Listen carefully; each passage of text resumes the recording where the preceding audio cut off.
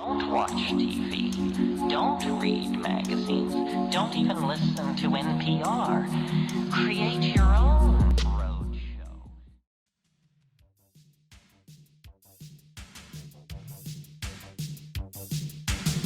Saturday morning is here. And we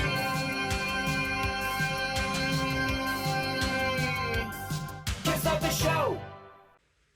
Hey everybody, and welcome to another episode of Sunday Max here on Saturday Morning Cartoon MAXOUT. But this Sunday Max is my birthday. I'm the one who picked all these cartoons, so I'm the one who's going to be bringing you through today's birthday adventure.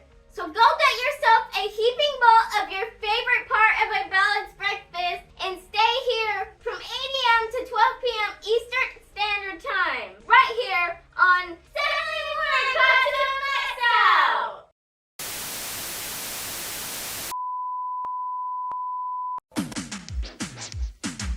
Heathcliff, no one should terrify their neighborhood. But Heathcliff just won't be undone, playing pranks on everyone.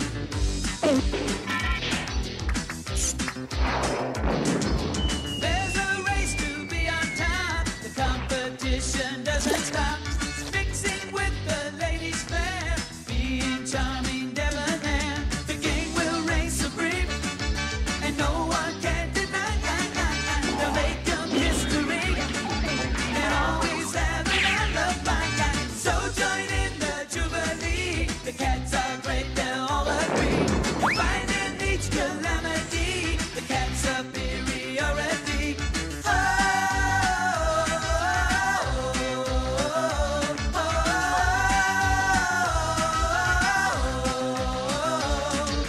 Heathcliff, no one should terrify their neighborhood.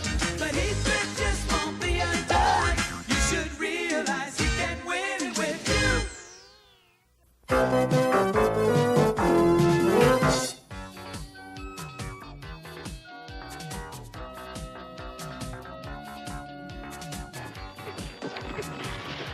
Huh? Sounds like the boys are having a party.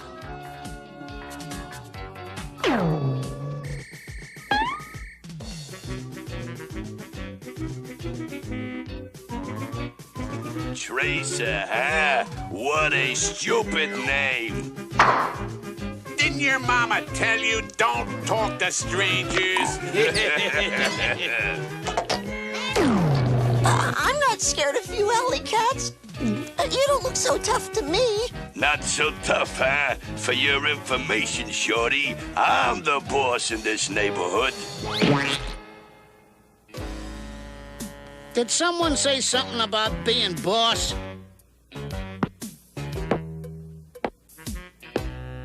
Hey, you know, we was just having some fun.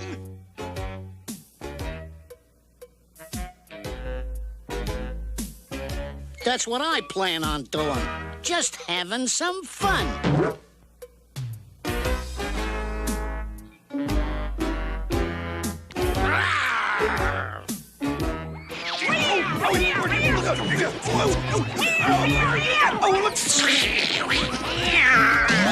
See? Now wasn't that fun? Wow.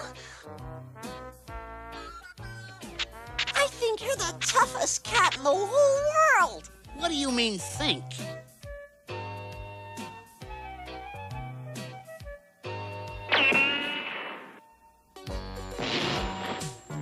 You are really something out there.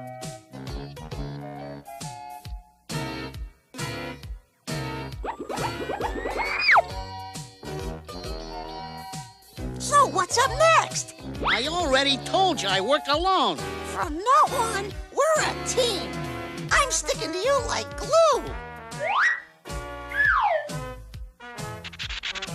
I want to be just like you when I grow up. Don't try to accomplish so much in one lifetime. Huh?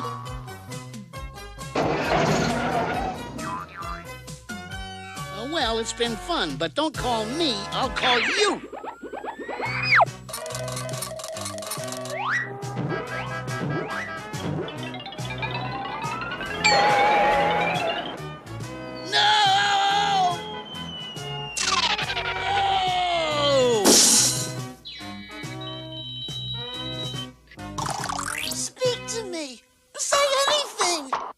How about you've got 1 second to get your paws off of me? Hey, you look funny. What's the matter? You know what I don't understand? What are you going to do with the garbage truck once you have it? Oh. At least I won't have to deal with that little monster in my own house. Ow! Heathcliff, look at what we found. Isn't he adorable? I wonder where he came from. Isn't that cute? They're friends already. Little one, you can stay for dinner. Heathcliff, little one, dinner time. Wow! Now you boys have a good meal. Well, as long as you're here, you might as well eat. He's done it again. Oh, my gosh. Did I eat the wrong bowl? Sorry, boss, really. Forget it. I'm used to disasters happening whenever you're around. Heathcliff! You ought to be ashamed of yourself. Eating all your food and then taking food out of the mouth of a defenseless little kitten.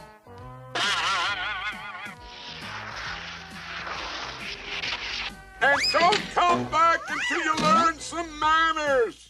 Don't worry. If that little cat stays, I may never come back. I think I'll go visit Sonia. Seeing her always makes me feel better. A little warm-up and I'll be ready. Ha, perfect. What a voice. Meow, meow, meow, meow, meow, meow. Meow, meow, meow, meow, meow, meow.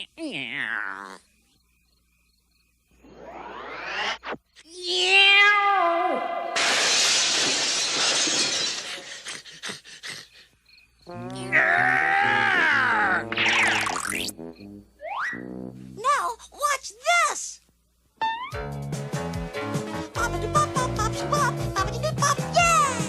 Oh, Tracer, you're too much. Huh?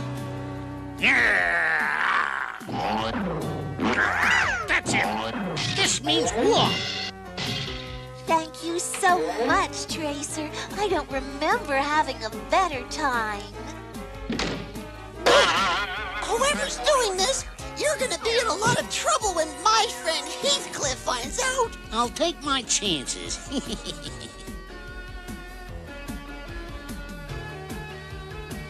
I think a long trip is just what this little guy needs.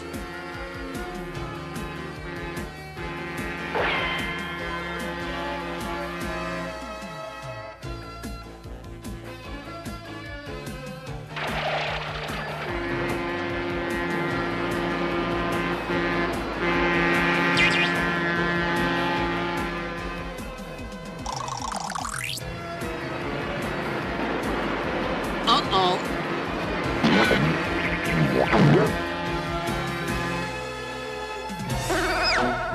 Right when you get awake. Now to get off this train and back to a nice warm bed. Meow! Help! Meow! Help! Oh, great. The kid's in trouble again. Well, this time he's on his own. You can't leave your little friend in trouble. You must go back and help him. Don't listen to him. That Tracer's been nothing but a pain since the moment he showed up. You're right. If you leave Tracer now, you'll regret it for the rest of your life. Well, yeah, and if you help him, he'll stick with you forever. He'll keep driving you crazy till you're old and gray. You're right. But he loves you, Heathcliff. Oh, I can't take that crying. You know what I think of love? Good. Now go help your friend. I know I'm gonna hate myself for this in the morning. You better leave me alone. Oh, does that mean the baby wants his mama? Hey, good one, Muscles. Good one. I'm not afraid of you. And when my friend Heathcliff finds me, you're both gonna be real sorry. Heathcliff? What a stupid name. Yeah, stupid. Hey, look at me. I'm shaking all over. Hey, Stringbean, didn't you reserve a private car? Huh? Oh, yeah, right. Private car. Oh, okay now. On 3. 1, 2, 3. I knew you'd come. I knew you wouldn't let me down. Just sit tight, kid. There's something I've got to take care of. Oh, good. Another little kitty cat to play with. Yeah, another kitty cat. Boy, are you funny, Muscles. You think that's funny? You ought to look in a mirror. Hey, you can't talk to me like that.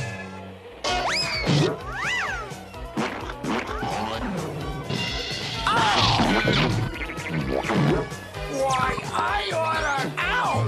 Ow, ow, ow, ow! Oh, ow, ow, ow, ow, ow! I'll catch up with you in the next town, Muscles! Now that's funny. Gotcha!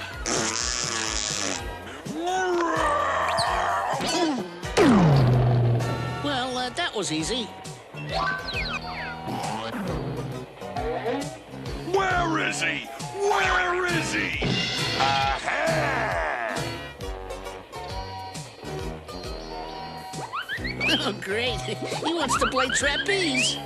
Oh, no! Oh, no, stop! Oh, you gotta stop! Oh, I can't take it! I can't... Oh, no, Fair!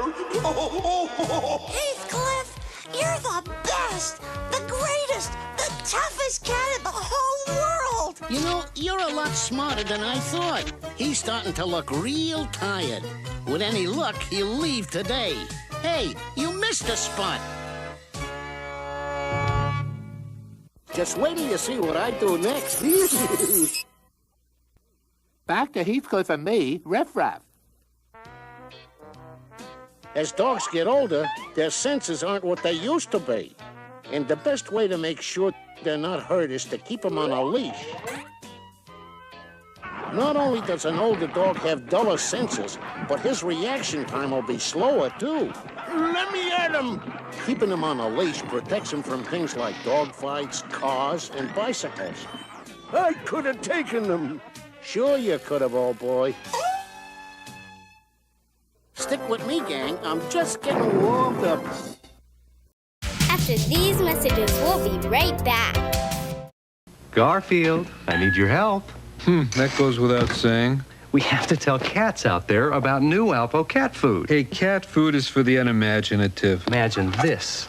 Alpo cat food so full of nutritious proteins, every serving's like a balanced 7-course meal. And the taste. I'll be the judge of that. So, Garfield, what would you tell cats about Alpo? 2 demand seconds. New Alpo cat food, canned and dry varieties, tested and approved.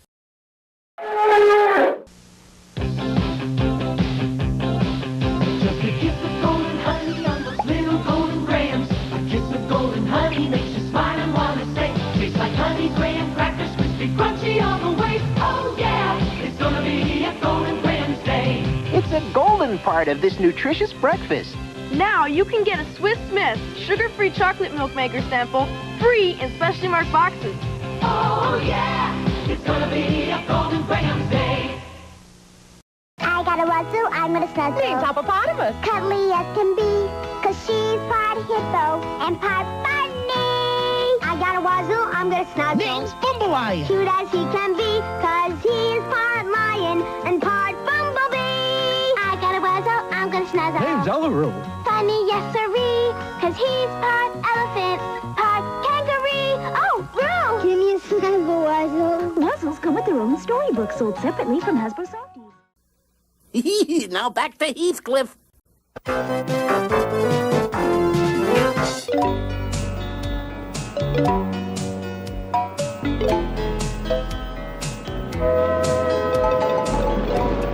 I haven't seen Cousin Lulubelle in a long time. Thanks for the ride to her farm. No trouble at all. It's good to get some fresh air.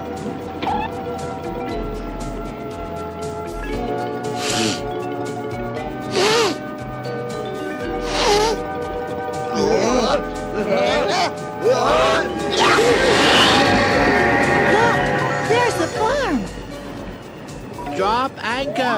Aye, aye, Skipper.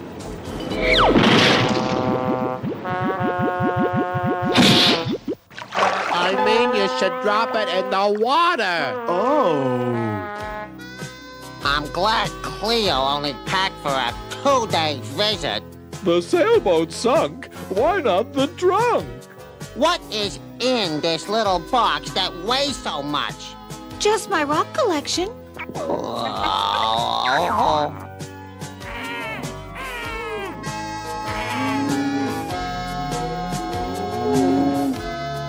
Phew. Yuck. Woof. Oh. Yeah. Gross.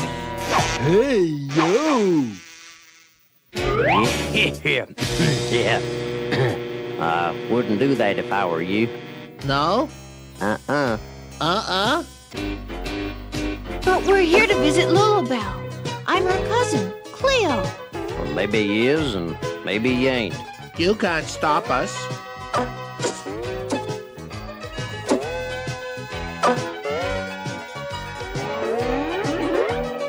I got this here electric fence.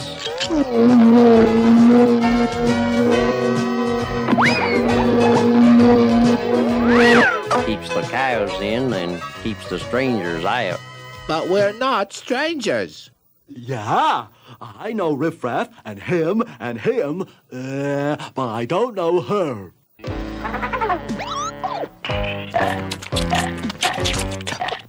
Lulabelle. Yoo-hoo. Lulabelle.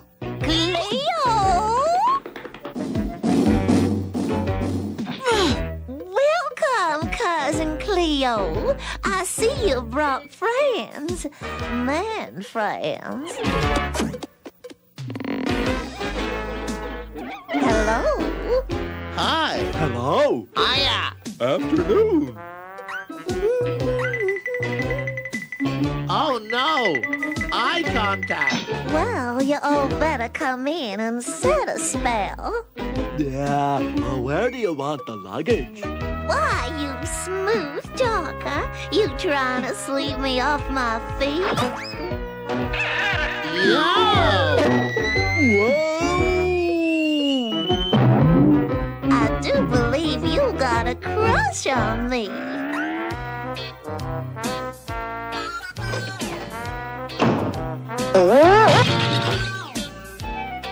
Howdy, Lulabelle. I brought you over a present. Thanks, I'll open it later. This here's Orville from the farm next door. Howdy. Howdy. We are just friends. Well, seeing as how you've got company, I reckon I'd better be moseying. I got me some chores to do.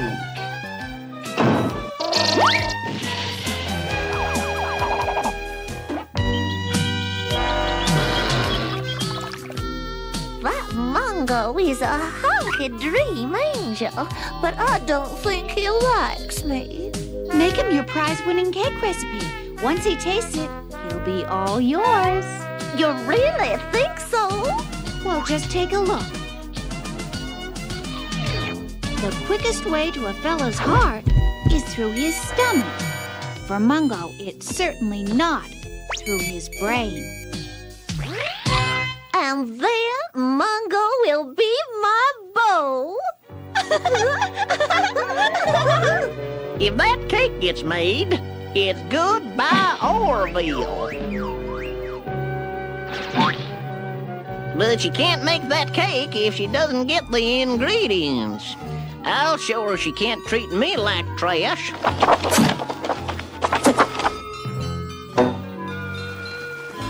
Yep, I got a plan all worked out. I'll take the flour, milk, eggs, and honey. Then Lulabelle can't make the cake for Mungo, and I'll be her beau again. We'll start the guided tour here.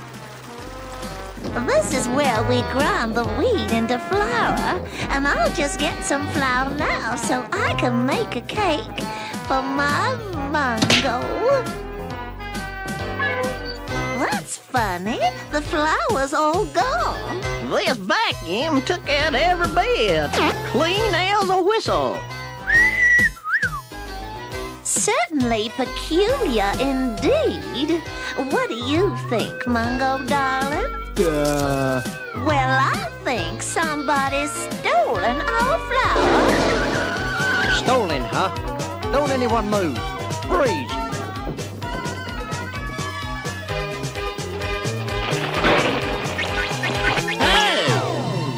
What? Ouch! Oh!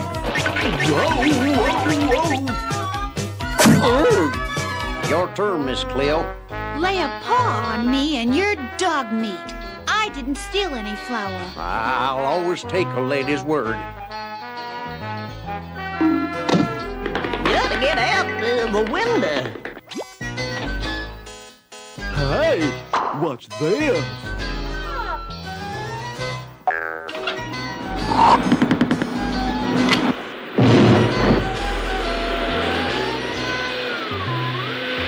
Oh no, Mungo!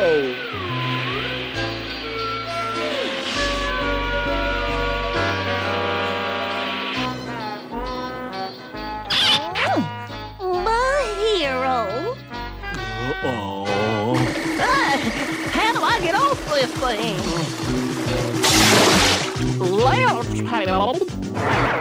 Lucky we're here to help you, huh? Yep. Whoopee. Lucky me. Come on, move it out. Let's go. I think he's starting to like us.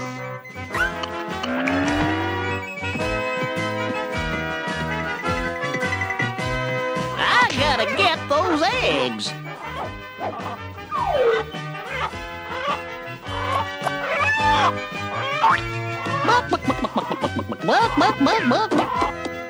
Hey, wait! Oh no! Here, you forgot one. Thanks.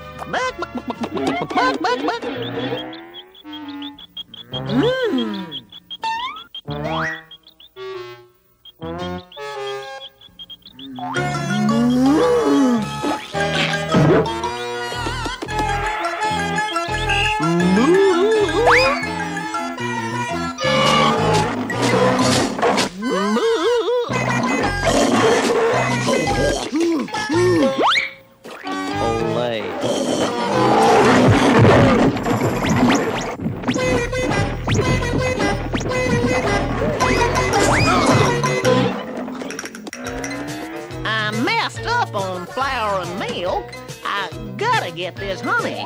Right now the bees are off gathering honey, so this hive is easy pickings.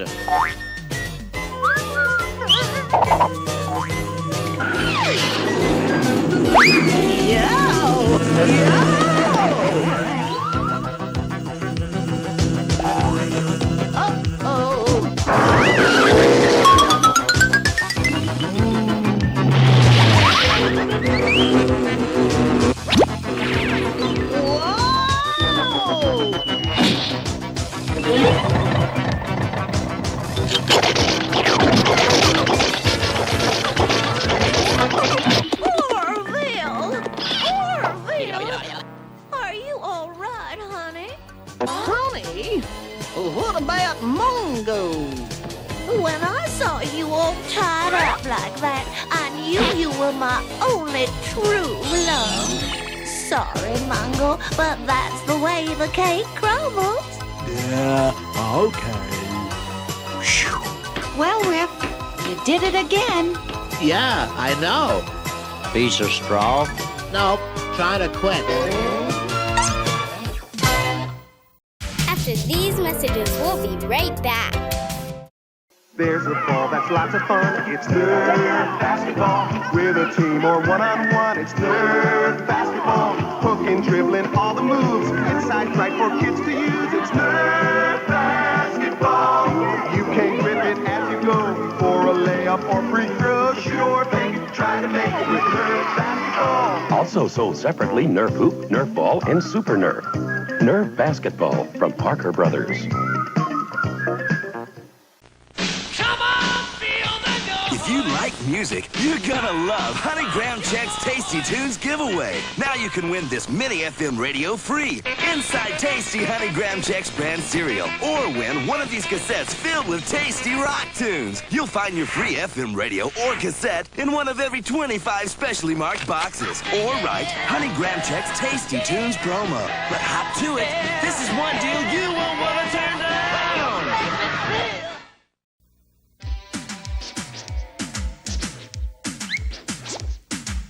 Heathcliff, no one should terrify their neighborhood. But Heathcliff just won't be undone, playing pranks on everyone.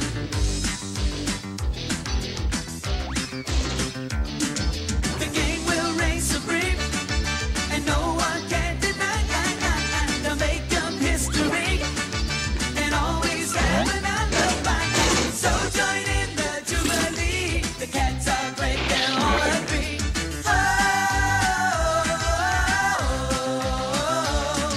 But Heathcliff just won't be undone. You should realize he can win it with you.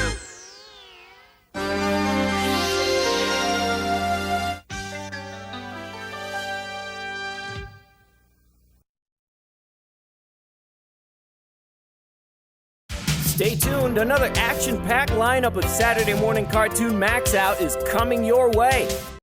What a meal, what a meal. A whole bowl of cereal, what a meal, what a meal.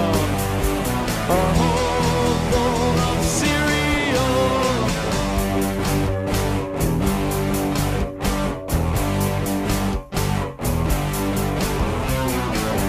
When someone asks me what I like to eat,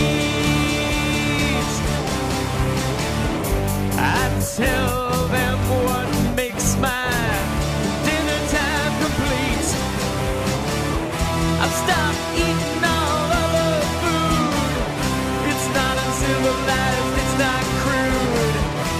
Who needs the 4 food groups when you've got a big box of Fruit Loops? What a meal, what a meal. A whole bowl of cereal, what a meal, what a meal. A whole bowl of cereal.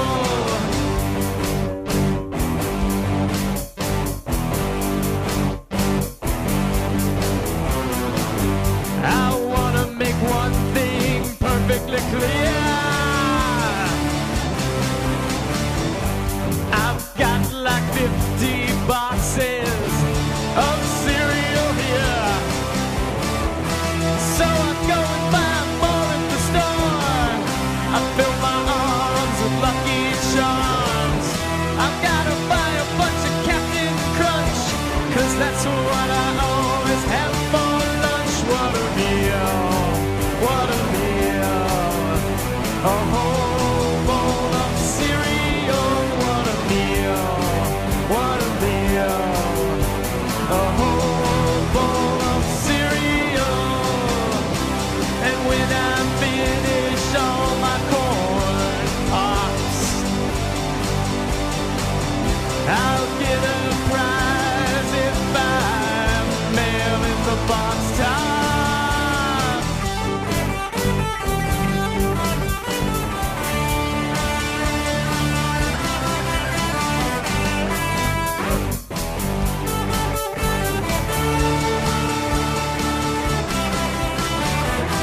So I go and buy more at the store.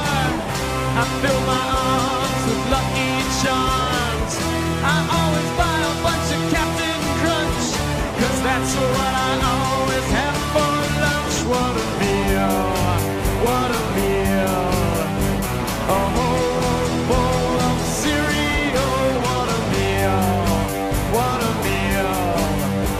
A whole bowl of cereal, what a meal, what a meal. A whole bowl of cereal, what a meal, what a meal. A whole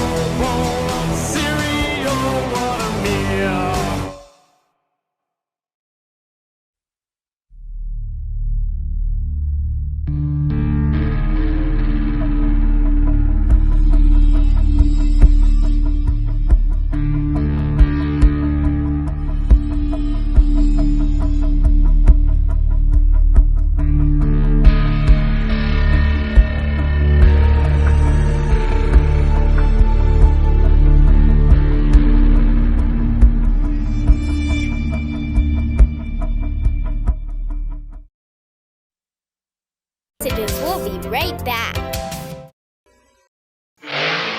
Honeycomb hideout! It's Monster Max in the Crunchmobile. Give me a big cereal with a big honey taste! Big taste, honeycomb, big taste. Honeycomb big, yeah. It's not small. No. Honeycomb's got a big honey taste. Big crunch for a big bite. Honeycomb cereal, part of this big, complete breakfast. Honeycomb's a big bite. Yeah! From Kenner's Star Wars, The Empire Strikes Back collection, Millennium Falcon that you put together, batteries not included. Nice landing, Han Solo. Uh-oh, come on, Chewbacca. Stormtroopers are coming. Action figures each sold separately. Got him on radar. I'll fire the laser cannon. There's even a hidden storage hatch. Ready for takeoff. Jump to light speed. We're gone. On to the Death Star. Millennium Falcon from Kenner's Star Wars, The Empire Strikes Back collection. Action figures each sold separately. Now you can imagine all the power in the universe. The Masters of the Universe collection. 23 pieces, each sold separately. There's He-Man and these heroic action figures. Skeletor and the Warriors of Evil, and 4 fighting creatures. Castle Grayskull, Point Dread, and the Talon Fighter. You put them together. And battle machines like the Attack Track, batteries not included. What would you do with all the power in the universe? He-Man, Skeletor, and all other items from the Masters of the Universe collection. Each sold separately. From Mattel. Every morning at this time, Dad puts one of those great Eggo waffles in the toaster, and I'm always the last to get one. Until today.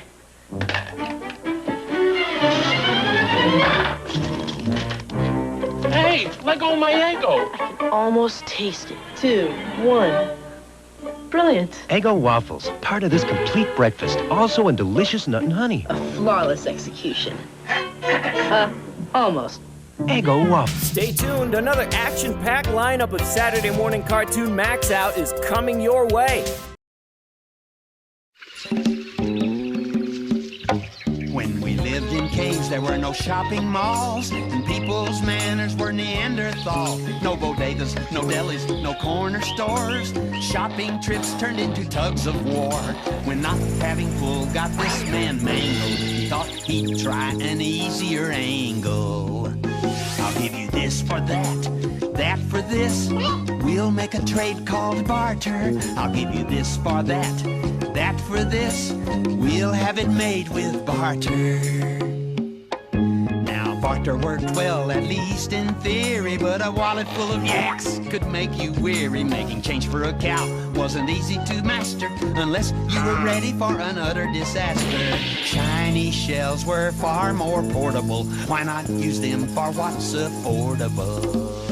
I'll give you this for that, that for this. With shiny shells, why barter? I'll give you this for that, that for this. Shelling out shells is smarter. For farmers in ancient Mesopotamia, the barley they grew was the money mania. When hauling big sacks put their backs in traction, they invented coins to lighten transactions. Now when a man had a debt to settle, he'd dig out some coins made of precious metal. I'll give you this for that, that for this. Silver or gold or copper. I'll give you this for that, that for this. With coins you're a smarter shopper. Then China made money even more desirous, printing it on paper made of crushed papyrus. Take one from column A and one from column B. The Chinese paid their checks in paper currency. When Columbus set out on that famous charter, he had no paper money, so he had to barter. He took along some beads for currency, so barter played a part in our discovery. Balboa and Pizarro and Sebastian Cabot, even Coronado had the trading habit.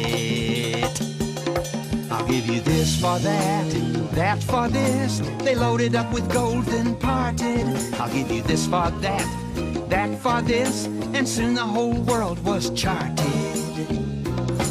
Today we use cash and spend with ardor, but that doesn't mean we don't still barter. When a football team needs an all-pro guard, or a kid like you is into trading cards. Take this for that, that for this.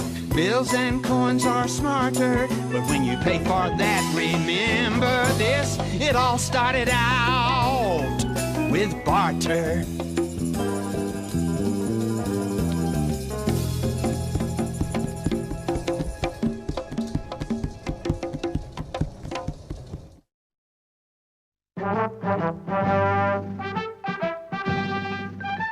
Long, long ago, deep in the forest, there was a hidden village where tiny creatures lived. They called themselves SMURFS. They were good.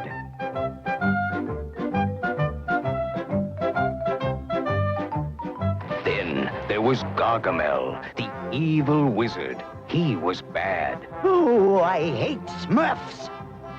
I'll get you. I'll get all of you if it's the last thing I ever do. Oh, I'll get you. I'll find your village someday. You'll be sorry. Well, the forest is still there, and if you listen, you may hear Gargamel's rage. And if you are good, you may just catch a glimpse of the SMURFS.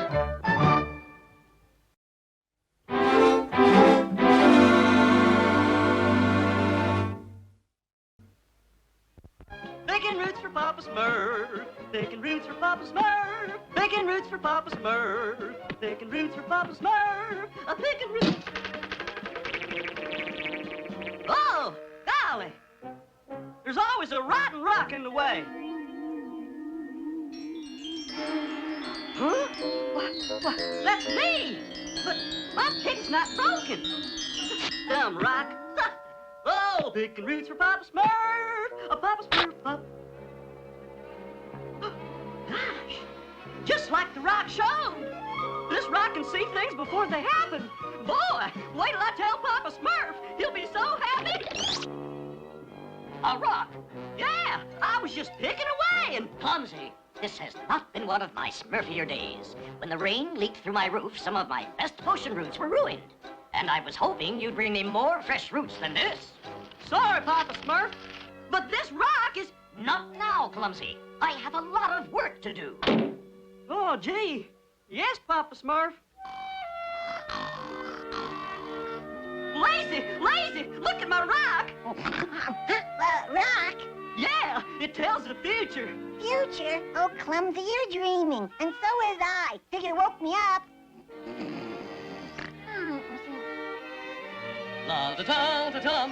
Hi, Vanity. Want to look at something real Smurfy? I already am. Thanks. Oh.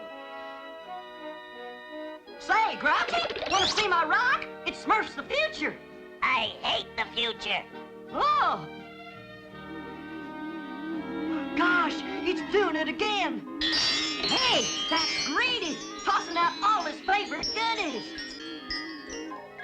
Hey, Smurfs, guess what? I predict Greedy's gonna throw away all his goodies. Greedy, throw away goodies. That'll be the day. Clumsy, don't make me laugh. Yuck! Phooey! That does it! I don't believe it. Greedy, have you flipped your Smurf? No, I goofed and baked these cakes with salt instead of sugar. Now they're ruined. See? Just like my rock said. Hey, let me see that rock. I don't see anything. Me either. Face it, Clumsy, it was just a lucky guess. No, it wasn't. Wait! Oh! I see Smurfette's house. It sank into the ground. Oh, that's ridiculous. Smurfette's house is perfectly Smurfy. I know. I just dug a basement for her. You did? But you were supposed to wait for these support beams. Support beams?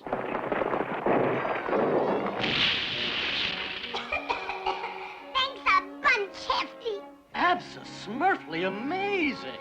Clumsy, what else do you see in that rock? Yeah, what else is there? What in Smurf is going on here? It's my rock, Papa Smurf. It Smurfs the future. I've heard of these. Yes, I remember now. The one that unearths the stone, and that one only, can foresee visions of the future. That's me! Ah, that's me! I suppose it's harmless enough, Clumsy. But remember, my little Smurfs, your future is what you make it, not to be seen in some rock. Yes, Papa Smurf. So don't get carried away, Clumsy. Not me, Papa Smurf. Not us, Papa Smurf. Watch my future, Clumsy. No, tell my future Hold first. it. No, no, Hold it. Papa Smurf said don't get carried away. Come, Clumsy. I shall escort you safely home, just as Papa Smurf would want. Good Clumsy has to rock my future. Every detail I have to know. But Brainy, he doesn't answer questions. Huh? No questions? Then why did you drag me in here? I am a very busy Smurf. Hi, Clumsy. I built this Smurfy carrying case for your rock. Now, about my future. Clumsy, I smurfed these just for you. And are you wondering about my future? Clumsy, old buddy, I baked your favorite Smurfberry layer cake. Here's my favorite mirror. And my softest pillow. I ain't just the Smurf.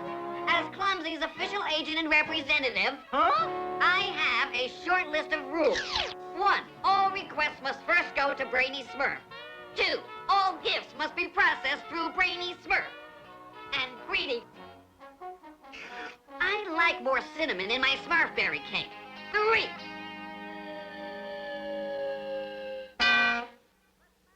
they just broke rule 3. What's my future? Tell my future first. No. Smurfs! Put away that rock. There's firewood to be smurfed, crops to be tended, work to be done. Yes, Papa Smurf. And don't come back till it's all smurfed. Needs more cinnamon.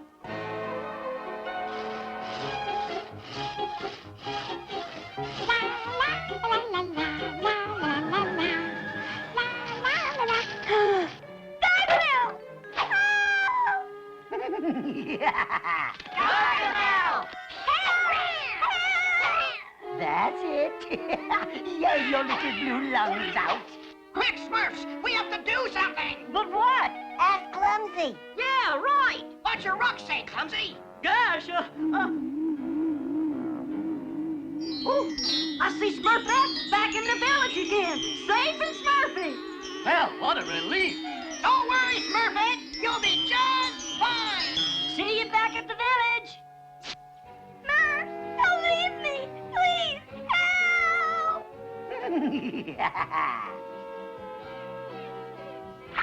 Oh, if there's one thing better than a pickle, I bet it's Pickle Smurf. Don't you dare. Let me go. Certainly. Now I really am in a pickle. Wait. Maybe there's a way out after all.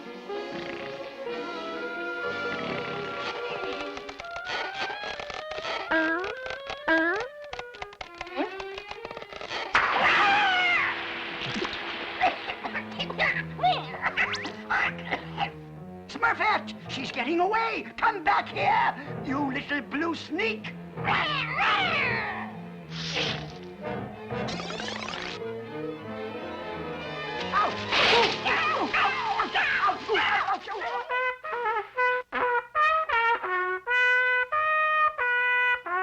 Gather round, my Smurfs. I have an important announcement. But first, where's Smurfette? Oh, Gargamel caught her. What? Oh, but she'll be back soon. Clumsy's rock said so. That's right. Have you all gone Smurfy? We have to save her. Quickly, follow me and we'll... Papa Smurf. Smurfette! See, Papa Smurf? Just as the rock predicted, she's back. Well, no thanks to you, Smurfs. This has gone much too far. Clumsy, give me the rock. Yes, Papa Smurf. Now for my announcement, and it's not good news. According to my calculations, a terrible storm is headed our way. Oh! I must hurry to the far meadows and gather rare pollens before the rain starts. Brainy, you and Clumsy fix my leaky roof. Yes, Papa Smurf. The rest of you help Farmer harvest the crops at once, or the storm will destroy them. Now, Smurf to it! Yes, Papa Smurf.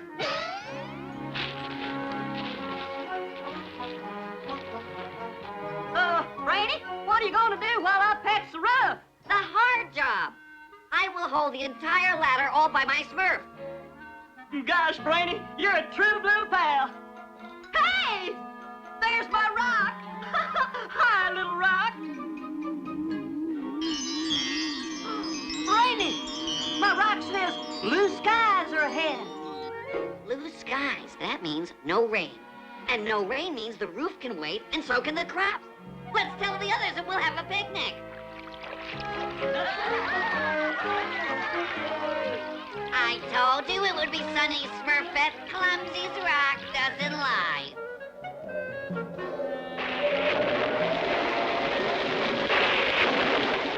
Sunny skies, huh? What do you call this? Heavy fog? Hey, my cape! Yes, sunny skies, huh, Brainy? Thanks a bunch, Brainy. But the rain will stop. The rock said so. Tell them, Clumsy. Clumsy, you can't leave. I'm getting wet, Brainy. Besides, we better fix Papa's roof.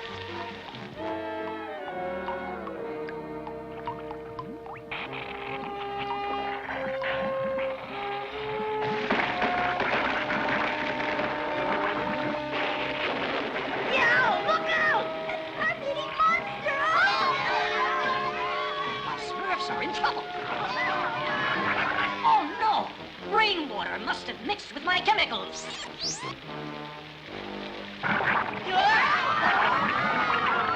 The only thing that might save them is this fresh pollen.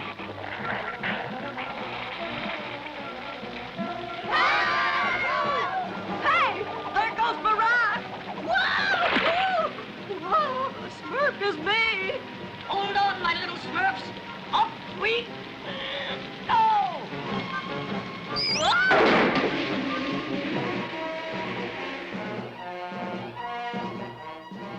See? Blue skies, just as Clumsy and I predicted. I told you, Smurfs, there was nothing to worry about. But, oh no, you wouldn't listen. As a wiser Smurf than you once said, Papa Smurf! Easy, Smurfs. Let this be a lesson to us all.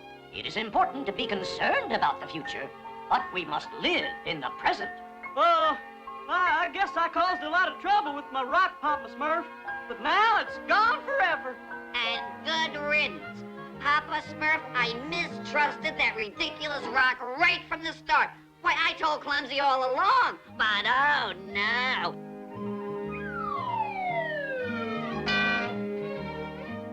Even without a rock, I should have predicted this. Stay right here. We'll be back after these messages. Once upon a time, there was a Smurf spinning round and round. When Smurf stopped and Bobby took a card, he was Smurf at what he found. The card was a match. To win, he had to catch one more card. Smurf began to spin again, and this time stopped by Bobby's friend. Another spin, another space. Are they close to Gargamel's place? One more spin, Bobby wins, and everyone is safe and Smurfy. Smurf Spin Around, a Smurfy game from Milton Bradley. Oh, there's nothing like a game of Smurf ball after a picnic. Yeah, catch. I personally prefer the picnic part. Heads up, Tweety. Huh? I'm starting to like this game more and more. I'll get it.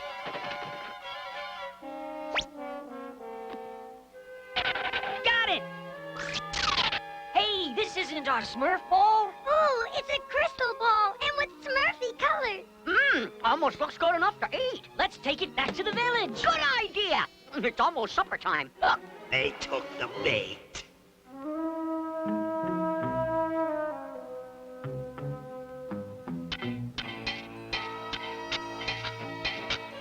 Hear me, my trolls! Very soon we will rule the world above as we do the one below. But, Greg, the sun shields are not ready, and we cannot face the daylight without them. We are too few to work on the shields and feed the fire. Don't worry. Shortly we will have plenty of little blue slaves to help.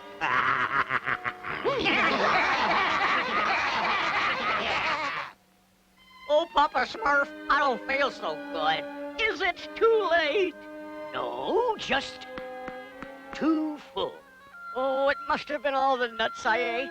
Or the Smurf berries. Or maybe the forest mushrooms. Or the wild onions. Or maybe it was the sunflower seeds. Or greedy stuff. You're making us sick. I hate sick. Just get plenty of rest, and I'll Smurf up a little home remedy for you. Yes, Papa Smurf. Oh, I'm never gonna eat again. Oh, well, maybe not never. Here, Greedy, you keep this. Maybe it'll brighten your day. Oh, gee, thanks, Handy. Well, that's me. And every Smurfy goodie I've ever dreamed of. I can almost taste them. Welcome, slave. Slave? Wait, who are you? What are you gonna do? Hey, Greedy, I have just the thing to make you feel better. It's me, Greedy. Where are you? You, Greedy? Wow, what's this? Hey, it's just like a mirror, only better. Vanity! Greedy, what are you doing here? What am I doing here? Less talk, more work. Yes, sir. Yes, sir. This Prof will get Greedy up and around. That's strange. No Smurfs seem up and around. Where's Farmer Smurf? Shoo! And Hefty is supposed to be chopping that wood. Yow!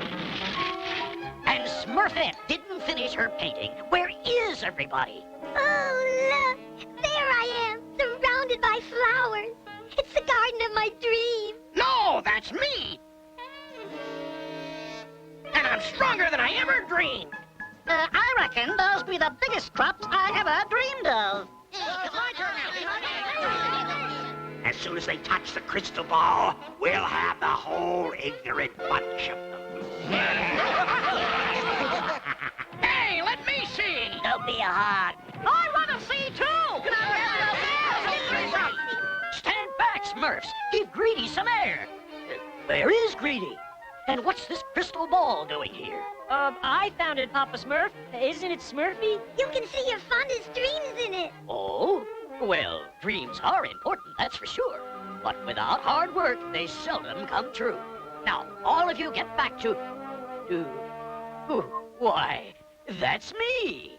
Ah, yes, a natural leader. That's right, Smurfs. Touch it. Touch it. Let us see. How about a look? Move over.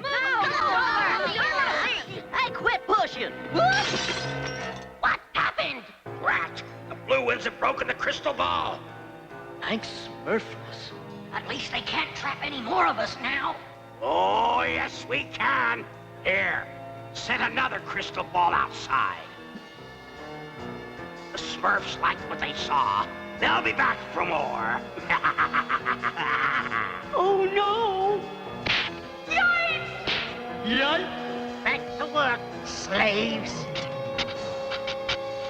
All right, Smurfs, the daydreaming is over. Round up Greedy and Vanity, and let's get back to work. Not you, Handy. You think you can find another of those crystal balls? Gosh, Papa Smurf, I don't know. But I could look. Good, you do that. Oh, I can't wait to see how my dream turns out. I think this is the place. Wow! This must be my lucky day! Say, what's that noise? So there you are! Handy! What are you doing down here? That crystal ball you found sucked us in here by magic. And some mean old trolls are making us work our Smurfs off. Run for help while you can. You're not going anywhere, except to work. Yikes! I'll be back with help! Run, Handy! After him! He must not escape! Ah, the sunlight! Get back! Ah! Fools! He's gotten away! Now he'll warn the others! What can we do, Crag? There is only one thing to do. Follow me! Papa Smurf! Papa Smurf! Good work, Handy. You found one. Oh, no, Papa Smurf, don't! Handy, you can use it when I'm done. But, Papa Smurf, it's a trap! Yes, yes. A trap? Greedy and Vanity have been captured by trolls, all because of that! You'd better tell me the whole story, Handy. Hefty, here are some more Hefty, we can't stop now. Papa Smurf always says never put off today what you can smurf tomorrow because...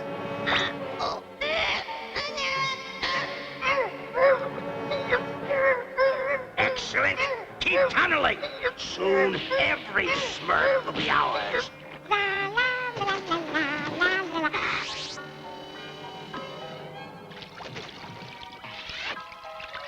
Smurfalation! I must be out in the sun too long. Ah! Now me corn be growing down instead of up. And then I ran to the village. Harmony, sound the alarm. Where is everybody? Disappeared. Disappeared? You must be pulling my leg.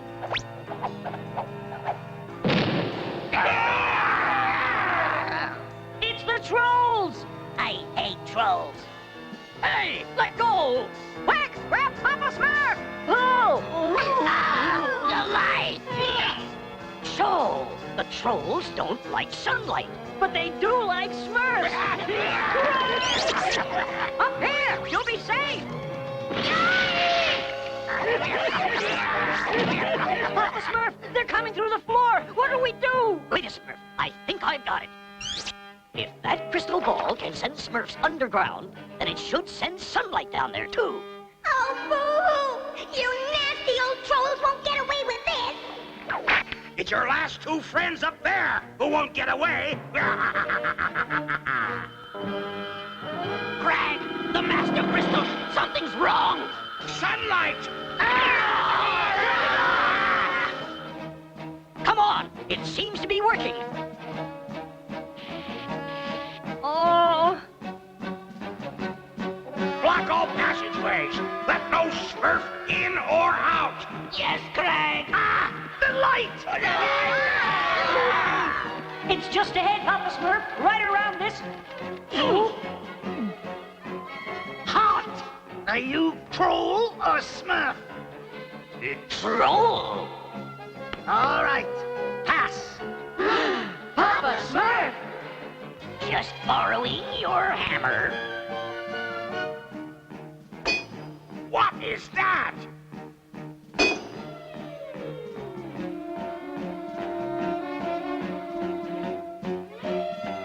The light! It's gone! And so are all our Smurf slaves. Not yet, they haven't. Oh, dear! Help! They've got us again! Smurfs, dig in, dig in! We are! All trolls! They're all ours now!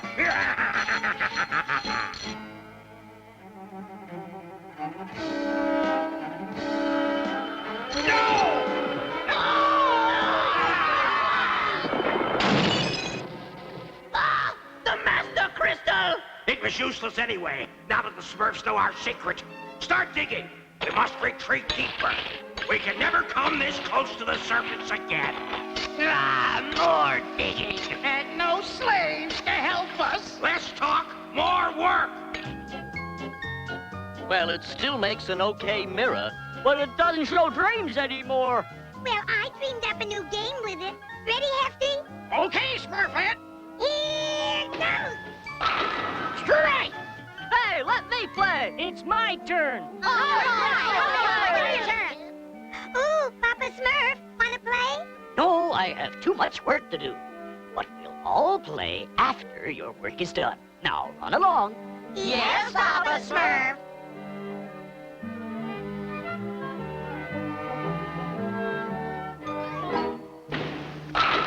Strike! Well, all work and no play makes Papa a dull Smurf. Stay right there. Another action-packed lineup of Saturday Morning Cartoon MAXOUT is coming up next.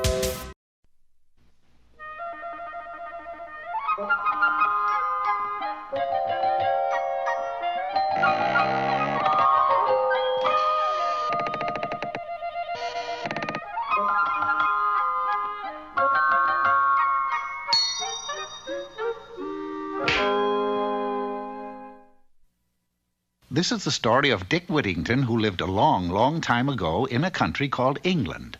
Dick was very, very poor. He lived in the village of Poppin full of Squares, and the townspeople had two pastimes, laughing at Dick and singing of London. Oh, London town is made of gold, made of gold, made of gold. London town is made of gold, my fair lady. The townspeople chanted this ditty constantly, day in and day out.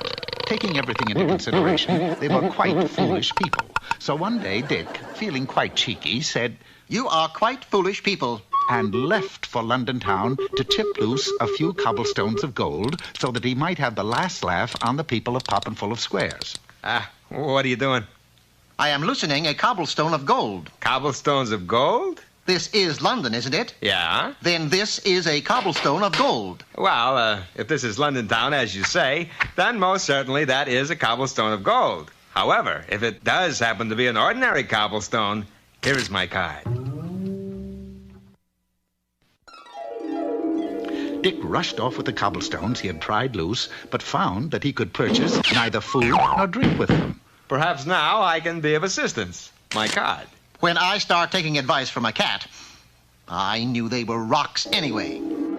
Here now! Vandals, robbers! Thank you, young man. It's getting so you can't walk down the street at night anymore. But come along. You must have dinner with me. In the course of the evening, Dick was offered a job in Mr. Fitzwarren's household. It didn't pay much, but it was better than shipping up rocks. So, Dick took the job of errand boy. Hello, my name is Miss Alice. Oh, Dick decided that he'd be very happy in Mr. Fitzwarren's household, and he would too, except for one thing. Mr. Fitzwarren was sailing for another kingdom on an extremely important mission. Everyone in the household was giving Mr. Fitzwarren a going-away gift.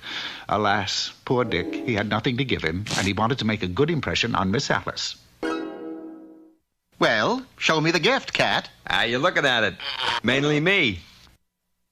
So a good impression was made on both Mr. Fitzwarren and Miss Alice. The Queen of the kingdom to which Mr. Fitzwarren was hurrying had named their kingdom London too, and upon finding out that there already was a London, the Queen became very unhappy. Upon seeing the Queen unhappy, the Prime Minister became unhappy, and then the Parliament. And when the Parliament becomes very unhappy, everybody becomes very unhappy, and eventually everybody looked like the unhappy Queen, even the King. To solve this crisis was Mr. Fitzwarren's mission, which became even more of a crisis when he found his face changing too. The Queen was fit to be tied. It's all your fault. If you hadn't named that city of yours London, this never would have happened. Now we can't call our kingdom our own or our faces. Not so fast. All is not lost. My card. But I don't want a face. I have a face. But just look at this face. It's a beautiful face, but it's not my face. That face is a happy face. Your face is a sad face. You're unhappy because you cannot name your kingdom London.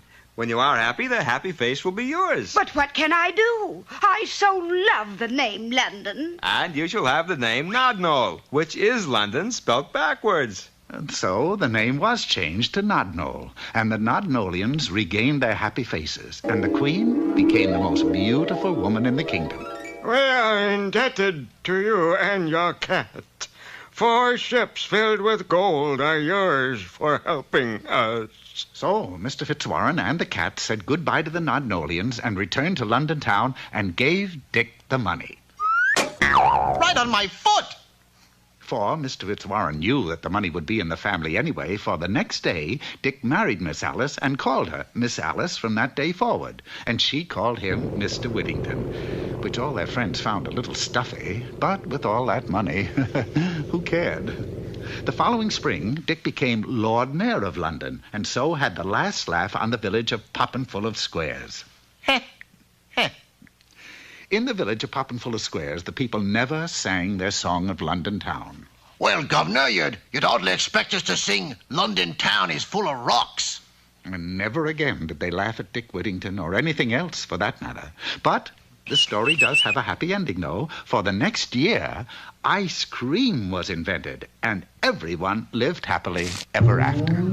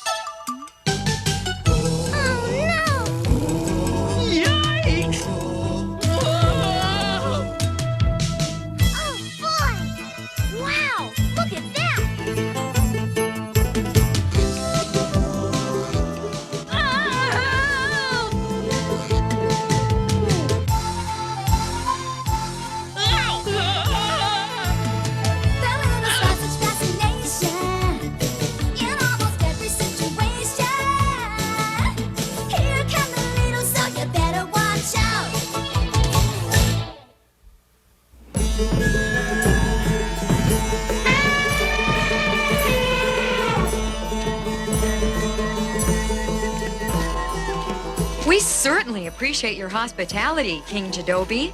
My pleasure, Mrs. Big. My country is indebted to you for your help in discovering the tomb of Abijah the Great last year. The least I can do is be a gracious host during your return visit. Boy, those elephants are strong. Imagine us trying to lift a baseball bat with our teeth. Don't you dare try, Henry.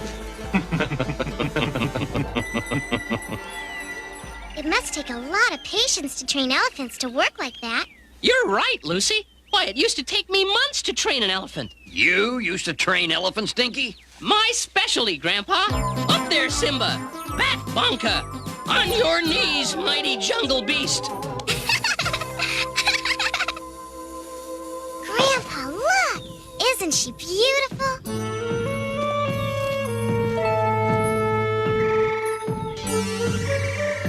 Boy, she sure is beautiful, Lucy. I was talking about the elephant, Tom.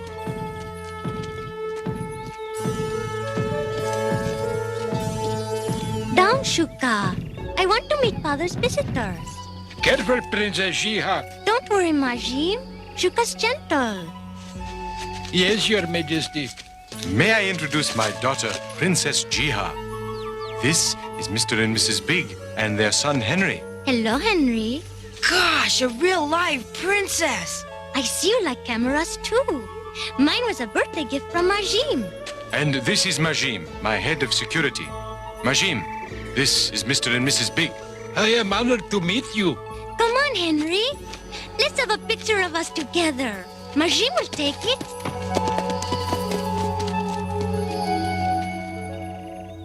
I'm suffocating in here, Grandpa.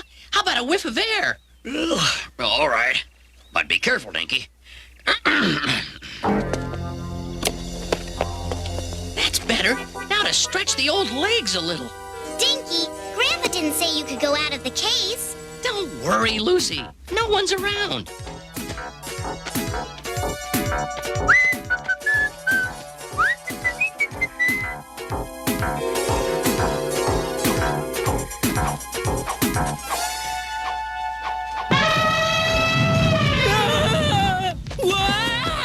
Calm down, Shuka. Shuka, stop! Dinky, get back in the case!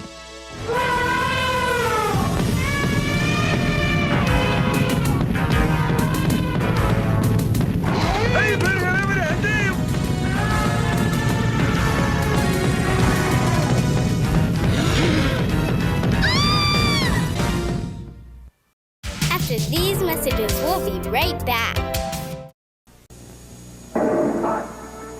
GoBots, and you control their every move. Behold, By-Tor, Copter, Turbo, and Psy-Kill. The GoBot invasion has begun.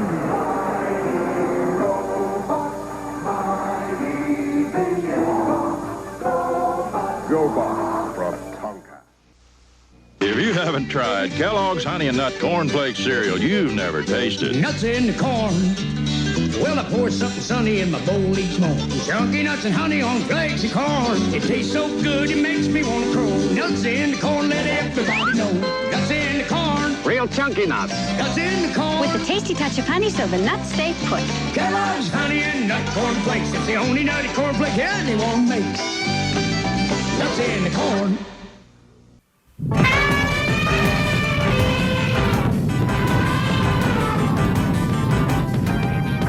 Jiha! Henry! The camera case!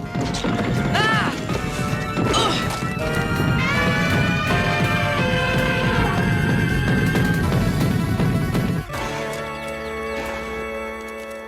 Saved by a bag of peanuts. Thanks, Henry. Jiha, my precious, are you all right? I'm fine, Father. Henry saved me. A camera isn't worth risking your life over, Henry. You're right, Dad. I'm just lucky she was hungry. You're some elephant trainer, Dinky. It takes time to train an elephant, Grandpa.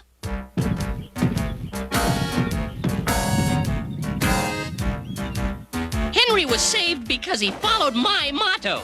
Never show fear to a monster!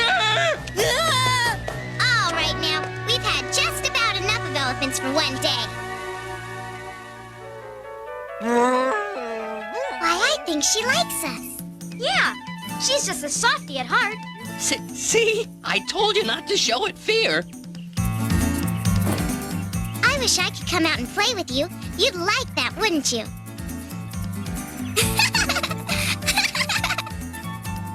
Lucy, you've made a new friend. A big friend. I think the princess has had enough excitement. I hope to see you later at the Verdun Museum. I can't wait to see the crown jewels. Will you be coming, Henry? Sure. Does your elephant live here? Oh, no. Shuka's my pet. She has a special stable at the palace. I'll show it to you later. Bye, Henry. Bye, Jiha. She's really something, isn't she, Grandpa? Did you see how brave she was? I'll bet. Are you guys all... Oh, no! Mom, Dad! She took the wrong camera case! And you've got her camera. We have to stop her! Easy, Henry. She's already left for the palace. You'll see her later. You can give it to her then. But you don't understand! We have the tightest security possible for the showing of the crown jewels, Your Majesty. I don't expect any trouble, Majim. After all, this is a private showing. When the jewels go on public display, you will have your hands full with security. Still, we don't want to take any chances, Your Highness. You will be bringing your camera, won't you, Princess? You should be able to take some fine pictures at the exhibit. Oh, of course, Majim. And I want more pictures of Henry. I enjoy meeting new people. I'm glad Henry's coming. She's really gonna meet some new people when she opens up this case. What are we going to do, Grandpa? Lucy, there's not much we can do.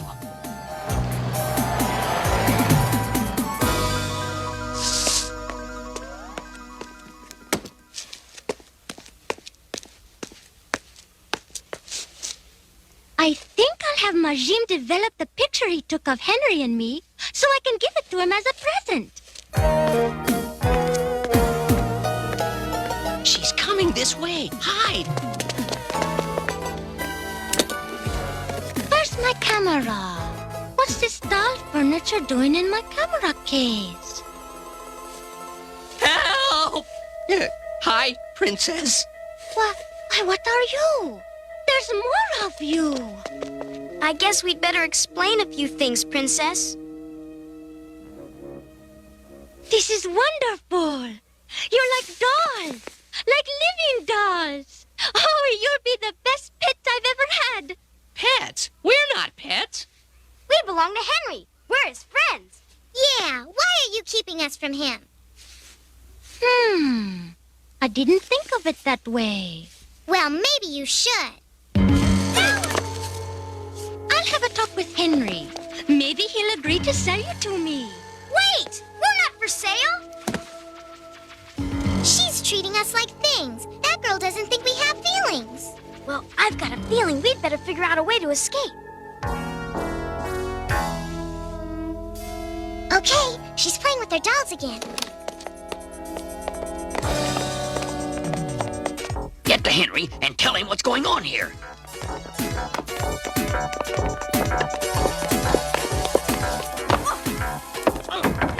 Come in. I need to vacuum your room, Princess. Hi, Dinky!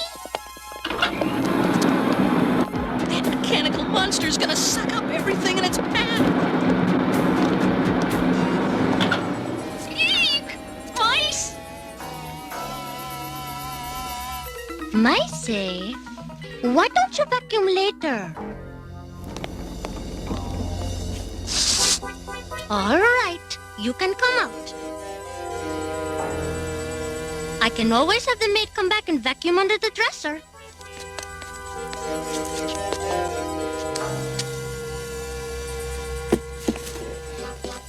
Now stay put. So much for that plan. Time for you to get washed up for the museum exhibit, Princess. Okay, I'm coming.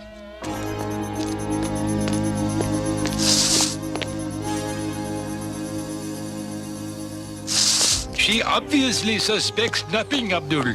How clever of you to conceal the gas bomb in her camera. Yes, the device is set to go off in half an hour. Everyone at the exhibit will be rendered helpless. Everyone except us. Then the priceless crown jewels of Vadum will be ours.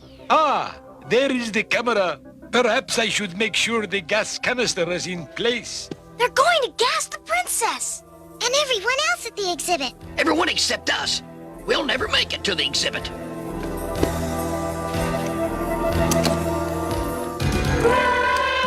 What? The princess's stupid pet. She'll be furious if she sees it loose. Come, Abdul. We'd better take the elephant back where it belongs. What about the camera? I'm sure the device is fine. It'll go up in 28 minutes. All right, we've got to hurry. Dink and I will try to get to Henry. Tom, you and Lucy stay here and warn the princess. Right, Grandpa? Just one question, Grandpa. How are we gonna get to the hotel Henry's at? Elephant power. Shuka likes us. We'll ride her to the hotel. Ride the elephant? Sure. With a famous elephant trainer like you around, we've got nothing to worry about. You do remember us, don't you, Shuka? Nice queen of the jungle. Easy, girl. Be quiet, Peanut Head. Grandpa, please don't mention peanuts. I don't know elephant talk, Shuka, but I hope you understand me. We need help. Princess Jiha's in danger. Whoa! Don't worry, Shuka. We'll show you where to go. Okay, Grandpa. I'll take it from here.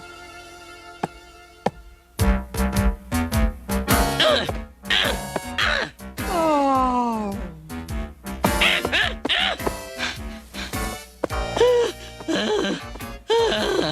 I thought you knew how to ride an elephant. So did I.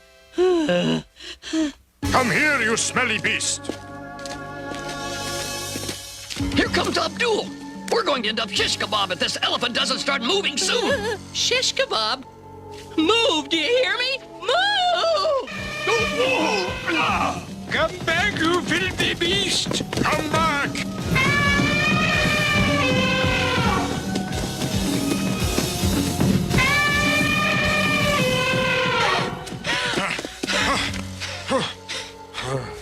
Henry Big, here we come! Hurry now, Henry. We don't want to be late for the exhibit of the crown jewels. I just hope the princess brings my camera case. Do you have her camera? Yes, Father. All right, Henry, it's time to leave.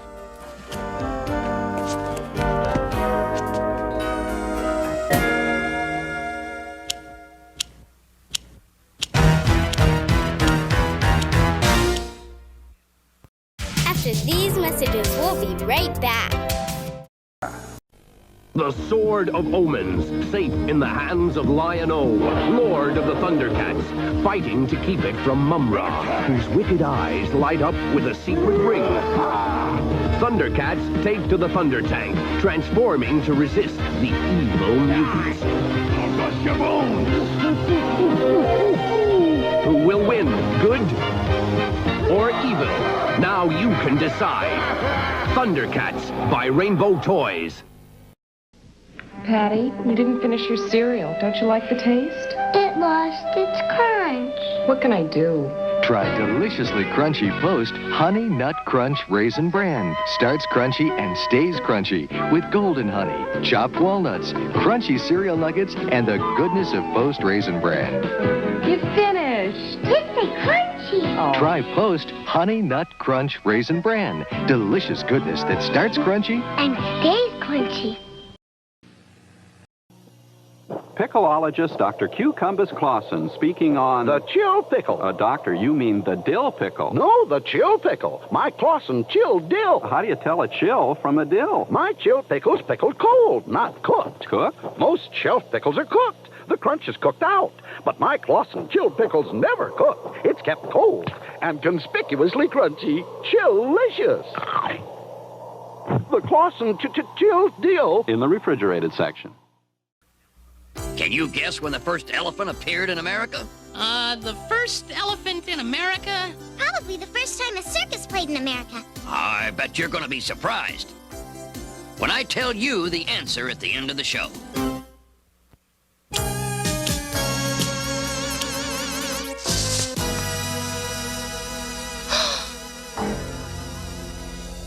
How did you two get out? And where are the others?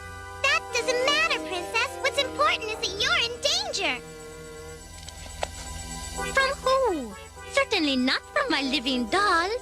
No, from Regime. He's planted a gas bomb in the camera case, and Henry's got it. From Majim? No, he's my friend. And besides, he gave me the camera. Oh, you little people will say anything to escape. No! Wait, Princess! You're in... No! Well, Tom Little, what do you think of sweet Princess Jihad now? Oh, I don't know how you were clever enough to escape before. But we won't be having a repeat performance.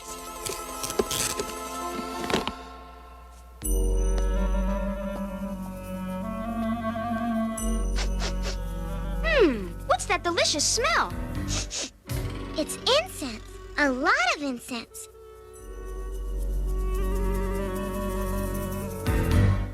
Tom, the smoke is... I know, Lucy! Can't breathe! Help! Help! She can't hear us! We'll have to help ourselves! Lucy! Grab a spear and help me! Pry out these staples! Getting dizzy. Lucy! Imagine Majim planting a bomb in my camera case. How silly. Oh, yes. I'd better take Henry's camera case along so I can talk to him about... the incense. I hope... Are you all right?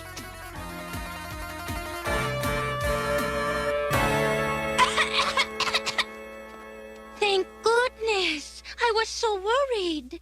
If you're so worried, you can set us free. What? And let you escape again.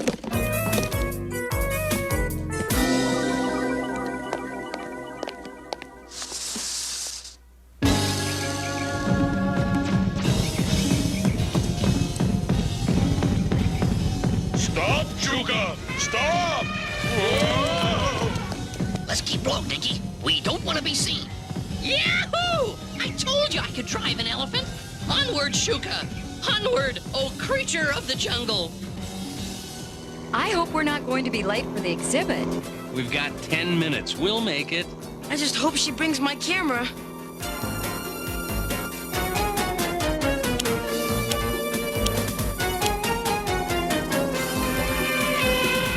Say, look at that. Isn't that Princess Jihad's elephant?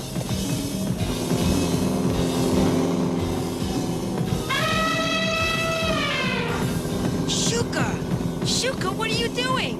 Look, Dinky, there's Henry. Go get him, Shuka. Grandpa? Dinky? Watch it. The traffic stopped up ahead. I'm going to bring that elephant back to the princess. Henry, you come back here. I'll be all right, Mother. I'll meet you at the museum. Shuka, slow down. It's Henry. He's chasing us. Whoa, Shuka! Am I glad to see you're safe? Where's Lucy and Tom? No time for talk, Henry. Where's the princess's camera? With my parents. I told them I'd meet them at the museum next to the palace. We'd better get there fast, Dinky. I'll fill you in on the way.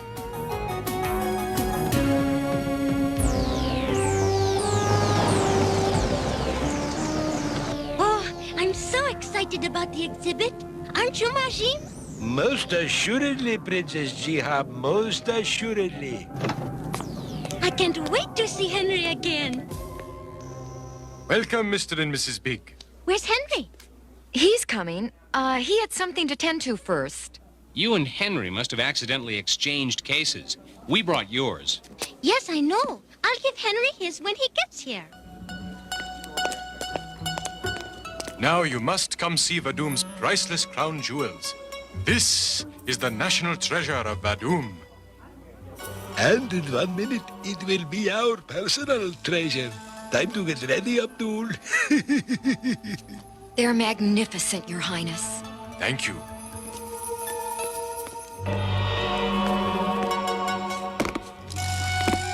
Henry should be here in a few moments. Something went wrong, Lucy. Henry's not here. Grandpa and Dinky aren't here. But that camera case is. We'd better do something. We're almost out of time. That gas is set to go up any second. We've got to take matters into our own hands, Tom. Princess Jiha, would you pose by the jewels for a picture for the newspaper, please? Sure, I'd love to. Now's our chance, Lucy. Let's hurry, Tom. That's it.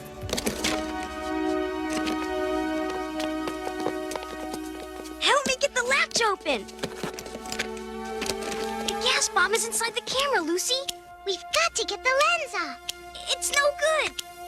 It won't budge. Wait, Tom. I remember Henry's camera has a button to get the lens off. And there it is. You did it, Lucy. We've got to stop that ticker.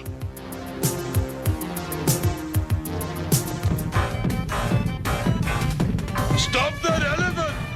We've got to get in there! Yeah! Stop! Come back! No! Where's the exhibit? Where are the crown jewels? I can't pull these wires loose. You've got to stop the ticker, Tom. That might set it off. Another couple of seconds and it won't matter. Faster, Shuka! Stop him! Stop that elephant!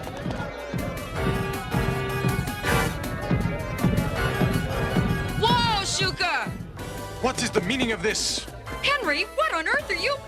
I'm sorry, Mother. There's no time for talk. Where's the camera case? Henry, we demand an explanation. Princess, the case, please! You mean they were right? Yes! It's over there. There he is. Stop him. The wrong case. You're coming with me. But I've got to... Let him go. But, Princess... I command you. Henry, it's going to go off in a couple of seconds. Talk, everybody!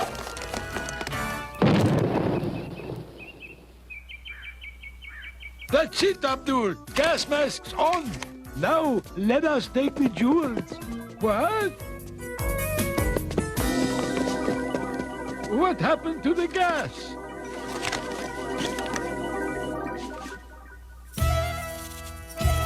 You saved the crown jewels, Henry.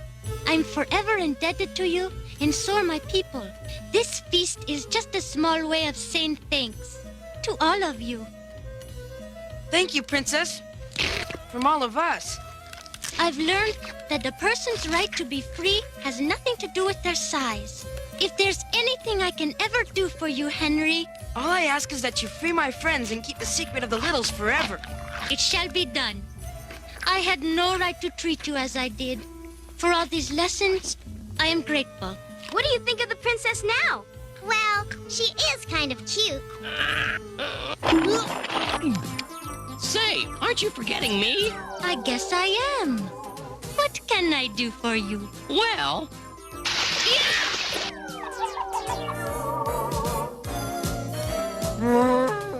Well, you can start by getting me a towel.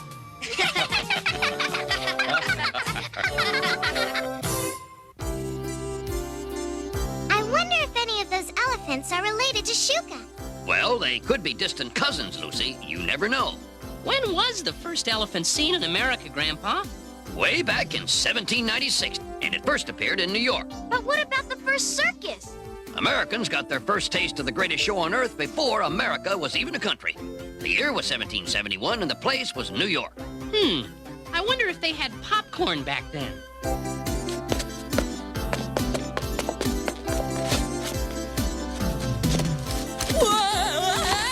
Hey, help!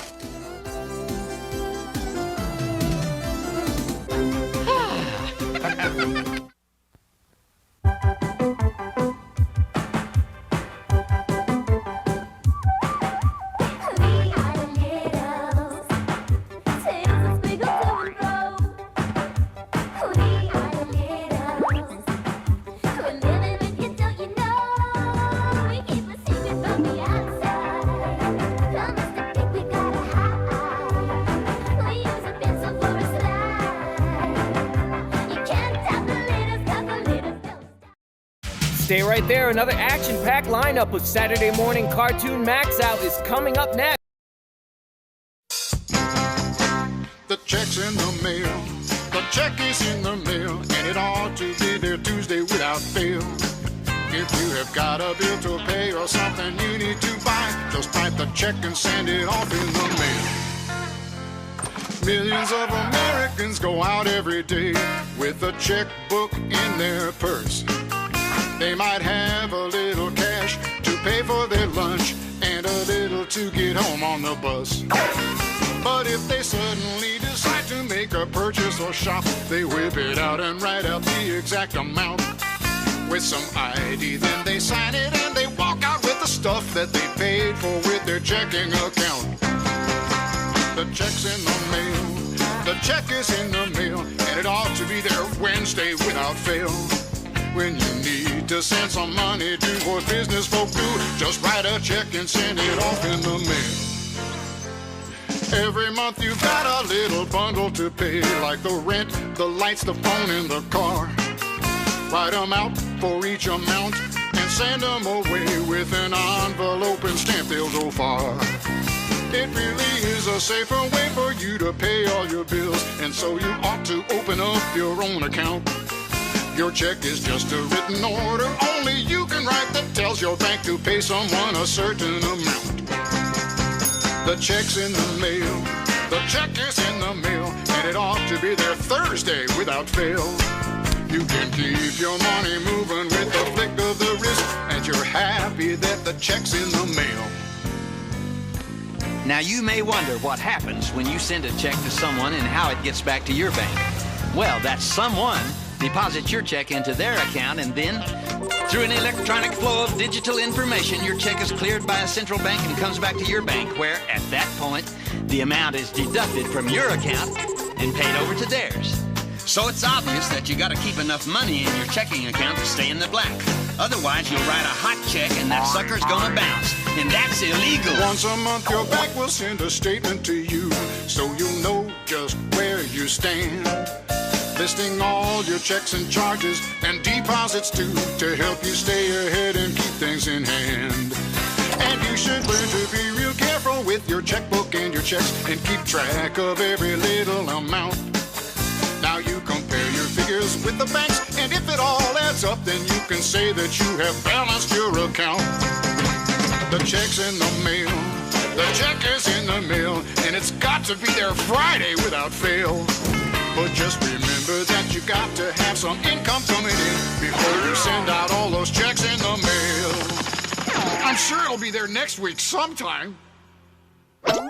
Stay tuned. Another action-packed lineup of Saturday Morning Cartoon MAXOUT is coming your way.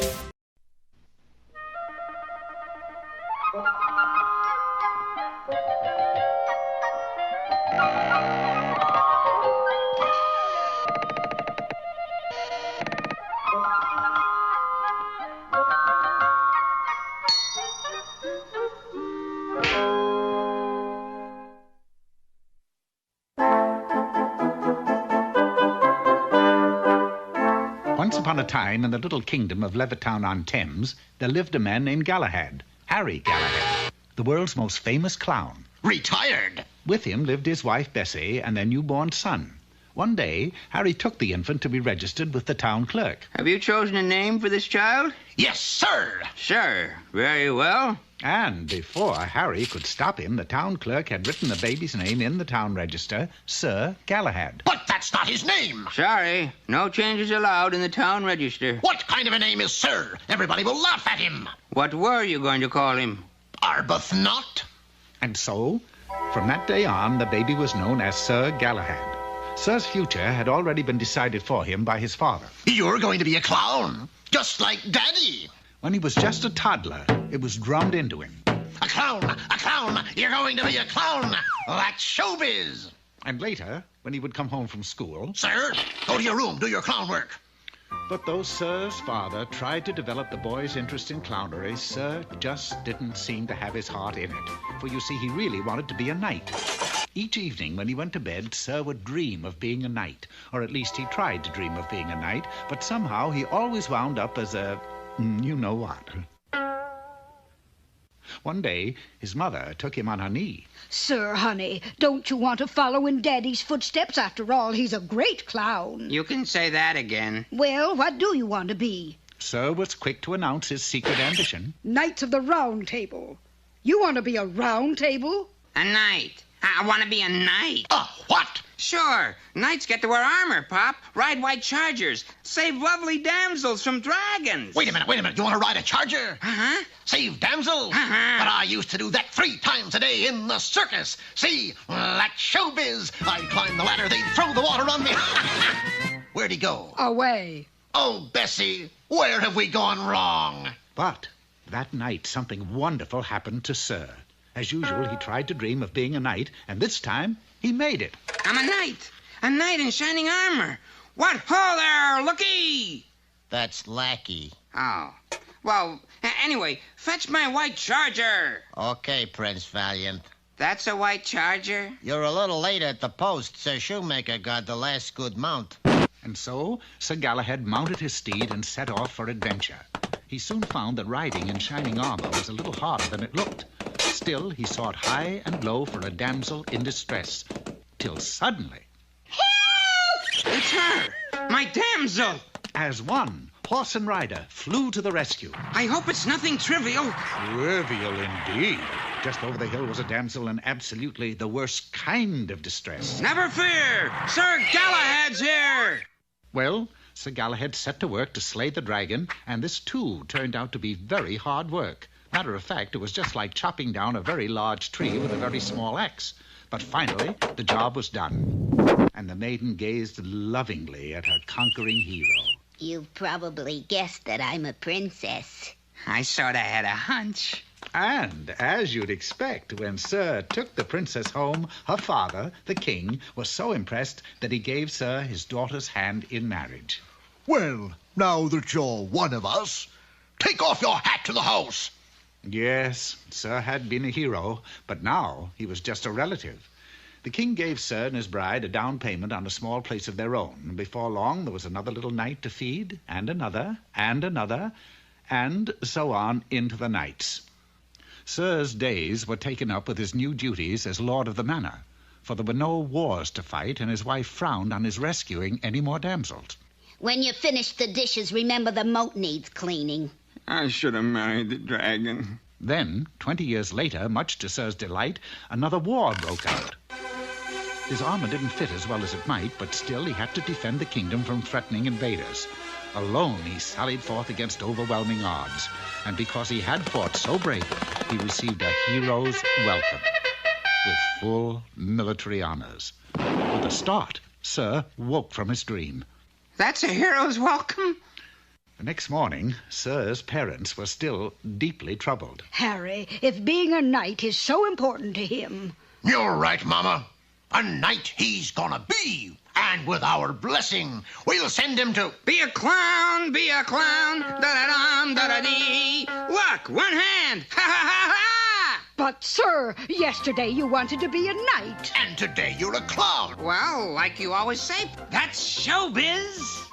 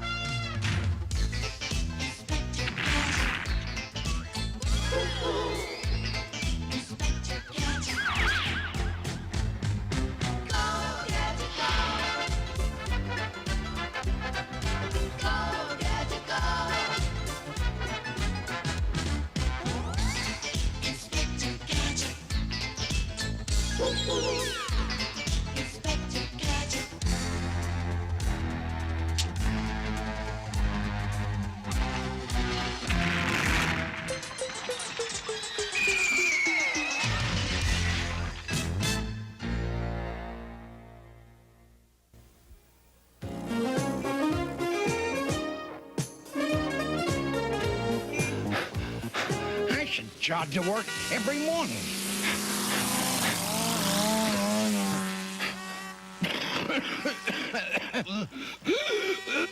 Go, gadget legs!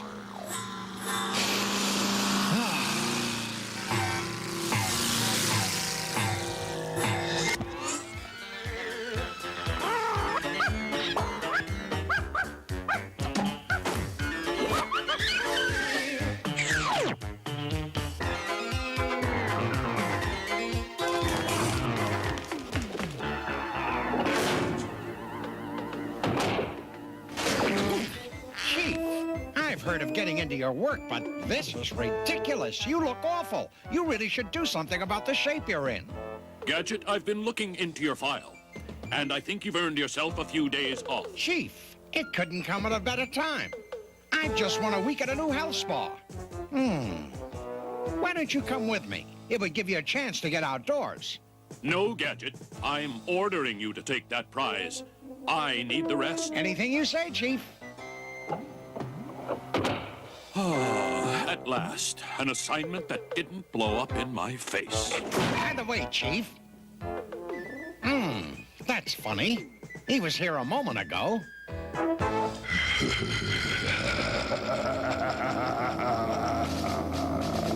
So, Gadget, you accepted my little invitation. He will never guess that the Bideawee Spa is really a mad trap set to destroy him. This time he won't escape, Mad Cat. Here's to your health, Inspector Gadget.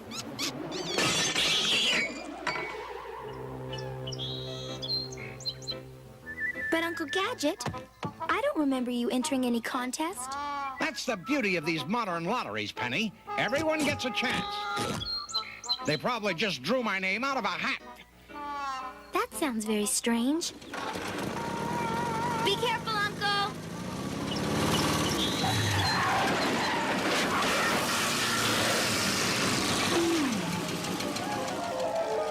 Brain, follow Uncle Gadget and stay close to him.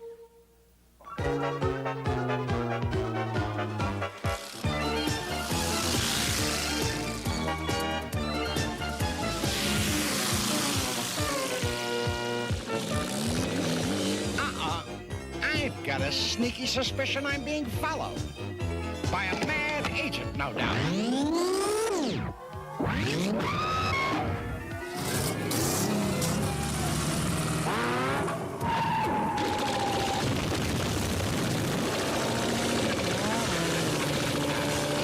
This may help you get a grip on things.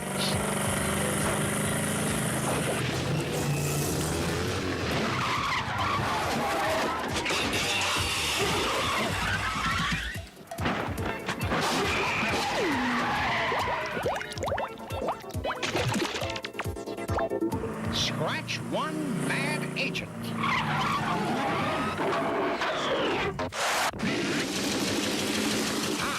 The Bideawee Health Spa.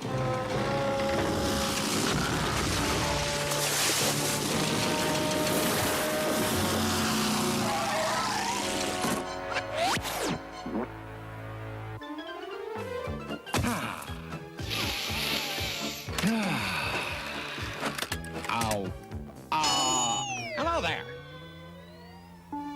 name is Gadget, but don't ask me what I do for a living, because it's top secret and I won't be able to tell you. So please don't ask. I'm Madame, your activities director. You'll enjoy your stay here, I guarantee it. We're completely at your service. You're our only guest at the moment, so you'll be getting special treatment. That's very gracious of you, madam, but I'm sure any treatment I receive from you would be special. Where do we start? Shall we try the gym? That's a brilliant idea. No wonder you're in charge here.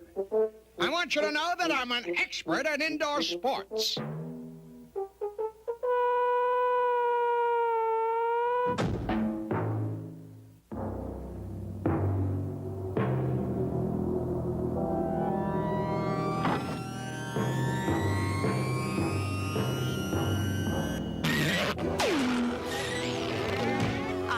Everything is ready for our guest.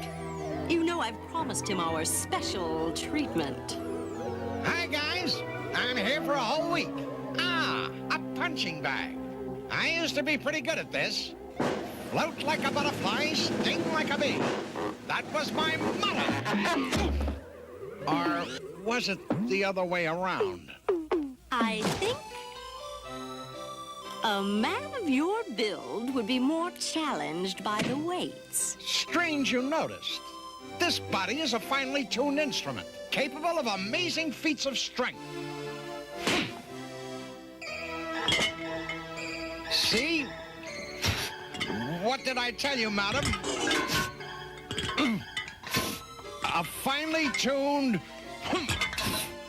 instrument.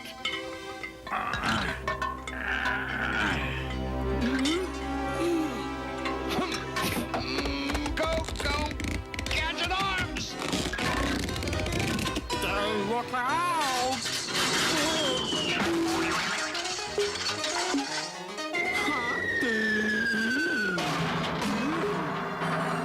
Sorry about that. Maybe the old tuning's just a little off. I'll have to get my mechanic to check it over. Let's test your reflexes. Catch. They say the hand is quicker than the eye, but the gadget hand is even quicker.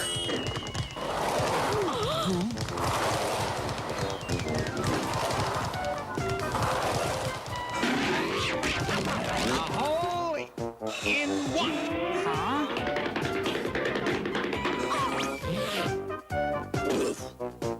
Yeah.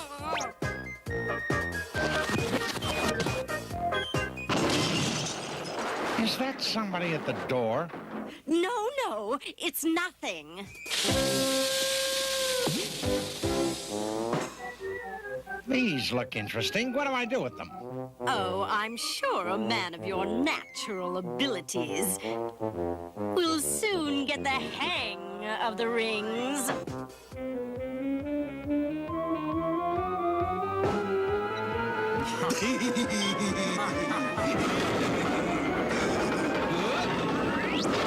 You were right. This is a piece of cake.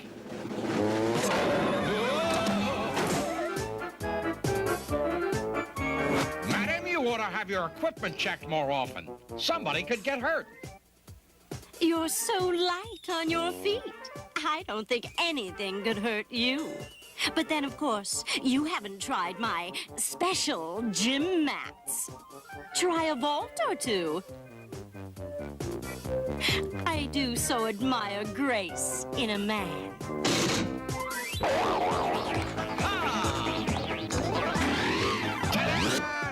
Should have warned you, madam.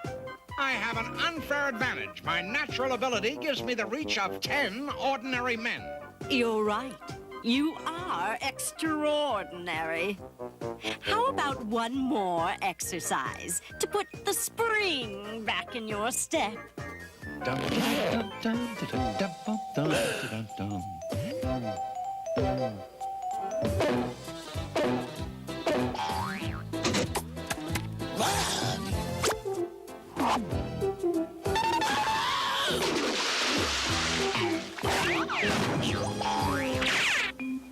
There's nothing like a good workout to get the old Gadget body in shape. All work and no play makes Gadget a dull boy. Your body looks pretty good to me. All you need now is a good steam bath to relax your muscles. That sounds great. A little steam keeps you on the beam. That's what I always say.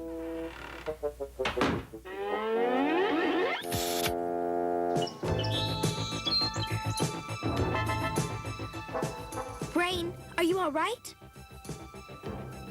Where's Uncle Gadget? Is he in danger? Hold on, Brain. I'm on my way.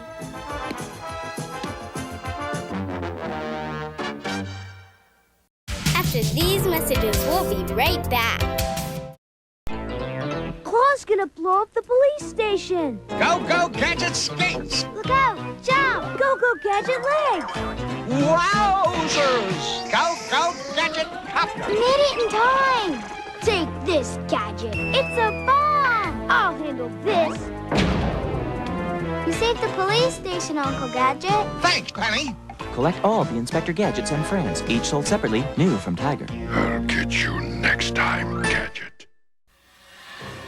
Hot enough for you, Mr. Gadget? Maybe you could turn up the air conditioning just a little. How's that? Much better, thanks. Make sure that our client is well taken care of. You can count on us. Dr. Claw wants to talk to you. He does? Oh. Brain, where have you been?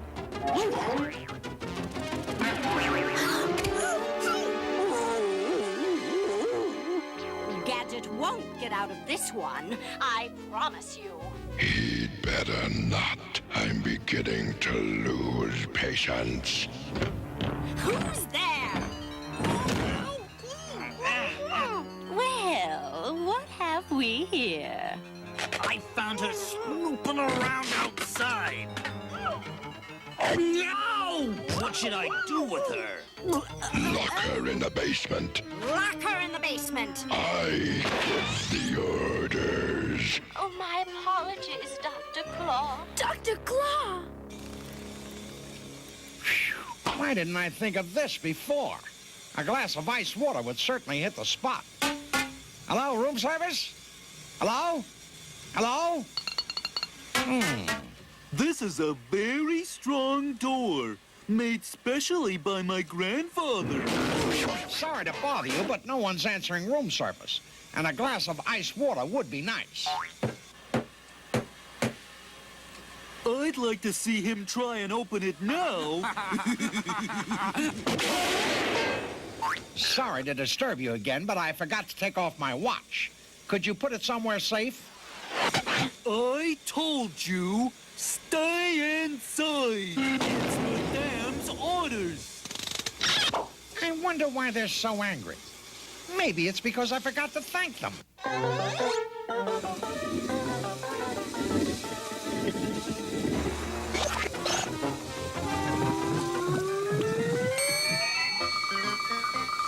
Did you see what I saw? Yeah, a walking plant.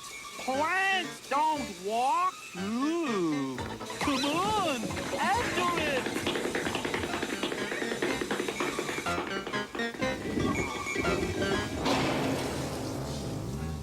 The two fellas left. Must be a time lock on the door. Oh, well, now for some exercise.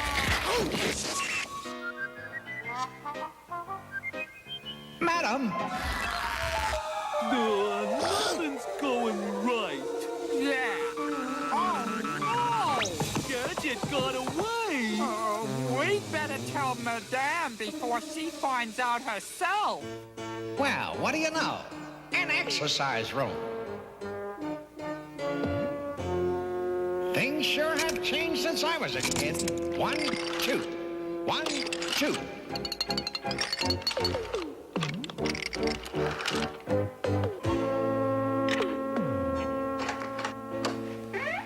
Oh, Brain, thank goodness you're here.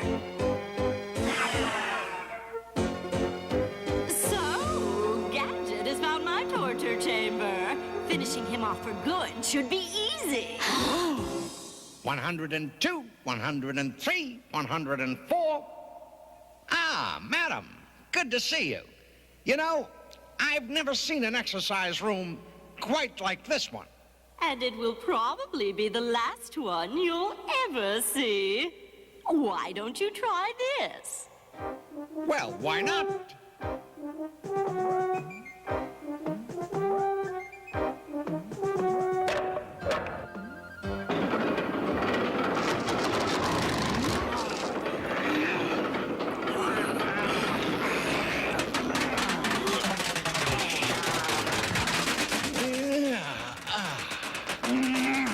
Nothing like a good stretch, eh, Inspector Gadget?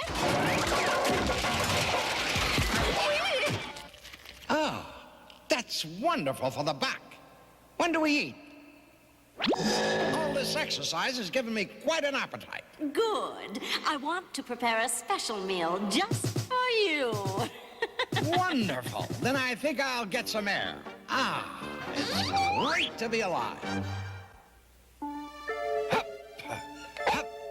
Your inefficiency is making me very angry. Forget your sniveling. I want Gadget eliminated. Now!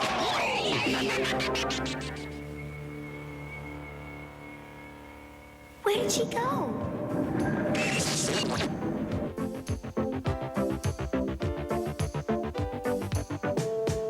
They're up to something, Brain. Follow them. I'll be okay.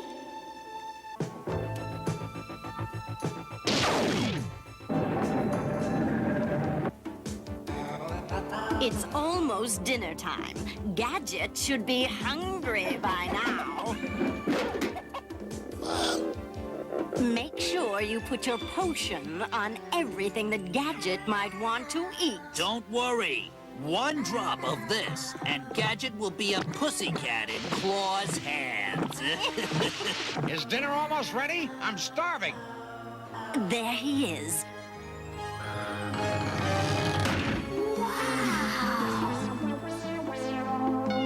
Brain, how are you doing? Is everything all right with Uncle Gadget?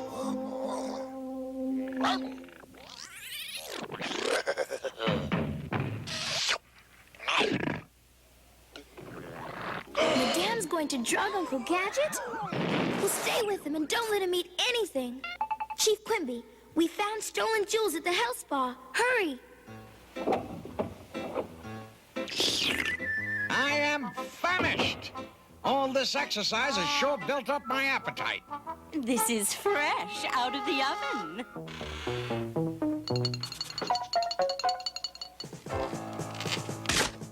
Have a slice of my special bread.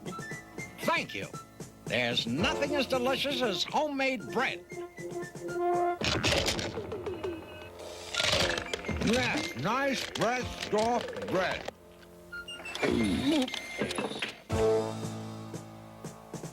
Your lamb chop must be ready by now. Make sure you eat every last bite. I might even eat the plate.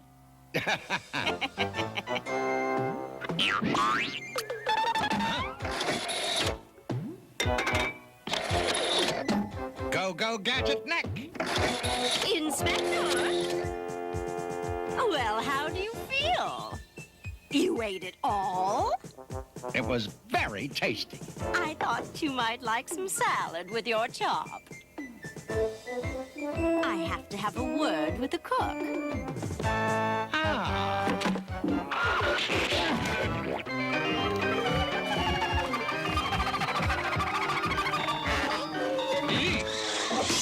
You didn't eat all your salad? I was just tossing it.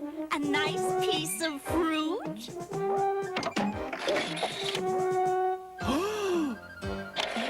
I'll be back in a minute.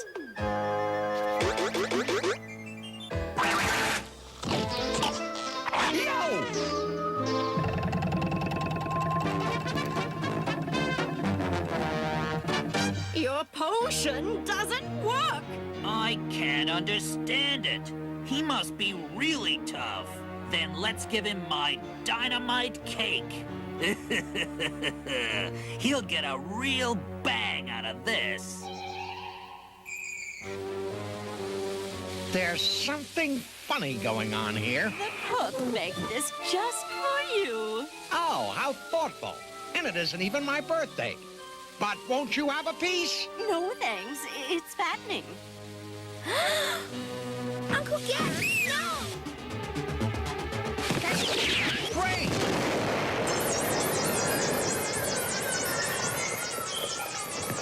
Wowzers.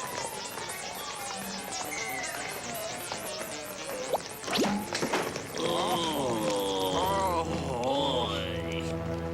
boy. Okay, take him away. Congratulations, Gadget. You did it again. I did?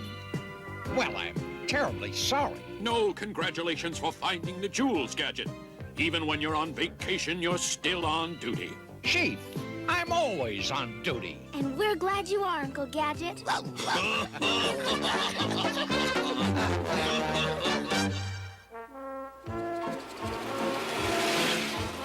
What are you going to do with the rest of your vacation, Uncle Gadget? Penny, I'm going back to the city for a little peace and quiet. Staying in shape is harder than I thought.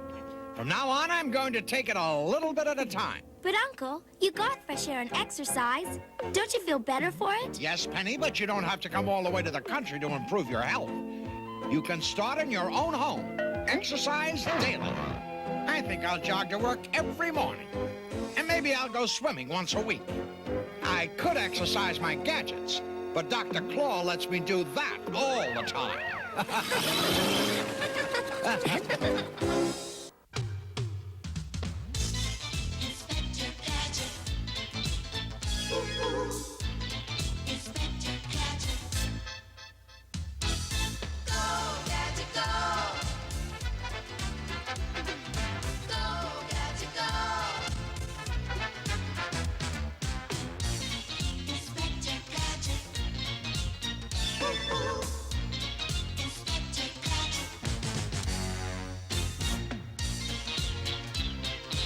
Get you next time, Gadget.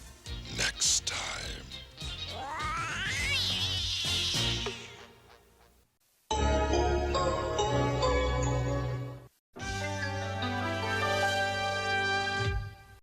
Stay tuned, another action-packed lineup of Saturday Morning Cartoon MAXOUT is coming your way.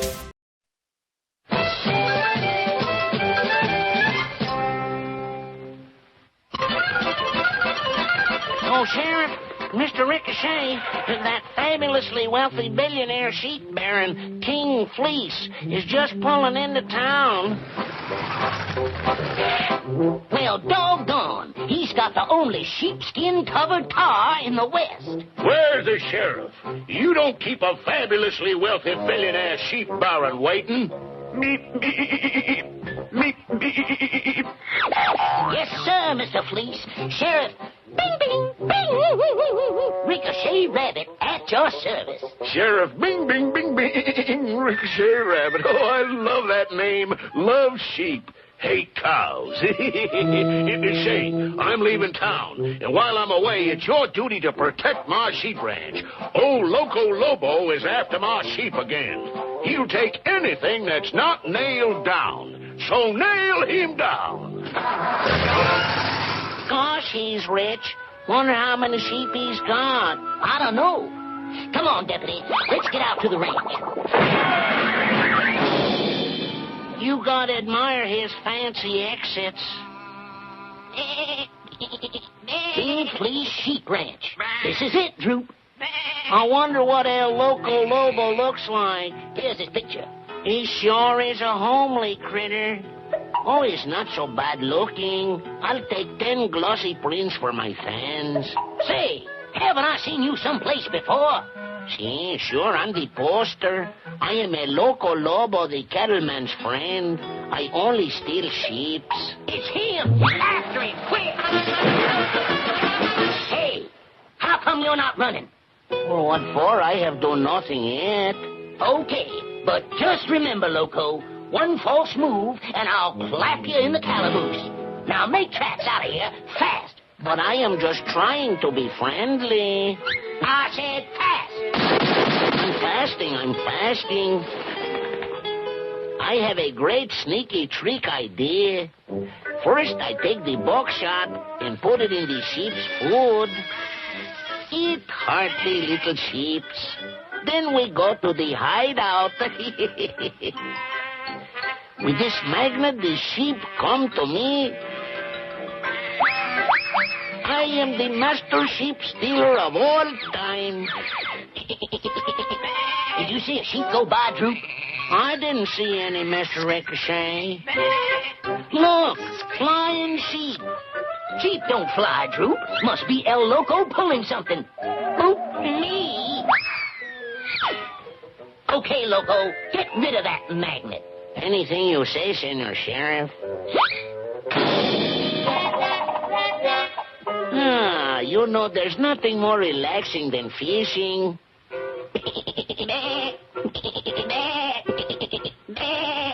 I may be loco, but I am not stupid. From this balloon, I will catch the sheep and bring them up. Do not cry, little one. I will bring up a few thousand friends to keep you company. See any sign of that thieving El Loco Lobo, Droop? Oh, don't worry, Mr. Ricochet. He won't slip anything over me. You better give up, Loco. I got the drop on you. Drop my deputy, you horse thief. I must do what the sheriff says. So, adios, senor. Good work, Droop. You made him give himself away. Come on down, Loco. I do not think I like these sneaky bullets.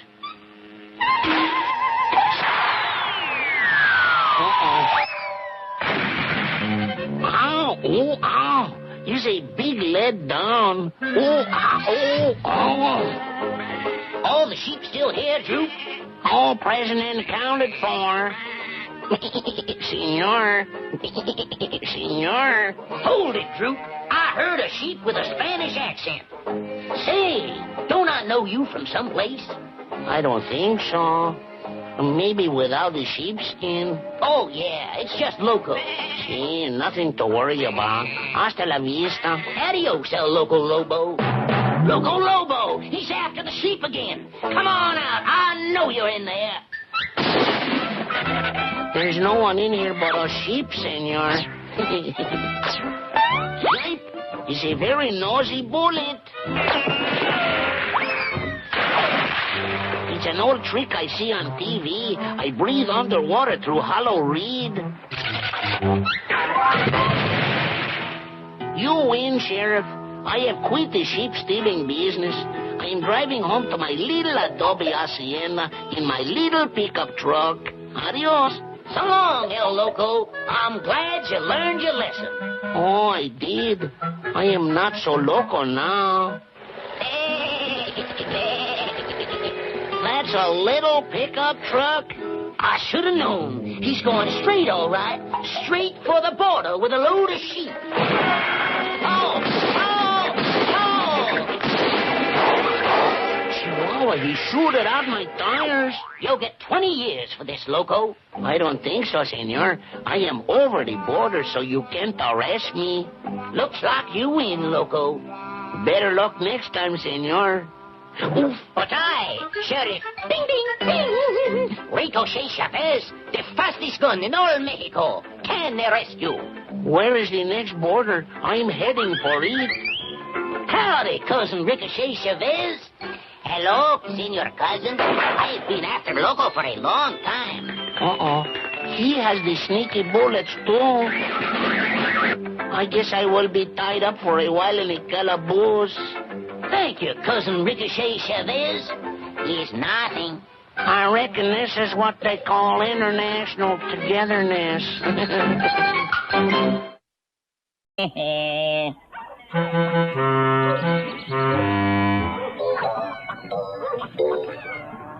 Hey, Vern. You're just in time for nap time at the Ernest P. World Daycare Pet Center. I'm going to read him a little story. Okay, all you critters settle in now. Once upon a time, there was a little dog named Rover who lived in a pet store. And not far away, in the same town, was a person who loved Rover very much. And Rover dreamed about this person every night, and this person dreamed about Rover. The only problem was, Rover cost $100, and this person didn't have $100. So, look, Vern, they all fell asleep just when I was getting to the good part. Isn't that cute? Anyway, this guy didn't have $100. So he went to the pet store and he told the man,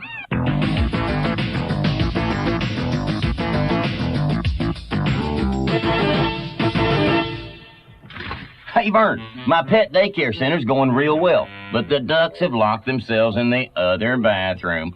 So I was wondering if you'd mind watching these water snakes for me." Oh, Vern, they've already had lunch. Nap time is 2 o'clock, and please, don't let them play stickball in the street. Know what I mean? Yeah, I tried to take a bath once, but I couldn't handle it. I was all washed up. I came completely apart.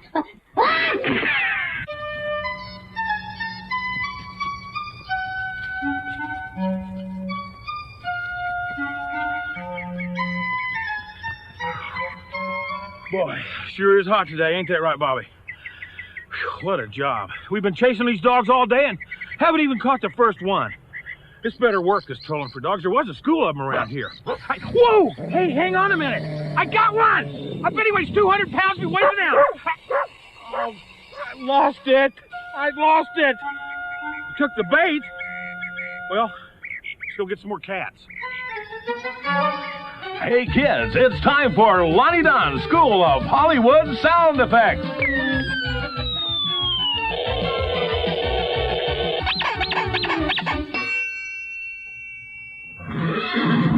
Hey kids, did you hear that? Boy, I sure did. Hey, you know what we're going to learn today? The sound effects from my latest motion picture called The Gerbils Are Coming, The Gerbils Are Coming. And it's the sound of a pet gerbil yodeling. It's done very simply. You apply the meaty part of your hand to your jowl, wrap your fingers around your face, and blow.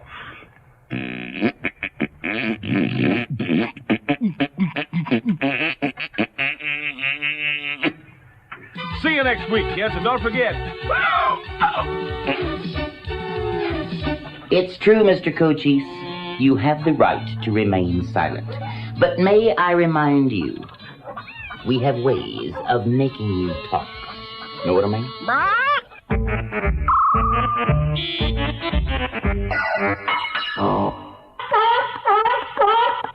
Vern, I know you're not supposed to count your chickens before they hatch, but what do you do, Vern, if they're already numbered? Bobby! Here, Bobby! Bobby, we gotta do something different. I'm gonna try something. I'm gonna use dog talk, and I'm gonna say sirloin steak. If I can remember how it goes. I got it.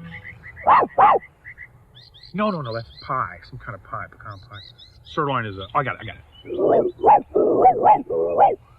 They ought to be here any minute.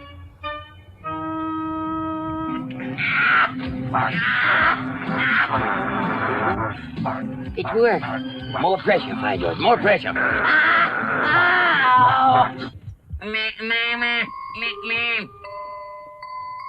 mama's daddy said it was raining cats and dogs. I guess that's why my mama doesn't like for me to play in poodles. Boy, grown-ups sure talk funny. Know what I mean?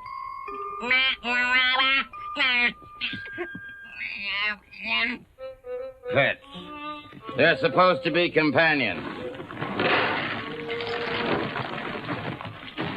All they do is cause commotion.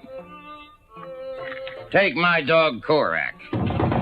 Bless his little heart. You let him out, he wants in. You let him in, he wants out. You go to feed him.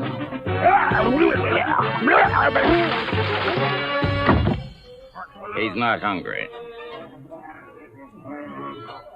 Dogs. Man's best friend. Wouldn't you know it, I'm a woman. I don't apply. Woody, if you don't start being nice, I'm going to put you up in a tree and call in the woodpeckers. Okay, I'll be nice. Woody, what would you like to do today? Today, I'd like to start out by giving my friend, you, a little present. Oh, yeah? What? Splinters. Ow! Stop, Woody, ow! I had a splinter once. It was so big it had a name. My son, God bless him, had to pull it out with a tow truck. Well, it didn't work. None of the dogs came. Maybe I lied about dog talk. Maybe you should have just said something simple like, "Here, boy! Here, boy!"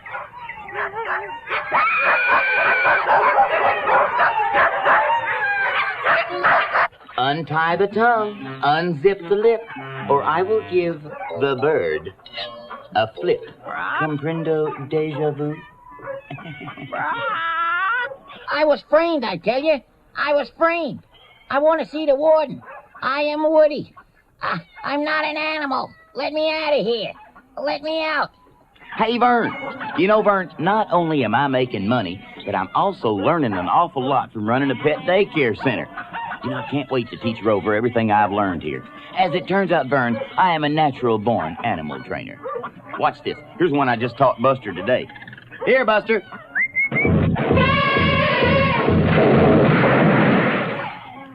Did you ever see an elephant catch a frisbee in his teeth like that? Amazing animals, know what I mean? Well, I sure am glad George finally decided to feed his new pet. Yeah, for a minute there I was beginning to wonder if he was ever going to fix me something to eat. Oh, thanks, George, my very, very favorite. You know, sometimes being a pet's not all bad. Hey, George, if I finish all my lunch, can we please go for a walk later? Please? Yeah, I just flew in from Vegas, and boy, are my wings tired. Hey, where are you from? What's your name? Are these too hard for you? Come on, help me out. I'm winging it here. Come on, I'm laying an egg. Hey, did you hear about the bird that walks into the Chinese restaurant and orders tweets and tower sauce? Just a minute. What a turkey. You know, unlike us humans, dogs can't brush their teeth or floss. They have to chew things to clean their teeth. That's why you should always make sure your dog has a chew toy. You can't do this to me. That's a real dog. Be quiet. What are you doing? You're going to be great friends, trust me. You can't throw Oh, yes, oh, yes. That's a real dog out there, right? You'll like him, Woody. No, you will like him. You can't do this, sir. He's very gentle, really. For a Rottweiler.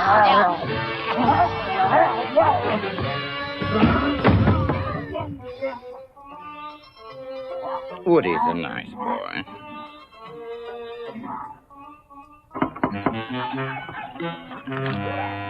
Hello. Have you two had fun today? Oh, yeah. Yeah, we've had fun. We haven't had a big chance to talk, but we've had a lot of fun. Well, that's okay. I guess Cochise just isn't going to talk today. Thanks, Ernest. Gosh, I guess I'll never get $50. Hey, Bert, know what I mean? Brad, give him the 50. Brad, give him the 50. Yeah, yeah. 96, 97, 98, 99, 100 smackaroos, Vern. Rover is nearly mine. I can already see that little tail wagging and that little tongue panting. Vern, Rover's gone. He's gone. Rover's been sold. Gosh, Vern, Rover's gone. He's been sold. Now I'll never have my dream dog. I worked so hard, Vern, and now Rover's gone. Rover. Vern. Rover. Vern. It's Rover. Vern, it's Rover. Oh, Rover. Oh. Thank you, Vern. Thank you. you're such a good friend to get Rover for me. Listen, Vern, anything you want from now on, anything, you just ask it. Now, not so fast, Vern. We'll talk about this later. Come on, Rover.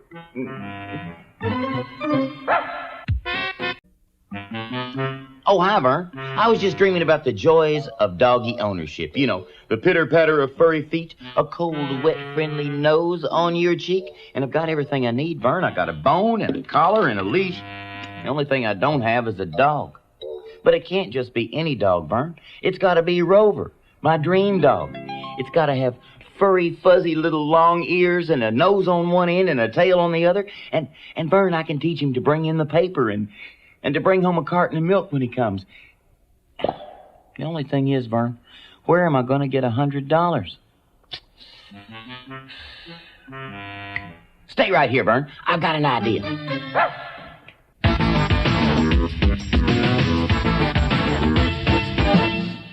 Hey, Vern, it's Pets. Oh, hi, Vern. Vern, I finally figured out how to make enough money to buy Rover. You're going to love this idea, Vern. The Ernest P. World Pet Daycare Center. Oh. Let's see. Just tie him to the TV for right now. Business is booming, Vern. I hope you didn't mind me using your living room. It's only for a couple of days. Reptiles in the kitchen. Vern, would you mind keeping a family of rats in your bedroom? Ernest, running a pet daycare center? He couldn't run water if his hands were taped to a faucet. Watch your fingers, George. Oh, hi. I'm Mac, and that's my roommate, George. Yep, you guessed it. George is building a cage. Now, I've never been one to like pets around the house, but you know how George can be when it comes to getting what he wants. So now it's just a matter of time. George calls it fun, but I call it more work for me.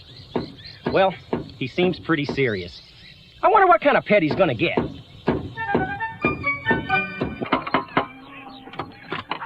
Oh, thank heavens, what a day. My husband ran over the weed eater, my kids got into the garbage. I'm late for my belly dancing class, and my bird sitter called and canceled at the last minute.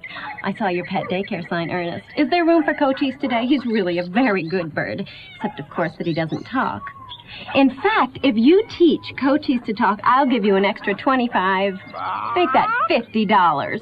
$50? Come on, Cochise. Come on. Come on. Cochise.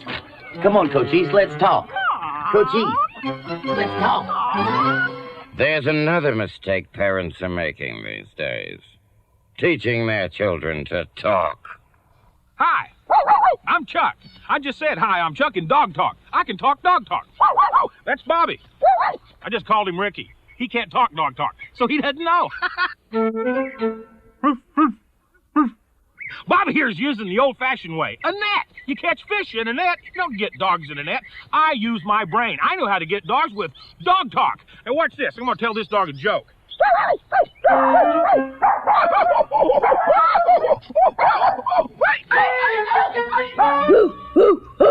It's the Bill and Coo Show. Hi, everybody. Hi. Got a real sad song for you today. Real sad. Goes like this. Now I've known Jerome since he was a puppy. He's not one to stray far from home. He tipped over the trash, and I acted too rash.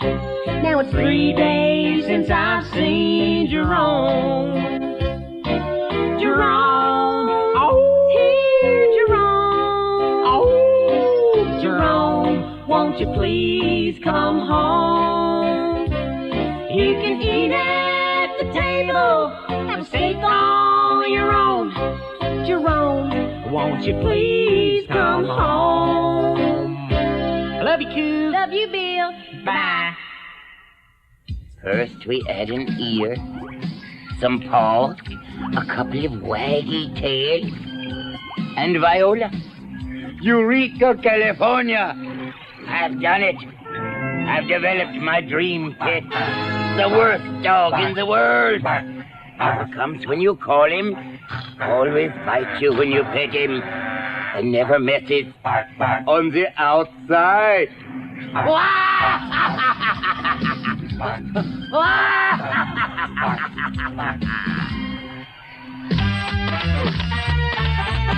Hi! Match Finish is the name, and Pet Portraits is the game. Today we're taking pet portraits of Mrs. Waxman's pet alligators. You ready, guys? Hold it. You're gonna like this one. That's a good boy.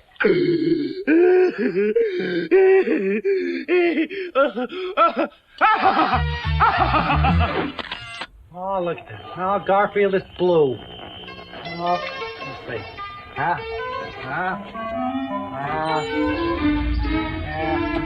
Good morning, Earl. Oh, hey, Ernest. Trying to get a good picture here. Oh, whoop. Yeah, oh. Perfect. Oh, yeah, got it.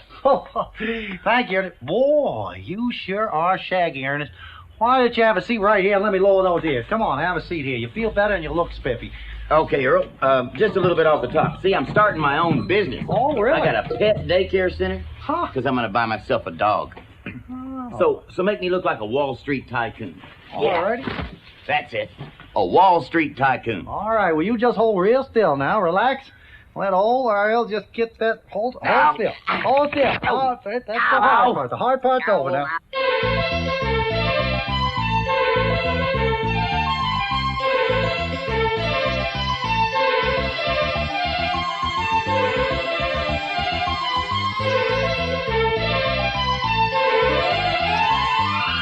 All righty, Ernest, there you go. Take a look. Tell me what you think, huh? Wah! Earl, this doesn't look like a Wall Street tycoon. Oh, silly me. No, I thought you said a deadbeat raccoon. Huh? But what do you think? Do you like it? It could work. You like the tail up or to the side? No, up. Up, yeah, it's going to take a lot of moves. Existo, the magician. Good afternoon, everybody, and welcome. It is indeed an honor and a privilege for me to be performing for you today. I, of course, am Existo, the remarkable. And today, I will make a raccoon just disappear like magic, which, of course, is what I do. Magic. First, I take the raccoon like so, and then I take the little scarf, and I hold it out like so, and the magic words, hotsy, totsy, rigmarole, lasagna. And yes, it disappeared. I swear to you, it's gone. Honest. And now it's back. Yes, thank you. Thank you. Yo, hey, I'm Ernest Tubb. You know, you really should take good care of your pets. I mean, you gotta feed them and water them, and you should play... Oh, no, Ernest! I don't believe you're doing this. Oh, gosh. Cat hair. I can't stand it when he bathes his cat. Look. Well, it's feeding time again in old Montana. Oh, hey, Vern, jump down. You're just in time to help me feed all my little pets. You know, Vern, I made up some sandwiches, but it's so hard to figure out what to feed these little ones nowadays. Let's see. Who got the ham and Swiss on rye? You? You're welcome. And who got the roast beef and cheddar on whole wheat? There you go. And who got the turkey and tomato on Swiss? Go. And here's one. Liver, sardine, and onions.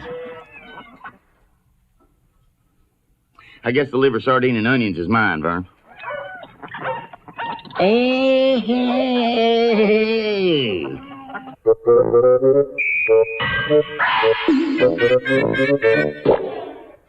My father, the clown.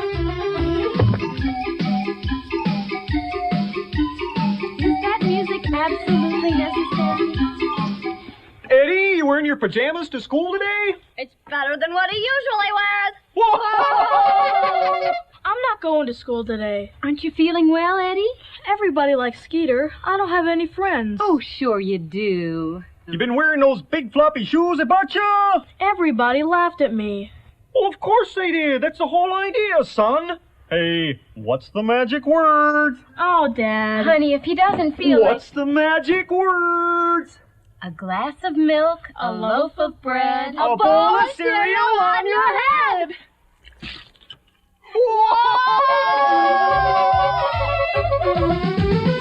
Come on, coachies. I've got $50 riding on this game. When are you going to get off the mark and start talking? Come on. Am I communicating here? Am I piercing the void? Or am I just talking to myself? Or am I craving a big, fat, juicy drumstick? Ernest, you're such a bird brain. That parrot will teach you to fly before you teach it to talk. Stay tuned, another action-packed lineup of Saturday Morning Cartoon MAXOUT is coming your way. This sounds like a caper for Hong Kong food. Excuse me, lovable Lady Fuzz. I better get back to my chores.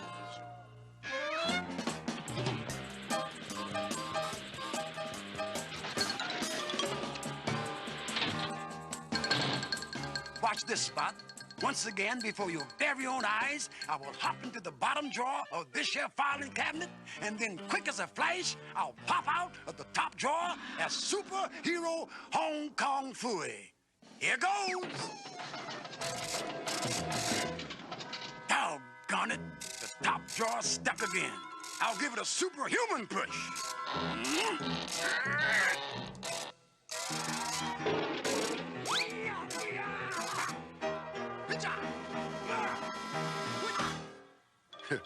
I don't know what I'm saying, but it sure sounds good. Well, I'm off to capture a ring of car thieves. But first, I better warm up with a lesson from the Hong Kong School of Kung Fu. Now, here's a good one. The rice patty flying dragon kick. Oh, defend yourself.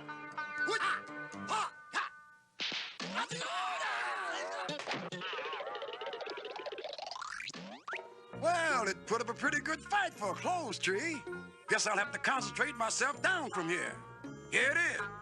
The concentration words are ling, bing, ting, moo. Here goes. Ling, bing, ting, moo. Ling, bing, ting, moo. Ollie, mo, bong, ding. Well, what you know, it worked. The powers of Hong Kong Fooey are amazing. The Hong Kong Book of Kung Fu will have the answer. The fortune cookie flip-flop. Ooh, watch this. This old typewriter's a real scrapper. I'm gonna have to concentrate my way out of this grasp. The mystic words are Hong Kong ding dong, Hong Kong ping pong. I knew I could concentrate faster than that thing could type. The Hong Kong Book of Kung Fu would tell me the best way to flush him out of hiding. It says to try the Ting Tong Tornado.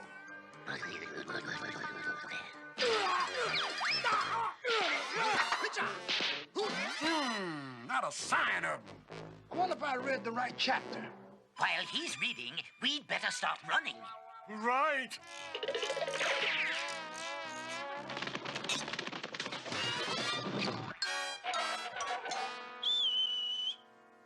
Waxy, we should never have tried to outwit the master crime fighter of all time. I still don't know how he did it.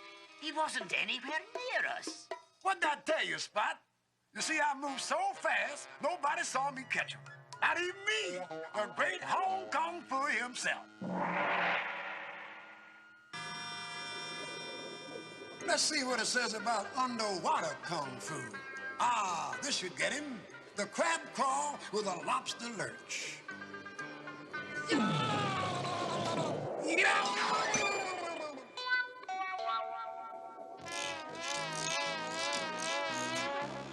Uh-oh, that poor little octopus. He's caught in the rocks. Us superheroes are never too busy to help an animal in distress. Guess I better use my super kung fu powers and concentrate myself down from here. In my Hong Kong book of Kung Fu, the words are chow chow, bow wow, get me off this hook right now! Well, never fail. Your criminal days are over. As soon as I look up how in my Hong Kong book of Kung Fu. Ah, here's something. The Flying Dragon Litchi Nut Leap. We'll see about that.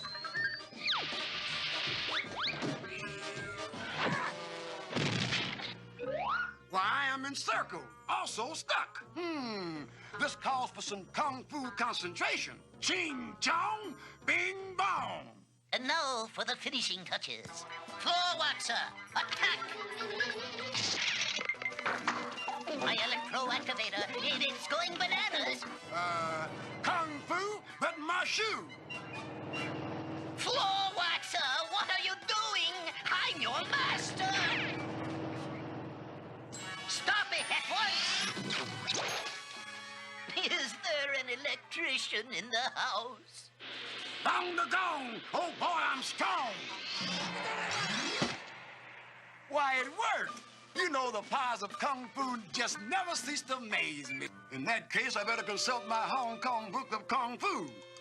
I got it! The egg drop, leg chop for 2. The egg drop leg chop for 2? What the? Egg drop, leg chop for 2. Go! That's pretty good, only you missed us. Hey! Hey! What's happening? I quit with the gumballs, will ya? I'm trying to, but I just can't stop. Uh-oh, it's licorice rope.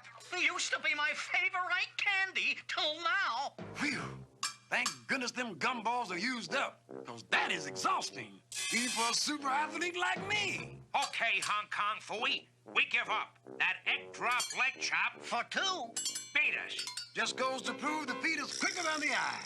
I caught those crooks so fast, I didn't even see myself do it. Hold on, the program's not over. Fine how to do this is. Even my Hong Kong book of Kung Fu doesn't say how to get out of this place. Guess the instructions must have been written on the cover. With Hong Kong Fooey locked in the store, we can head for the ship. If he's locked in the store, then who's that behind us? We're finished. Unless I can stop him with the old tailgating gag.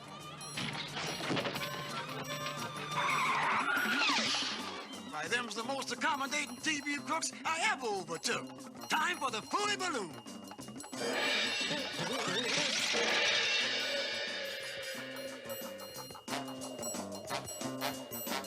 Why, they're trying to make a getaway on that there ship.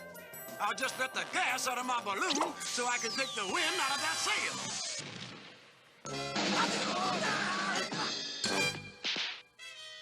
Let's see. Yeah. What you know? Okay, you fellas in big trouble. It says to use the 2 against 1 Kung Fu Run. Okay, stand back now. This here maneuver calls for maximum momentum.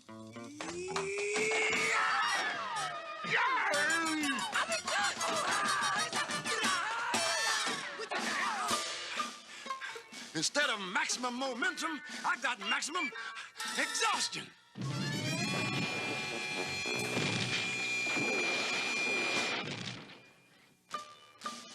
Sometimes the powers of Kung Fu not only amaze me, they daze me. Stuck again. Now this calls for my Kung Fu concentrating power. Hung chow, cow tow, hung chow, bow wow.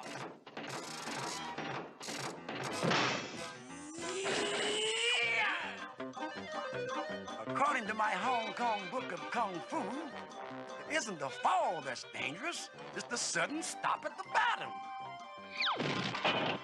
Lucky this is the trash bin where I parked my trusty Fooey mobile.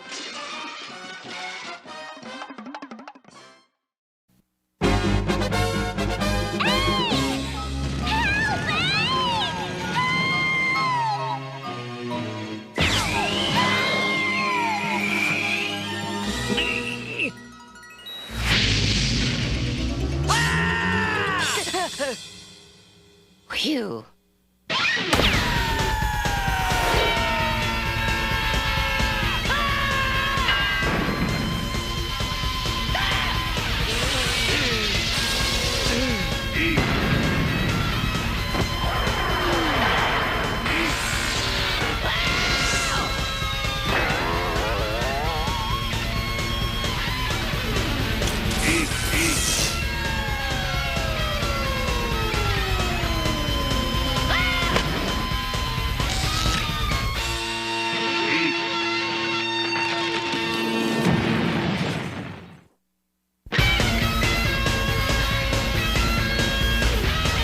Eek.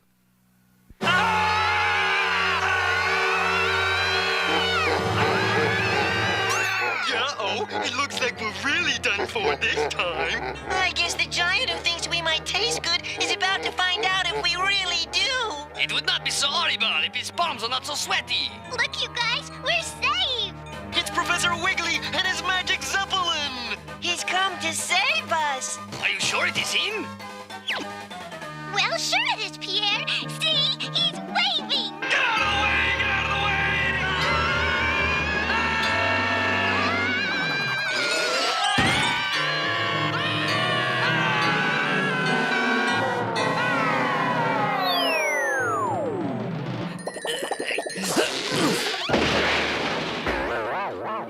Beaucoup, mon chapeau. I have buried my hat. Beaucoup, mon chapeau. The rats have eaten the car. Les bouches de nounoudaxes. The library is full of tar. Les bouches de nounoudaxes.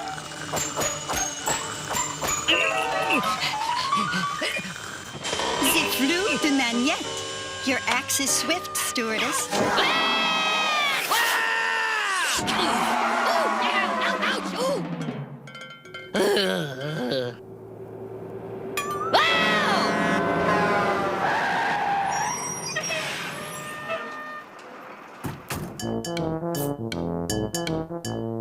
Kumbaya, new neighbors.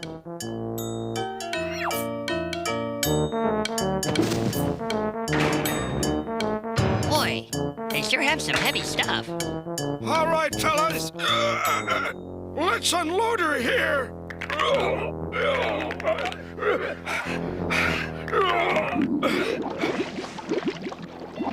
Welcome to your new home, Annabelle. Annabelle? Golly, she's a vision.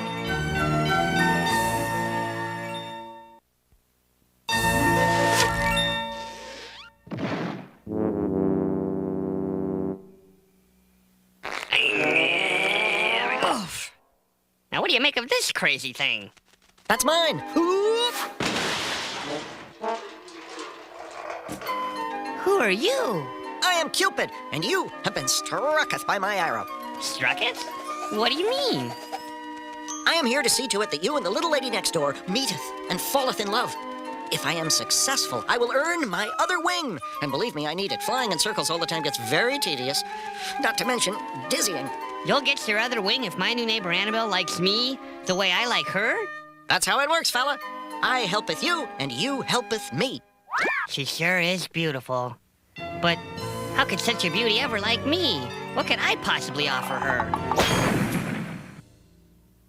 Once again, I find myself in a new home with no friends. Isn't there someone out there, someone who will make me feel loved, someone who will love me for me?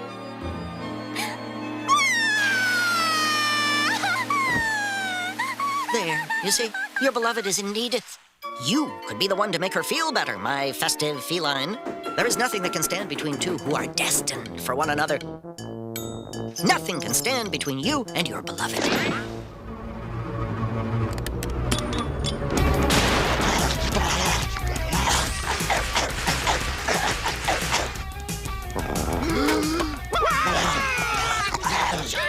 It's a shark dog! Get him off! Get him off! It's a shark!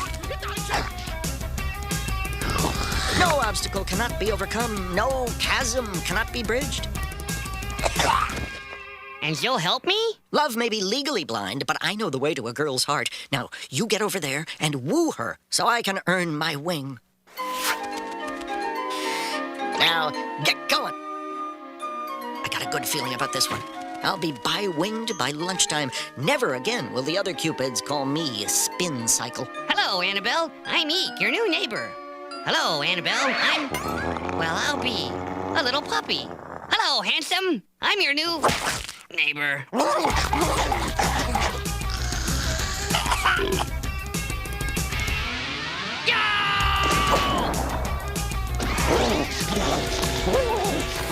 is it? Why does romance never pay me a visit? It looks like my work here is done. He should be kissing her any second. Perruque de push. My hairdo so burns. Perruque de push.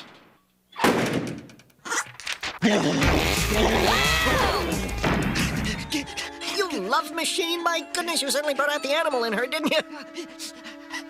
Say, I don't have my wing yet. That means you didn't kiss her. Now, this is no time to get shy. We're not done yet.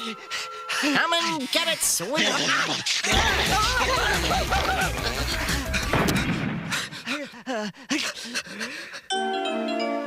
I hope this works. I mean, I really would like to be that little dog's friend. And once you're friends with the psychotic toothed one, your path will be clear to pursue your beloved. Gosh.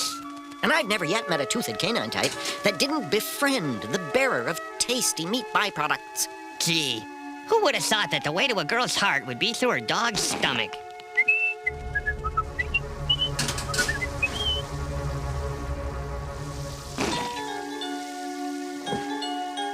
Now you march along, little soldier. The battle of love awaits your victory. All this romance has given me an appetite.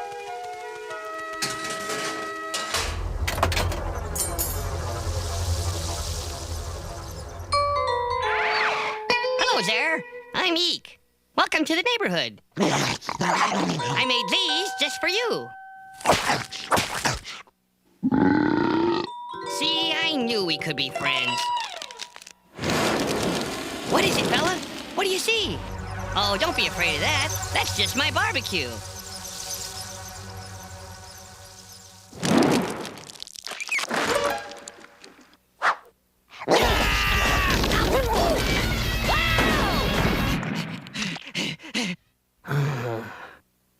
I think he's gone.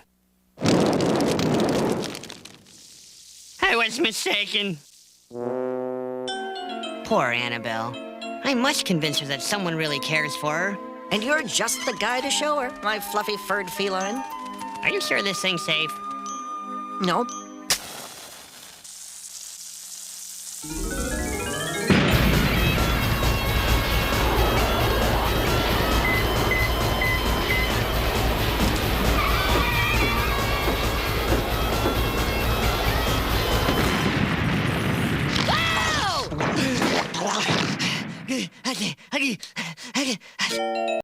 After these messages, we'll be right back. To bring you this urgent call to action. Mayhem is broken out in the dastardly domain of Ming the Merciless. Soldiers are urgently needed. Join me, Flash Gordon, and Team Flash as we mow down evil with rebel air bites. Rock the universe in the Trifibian and space surf on our air sled. It'll be a blast. So join Team Flash today. Otherwise, we'll return you to your regular... Oh, bother. Empty. Not for long, Buddy Bear. Look, it's a honeybee. And where there's a bee, there's honey. Get set to fill your tummy with the taste of golden honey. It's a honey of an all. It's a tasty part of this nutritious breakfast. Honey Nut Cheerios. Oh, there must be an easier way to put honey in a tummy. It's Honey Nut Cheerios.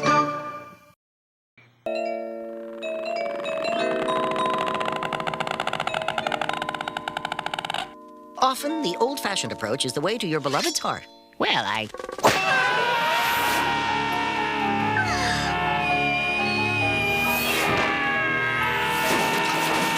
secret admirer sent me chocolates. I shall cherish these forever. Wait, who's the shy Romeo? What a big house!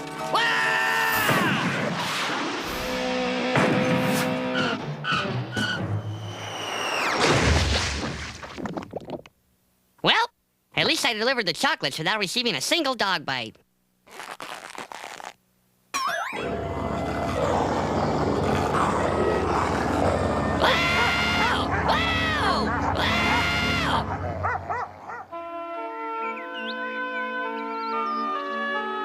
I wonder if my beloved secret admirer could be that cute cat next door.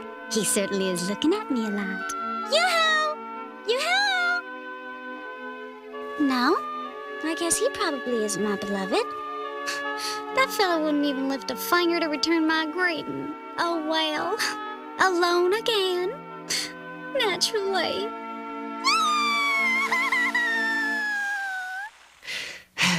Golly, Annabelle looks sadder than ever. Of course she's sadder than ever.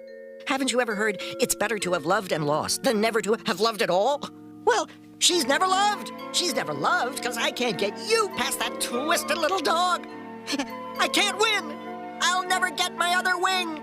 I've failed. I'm gonna fly in circles for the rest of my life.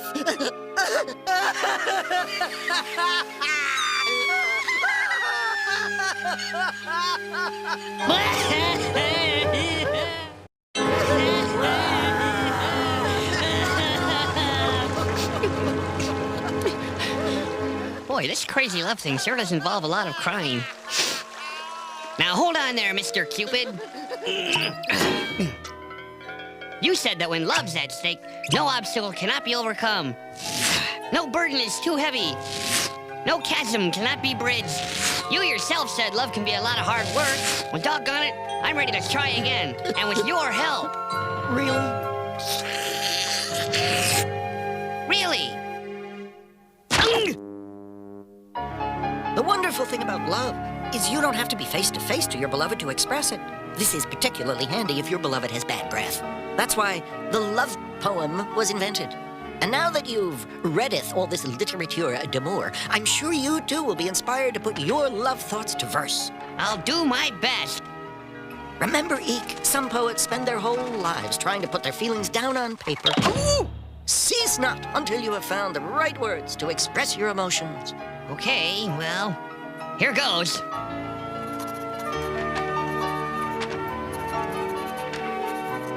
Double looping. Simply amazing. For only $28 a minute, you too could be talking to the love date of your dreams. And then I'll tickle your feet while we do laps in my heart-shaped pool, which will be filled with creamed corn and moonlit walks and foreign movies. I've got it! Holding hands and just about thanks a lot. Gotta go. That'll be $13,000. It'll automatically be charged to your phone bill. All right, Shakespeare, let's hear it. Okay, here goes. Roses are red, violets are blue. I'm the cat next door, and I love you. It's brilliant.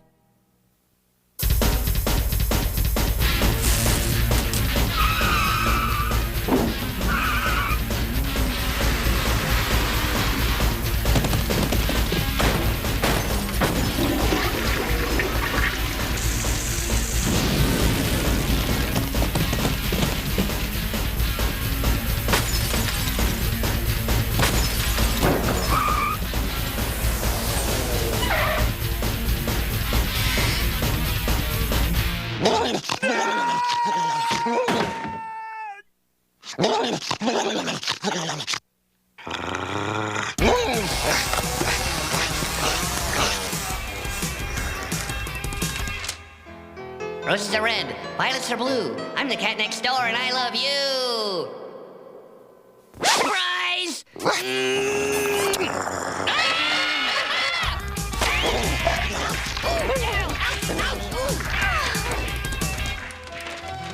Eek! The cat next door! I was right, oh glorified of this wonderful thing called love! We're halfway home, Ooh. Oh, ah!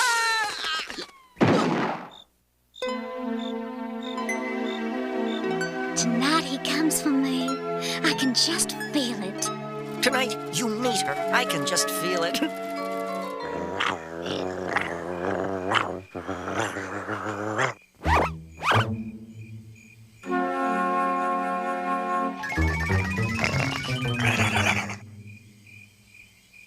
I have no idea what I'm going to say.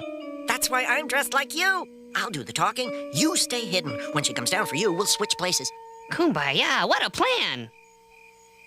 Oh, Annabelle! Oh, Annabelle! Please come out. I think you're swell. Oh, my lovely, you, my sweet. Won't you come out for a bite to eat?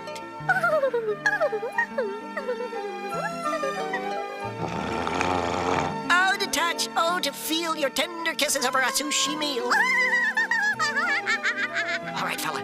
I got her buttered up. It's your turn. Oh!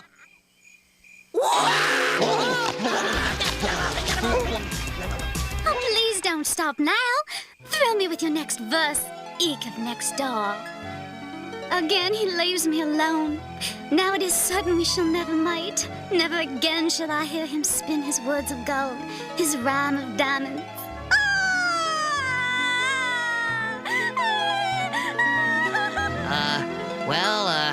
How about this one? Fuzzy Wuzzy was a bear. Fuzzy Wuzzy has no hair. So Fuzzy Wuzzy wasn't fuzzy, was he? That was beautiful. Wanna go get some cotton candy? I'll be right down.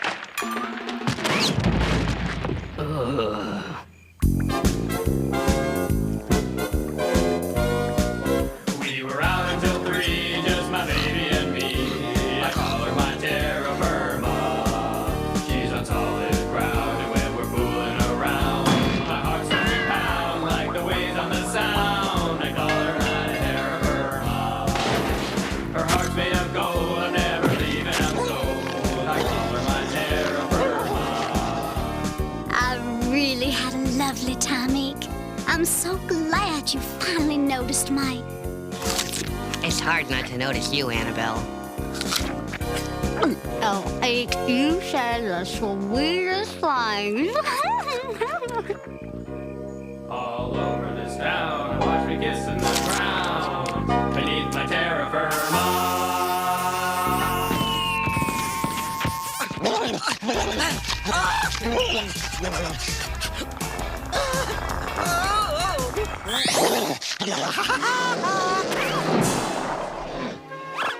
I got my wing. I got my wing.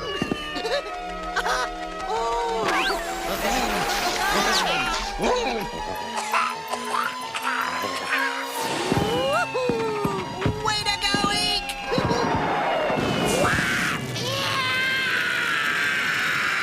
Look, Eek, a shooting star. Make a wish. My wish has already come true, Annabelle. We now return to Massacre at Mayberry. You'll never take me alive, Andy. Now put down the gun, Aunt B. This thing's already gone too far. It was all a dream. I've got a girlfriend.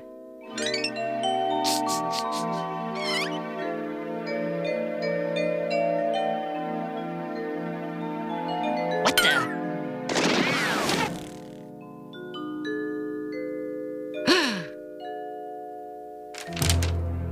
Dearest Eek, we had to move again. I'll never forget you. Love, Annabelle.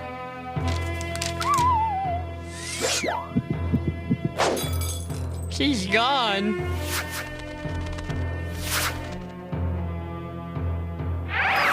Hello, handsome.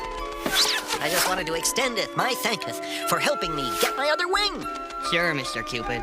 I'm glad I could help you. Say, my gregarious gato, why so blue? It's Annabelle.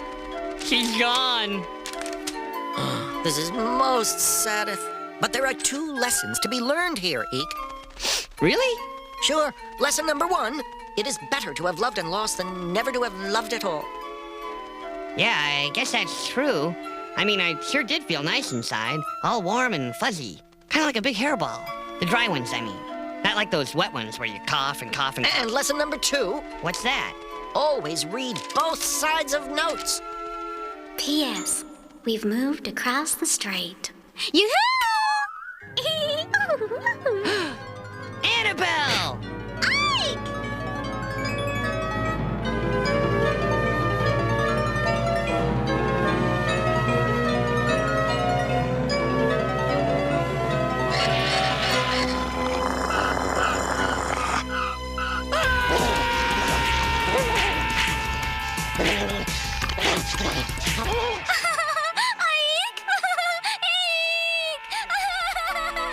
Love really is a many splendored thing.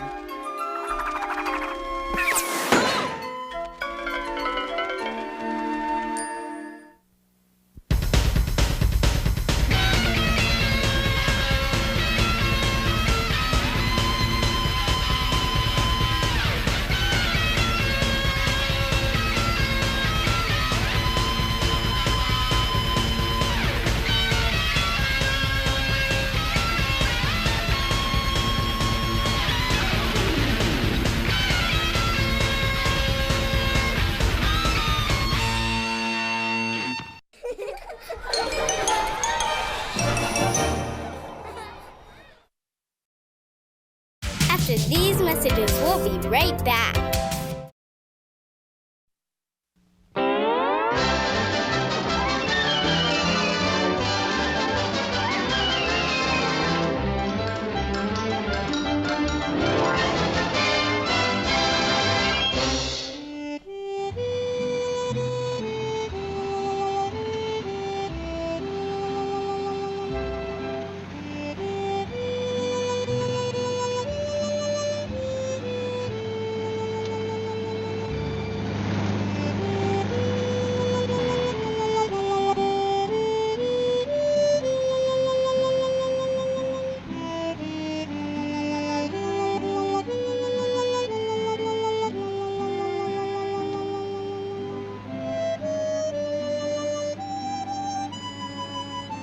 Dirty cat. Dirty dog. That doesn't. Well, what are you gonna do about it? This is what? That'll teach you to pull a switchblade claw on me.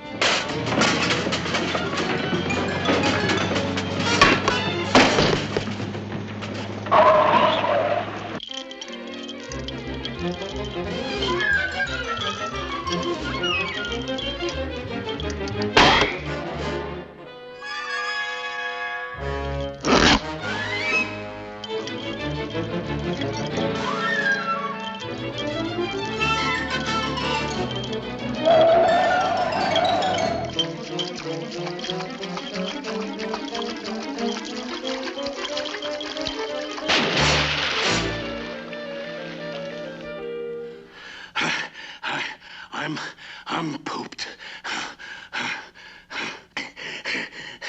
Yeah, and I'm starved.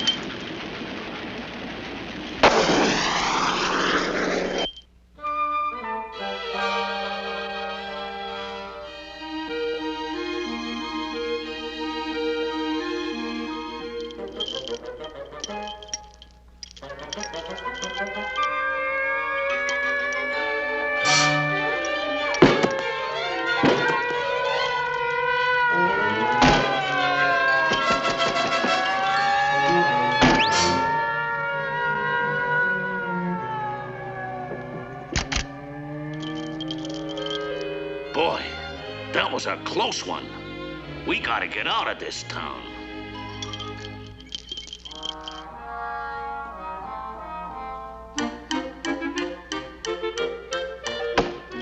It's your turn.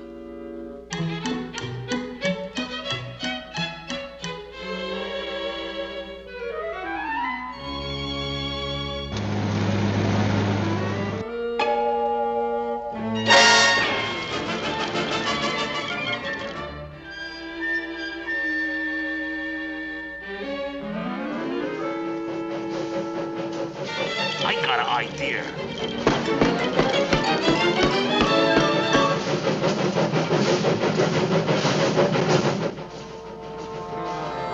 Now, when the train runs over the chain, it will cut it, and we'll be free.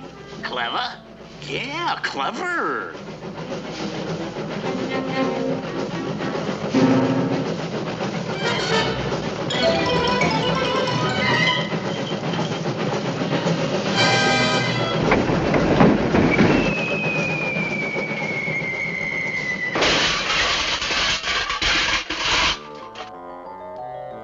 That was some bright idea. Stupid dog. Shut up or I'll give you the back of me hand. We're free! Yeah, free! Free! Free! Free! We're free! We're free! Free!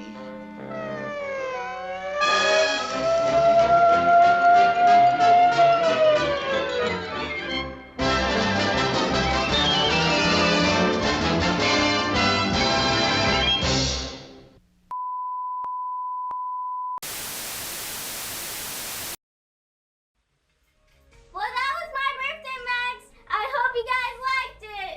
And if you haven't already, Max smash that like button and subscribe to our channel. And head over to KJ and the YIZZLE and Max smash that like button and subscribe to that channel. Well, that's it. I'm out of here for a while. And make sure you're here for next week for our brand new Max Out adventure. Right here on the only place for Saturday mornings and my birthday, here on Saturday Morning Cartoon MAXOUT.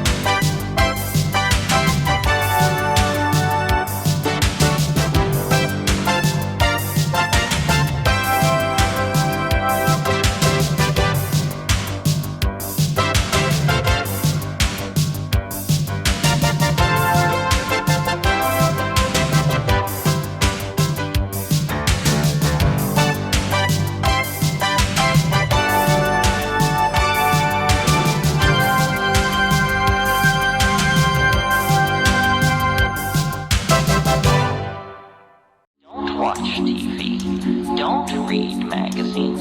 Don't even listen to NPR. Create your own roadshow.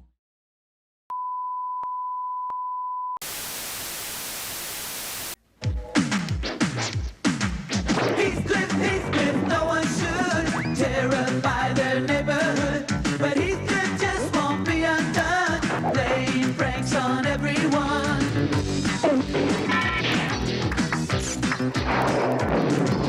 There's a race to be on time. The competition doesn't stop. Mixing with the ladies fair, being charming debonair. The game will reign supreme, and no one can deny. They'll make them history, and always have an alibi. So join in the jubilee. The cats are great, they'll all agree. Find in each calamity the cat's superiority.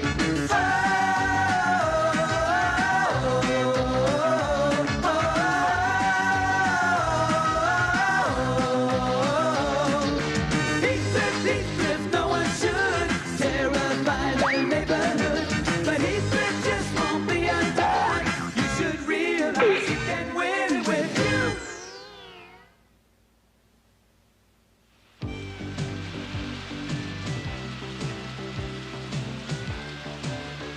This rain stinks. Yeah, I'm bored.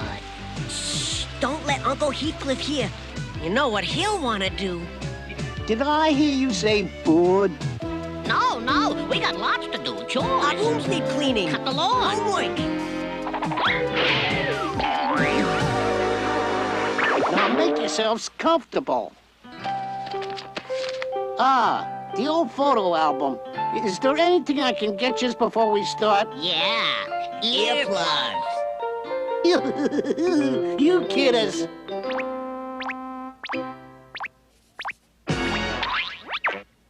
And where do you think you're going? Shush! Now, did I ever tell you about the time? Yes! Still kidding. Now, this is when my irresistible personality landed me a job as a TV star. You see, I was watching this dumb TV show at Iggy. Come on, you can catch him. Speed up! Great show, huh, Heathcliff? We'll be back to our show in a moment, but first, this message. Remember, friends, new perfect cat food is the one your cat will purr for. Not only is it delicious... There's a wrestling match I want to see on another channel. What the...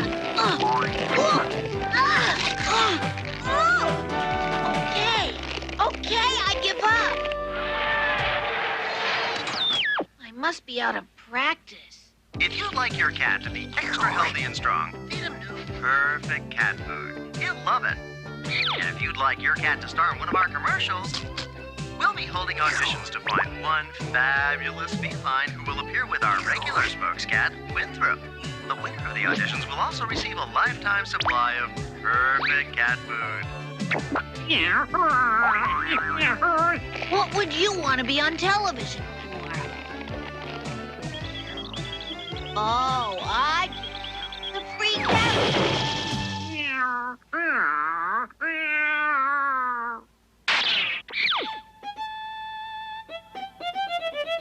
Heathcliff, you're not auditioning for that commercial, and that's final.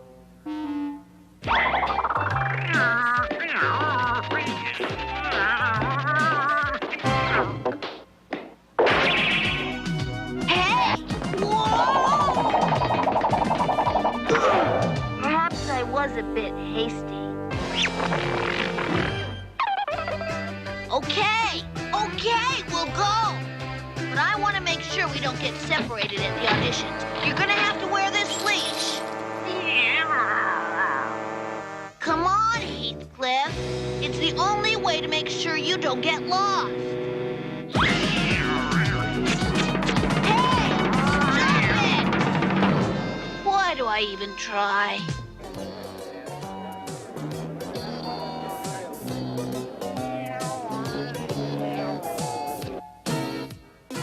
All right, places, everybody. When we do the commercial, it's going to be done live. So we have to get it right the first time. Action!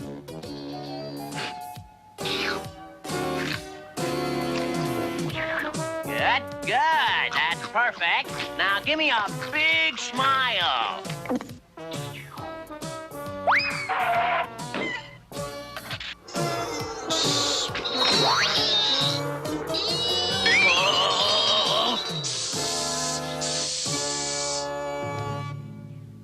All right. Cat number 2, please get ready. Hey, what?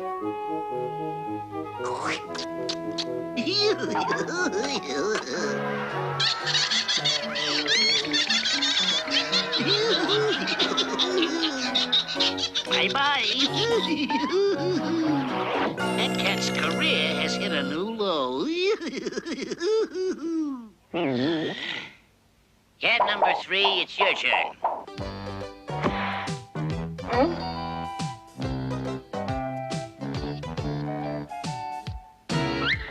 That's good. Now eat the food. What's going on?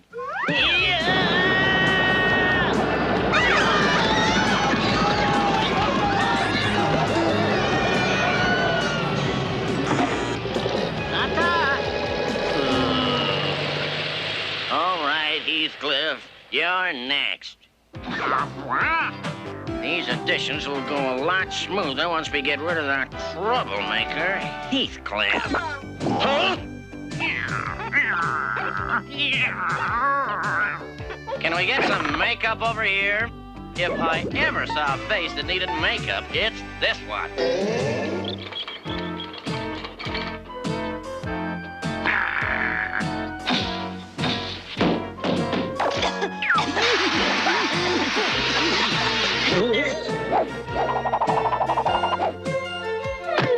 Stop floating around. Now let's get on with it.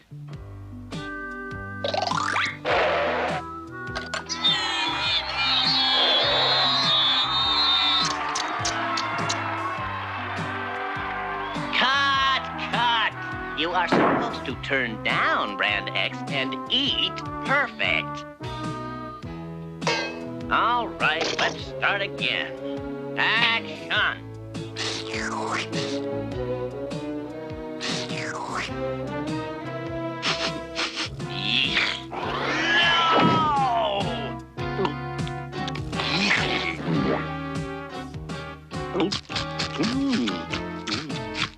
Cut!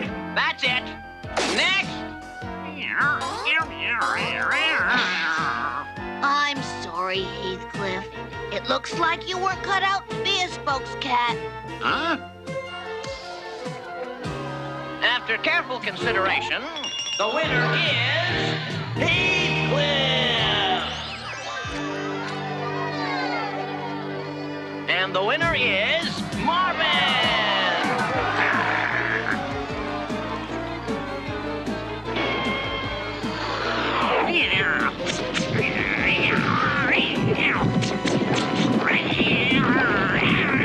Uh-oh. No, stay away. May I have your attention? There has been an error due to persistence and enthusiasm. The new winner is Heathcliff.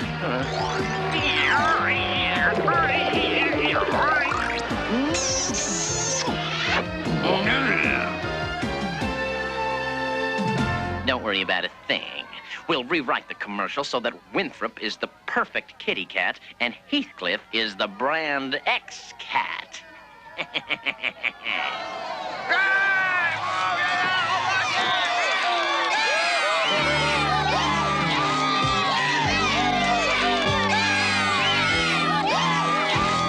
Where would I be without my public? I'm the cat that's doing the commercial with you. Is that so? Well, you should be perfect. A common alley cat. What better way to show that Brand X cat food are for Brand X cat? So this is where we do the commercial. Little Winthrop is in for a perfect surprise.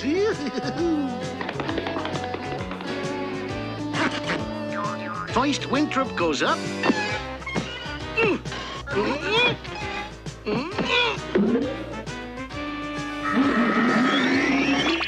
And then comes the best part. Winthrop comes down.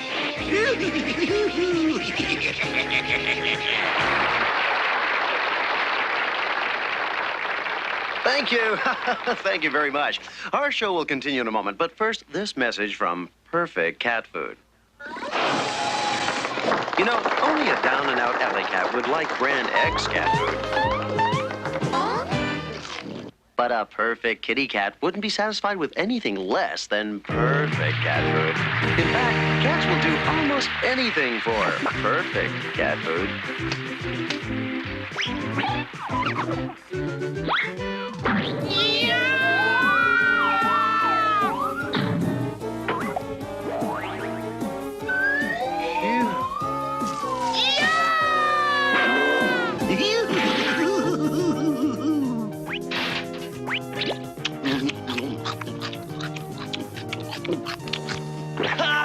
Cut! You've ruined my commercial!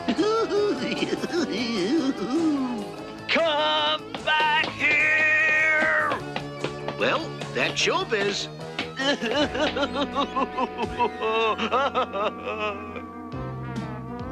It sure is a shame the commercial turned out so bad, Heathcliff.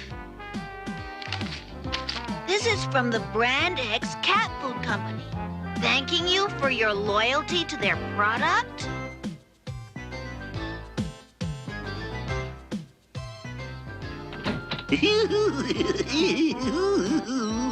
I might have guessed.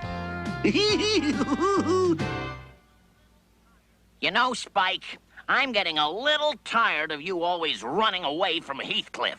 He's just a puny old cat, and you're a big dog. You should be ashamed of yourself. Look, Spike, here comes Heathcliff now. This is your chance to show me you're a real dog and not a chicken.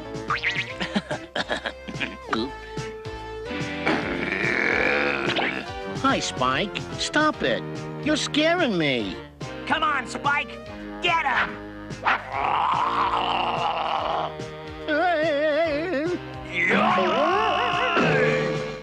I told you to stop it, Spike. When will you learn to pay attention?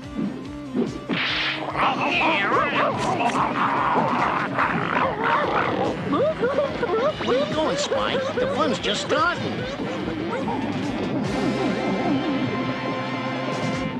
Spike, I'm ashamed of you. No, I'm more than ashamed. I'm mortified.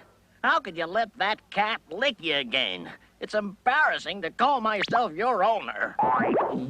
I don't want to look at you again until you can beat that cat at something. Muggsy's right.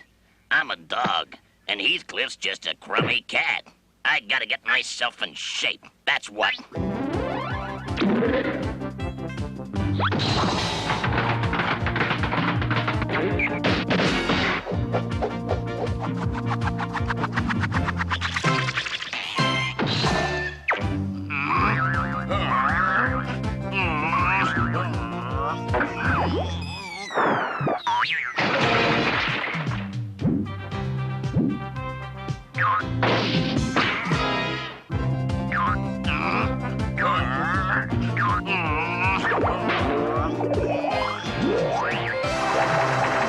Boy, I'm really lost now.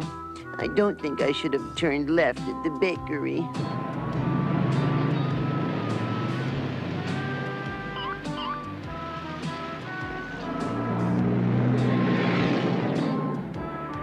Come on, Heathcliff, get lost. I'm too busy to be fooling around with you.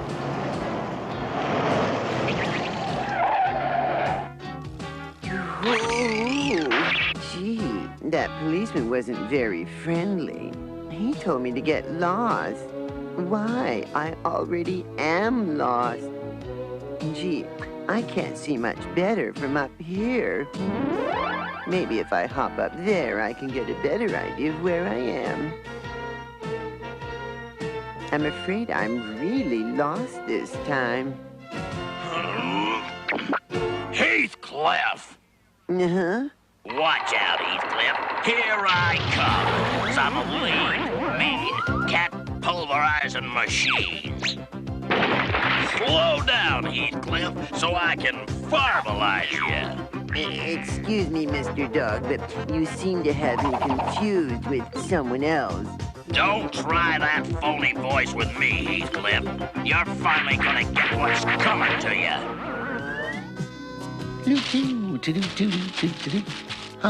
Nothing like a little catnap on a warm afternoon.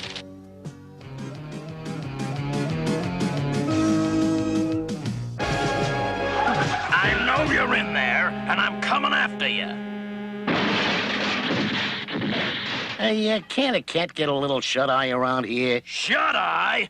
I'll shut your eyes for good this time. Hey, Spike, you been working out or something? Look at them muscles. Hey, that ain't gonna help you any. I'm still gonna moidalize you.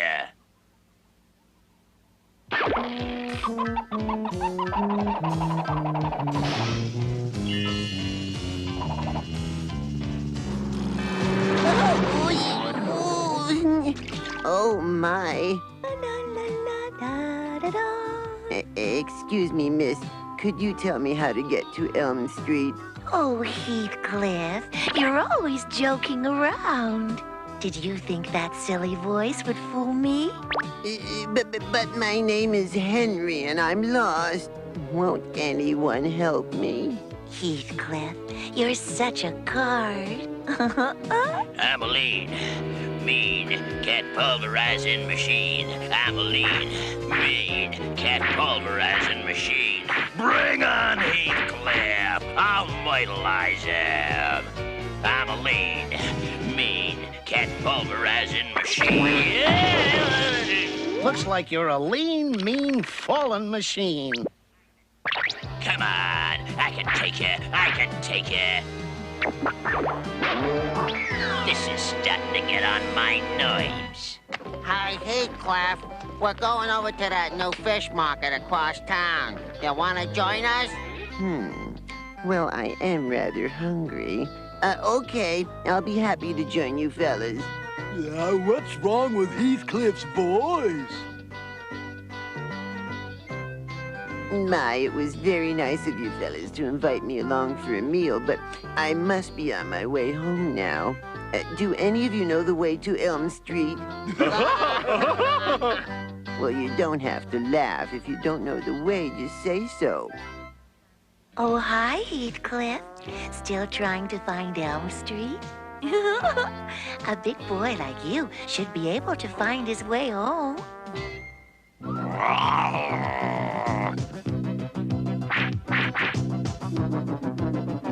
Hey, Spike, what you looking for? Huh? Hello? What's with this guy?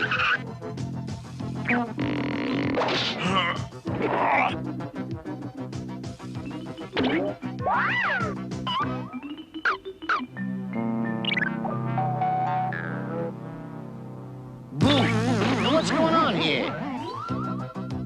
You look just like me. Hey, wait a minute. Now I get the picture. Everybody thinks you're me. That explains everything. Hey, pal, maybe you and I can do some business together, huh? Hey, Spike, I'll bet even with all your training and working out, you still can't beat me in a race. You kidding? I'll immortalize you. I'll immortalize you. Well, just to make it interesting, Spike, old pal, let's race for something. What did you have in mind? If I win, you wait on me hand and foot for a week. And if you win, what you want, I'll let you beat me up in front of Muggsy. Okay, Heathcliff, you're on.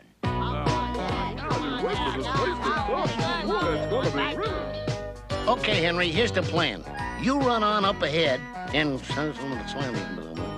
when we win the race, I'll make sure that you get back to your home. Boy, there goes one heck of a good-looking cat. Hey, come on, Heathcliff. It's time to start the race.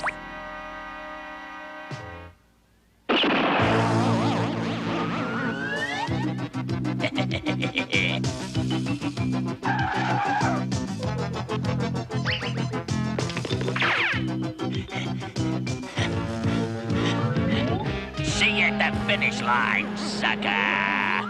Easiest race I've ever had. Hiya, Spike. Hiya, Heathcliff. Hiya, Heathcliff. Huh?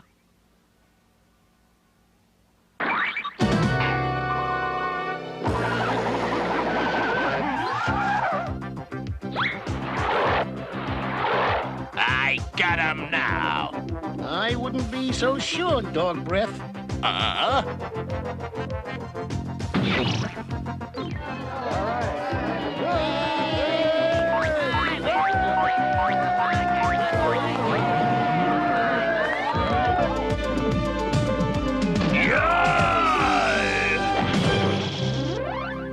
don't like being seen like this, but a deal's a deal. Shut up and keep pushing, Spikey. Hiya, Heathcliff. Hiya, Spike. Hi there, Henry. Hello, Heathcliff. Heathcliff? I may not be no Phi Beta Poocher, but something's real fishy around here. Does this mean you ain't gonna push me around no more today, Spikey?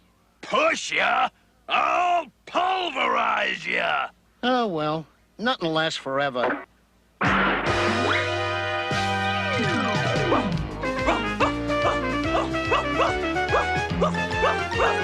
Heathcliff, you're one cat in a million.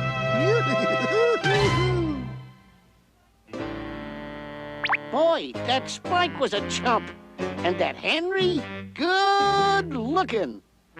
Huh?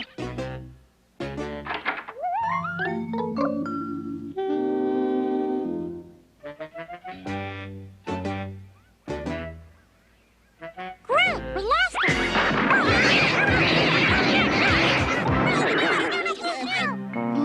Let's see. Now, a while back, a couple of tough cats dropped into the neighborhood. So your Uncle Heathcliff Can had I to... help you? That's okay. I think I'll help myself.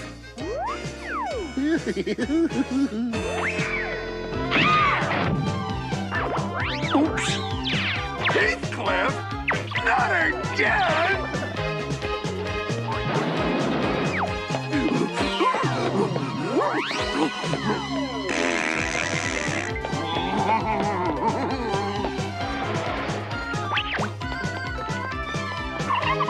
Heathcliff, come!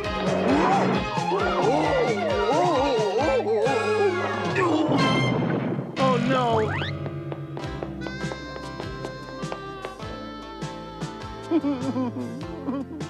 Oh, Heathcliff, look what you've done. Leave him alone. He ain't done nothing. Hasn't done anything? Why, he is totally responsible for this poor man's condition. Why, you took that fish without paying for it. You always take fish without paying.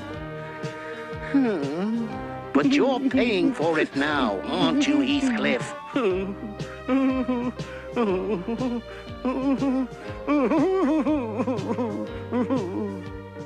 Hey, don't listen to that guy. Take that fish and let's go. You're always doing bad things, Heathcliff. Stealing fish, fighting, dumping trash cans, and just generally being a bad cat.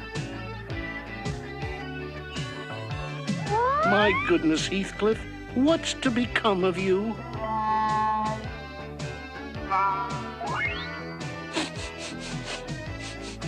Heathcliff. Meow.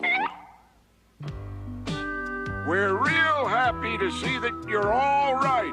Heathcliff wanted to come down and tell you in person that he won't be bothering you anymore. That's right. Heathcliff's turning over a new leaf. He's gonna be a good cat from now on.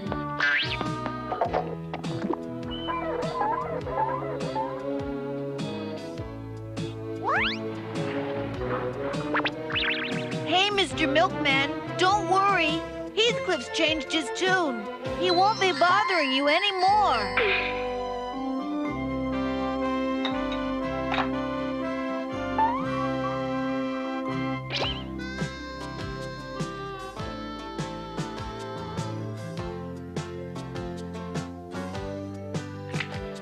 Thanks, Heathcliff.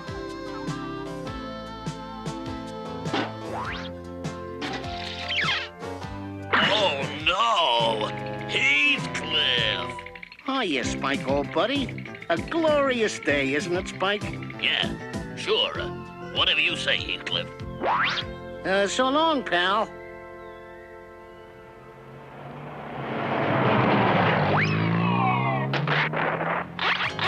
Ah, brother dear, it seems once again we have been shown the way to freedom.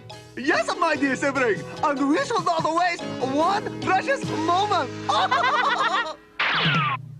What a pleasure, not having to worry about that fat orange cat stealing my fish anymore. I don't know who this fat orange cat is, brother dear, but perhaps he should watch out for the Siamese twins! Yahoo!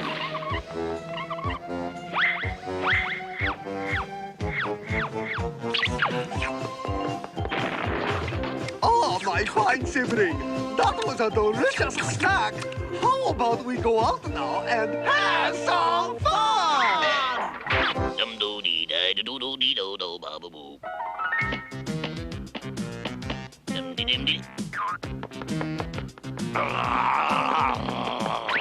Ah, Chubby Poochie, you are about to battle with the Siamese twins! Come on. I'll myrtleize you. Yahoo!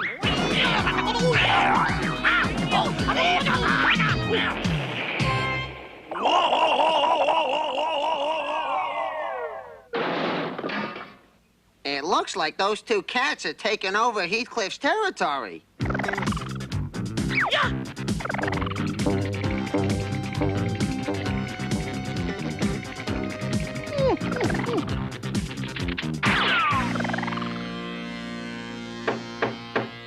Oh, my. What's going on? What's the trouble? What's the trouble? Huh? The whole town is being destroyed by your cat. Heathcliff! Huh? I wonder what all the commotion's about. There he is! Thanks for dropping by. I thought you had learned your lesson, Heathcliff, but I guess I was wrong. Now get out of here!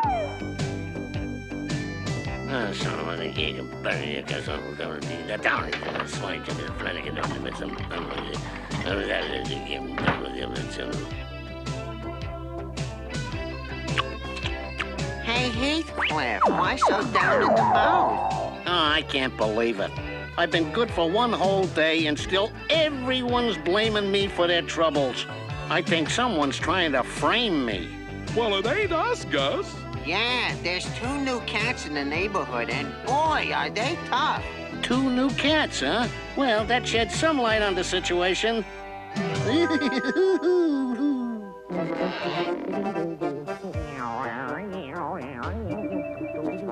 Ah, dear brother, looks like bigger fun than this is coming our way now. A fancy cat with a fancy hat!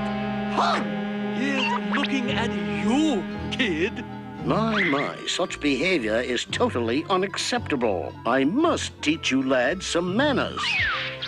Oh, teach us manners, eh? Fancy cat? You are about to tangle with the Siamese twins! Well, you're about to mess with Heathcliff.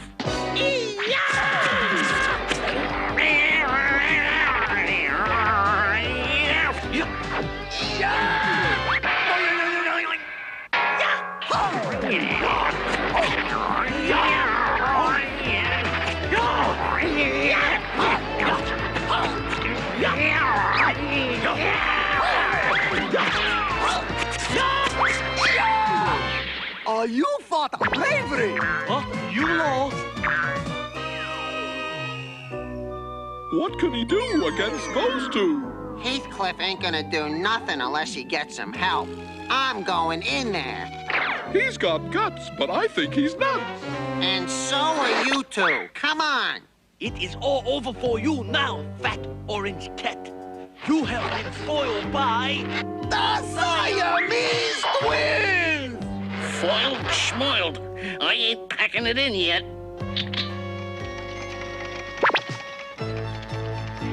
I hope this works. So this is what doing good deeds gets me.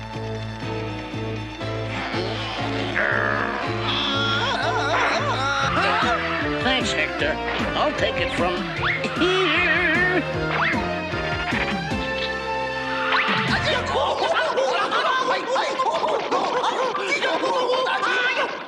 Oh, that orange cat.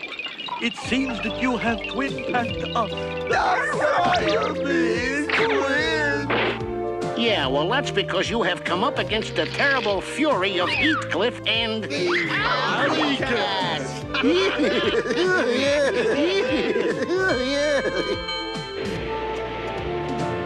Any last words before I pronounce sentence? Yes, fat orange cat. You may have won this time, but you have not seen the last of the Siamese twins!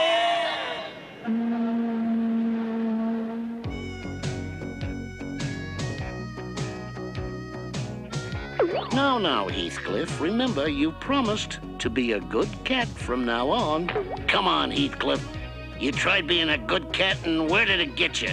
So what do you say, pal? Flick the little party pooper off of your shoulder and let's have some fun.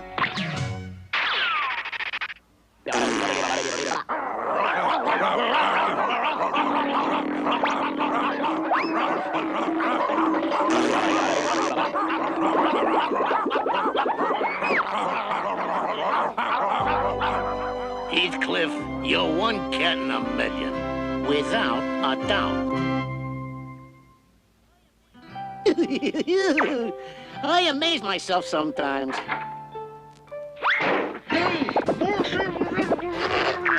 Now, let me tell you how that story really went. Hey! Whoa! Now, where was I? Oh, yeah. Let me tell you a little about the military. Is your cat well-behaved, disciplined, good-natured? Well, if your cat is, he or she could win a lifetime supply of Kitty Wonker's cat food and a starring role in a TV commercial. Marcy, do you think with a little help Heathcliff could win a contest like that? Well, maybe if Heathcliff had some obedience training, it would help. Let's do it. Let's send Heathcliff to obedience school. Heathcliff in obedience school? Guess what, Heathcliff? You're going to obedience school. And we're entering you in an obedience contest. And if you win... It'll be a miracle. Grandpa, if you win, you get a lifetime supply of free cat food. And you'll be a TV star. Oh, boy, he's gonna do it. Man, how bad could obedience school be?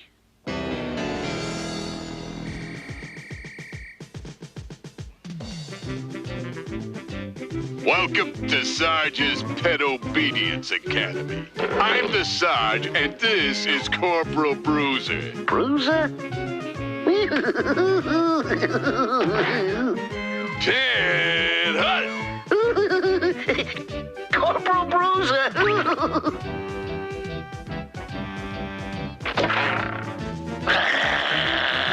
You must be Heathcliff. We heard about you. Well, Heathy, one more mess up from you and you'll be peeling potatoes. All right, from right to left, count off. Oh! Woof!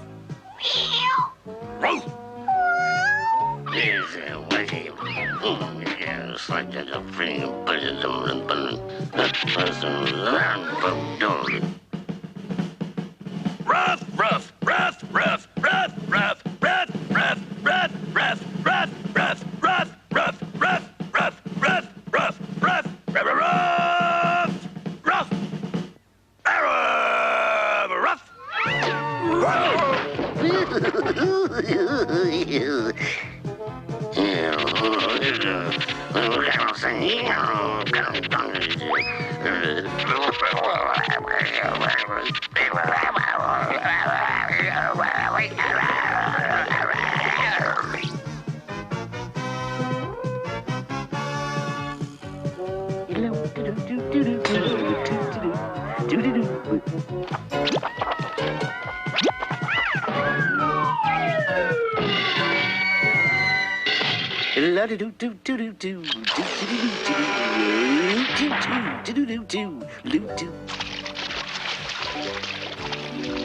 Stroke, stroke, stroke, stroke, stroke, stroke, stroke, stroke, stroke, stroke.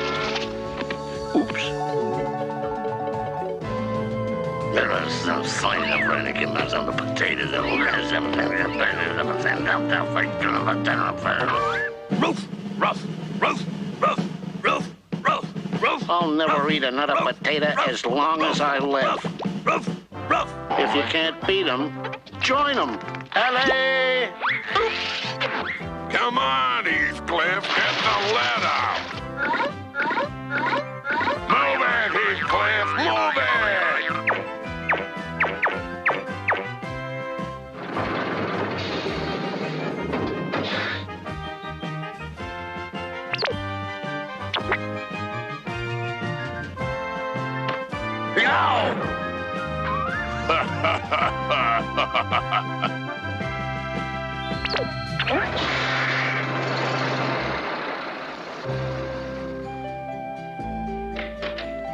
Oh, Heathcliff, I just knew you could do it. Just in time, too. The folks from Kitty Wonker's are on their way over to test your behavior.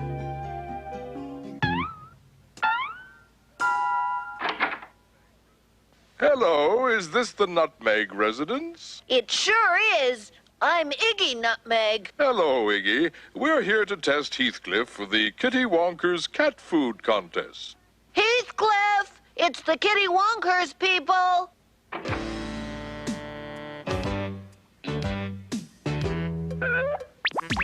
Iggy, if you wouldn't mind, we'd like to take Heathcliff for a walk through the neighborhood and see how he does in a real-life setting. Good luck, Heathcliff.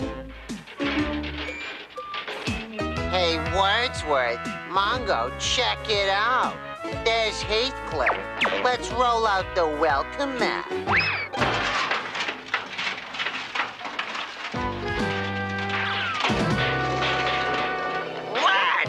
Well done, Heathcliff. Rotten cats. Dumb, crummy, stupid cats. Why, Heathcliff, you are just wonderfully well behaved. Don't you think so, Mr. Woodley? He may be just what we're looking for. Slime and Flanagan, bunch of them, venom, Hey, there's Heathcliff. Let's stomp him. Gee, I don't know. Don't be a chicken, Spike.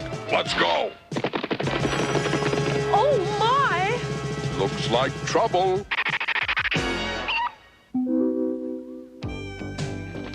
What's going on? Gentlemen, a conflagration at this juncture in time would be most injudicious. Huh?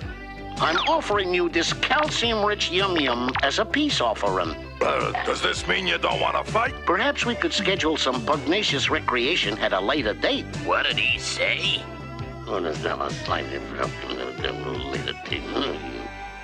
I think we've found our cat. Hooray!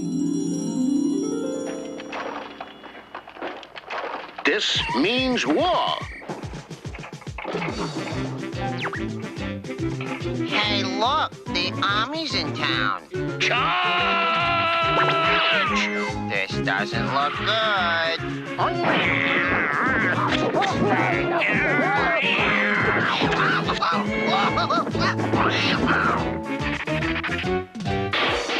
Let's get out of here! Charge!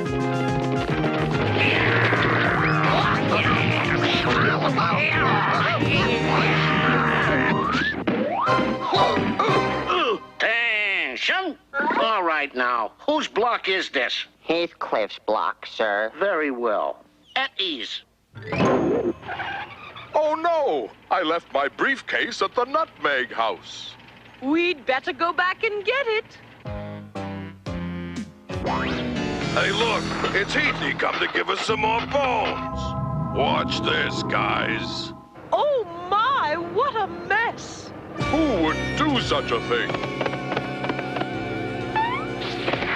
Look at that. Hey! Aren't those the cats that tried to start a ruckus with Heathcliff? They look like they've been in a war.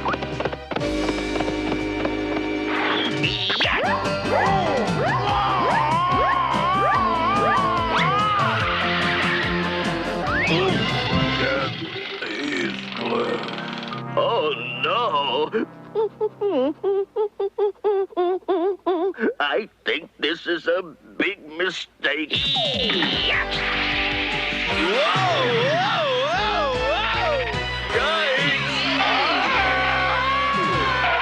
Oh, no, look at that.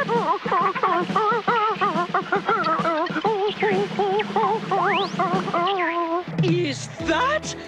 It couldn't be. Take no prisoners. Retreat! Retreat! It is. It is. Lum doo doo doo doo doo doo doo da oh doo da oh lo doo doo doo doo doo. Well, I guess this disqualifies Heathcliff. Yep, guess so. We do feel, though, that since Heathcliff gave it such a good try, he deserves the booby prize. Well, thank you. May we ask what it is? It's a book entitled How to Train Your Pet, written by a Corporal Bruiser. Oh no!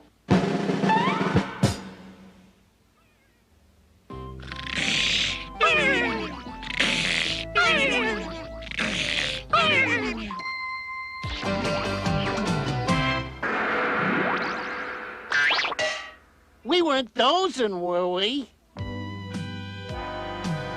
I'm sorry, Heathcliff. You can't take a girl to the same old places all the time. It gets boring, and I have better things to do. Oh, come on, Sonia. What are you talking about? Well, just last week... I don't want to discuss it anymore. Unless you can come up with something different and romantic, we're through. Through? Ah, women.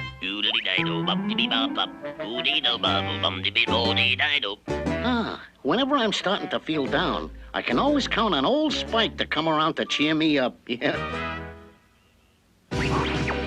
Ooh dum dee dee do dum dum dee dee do bum dee dee dee do.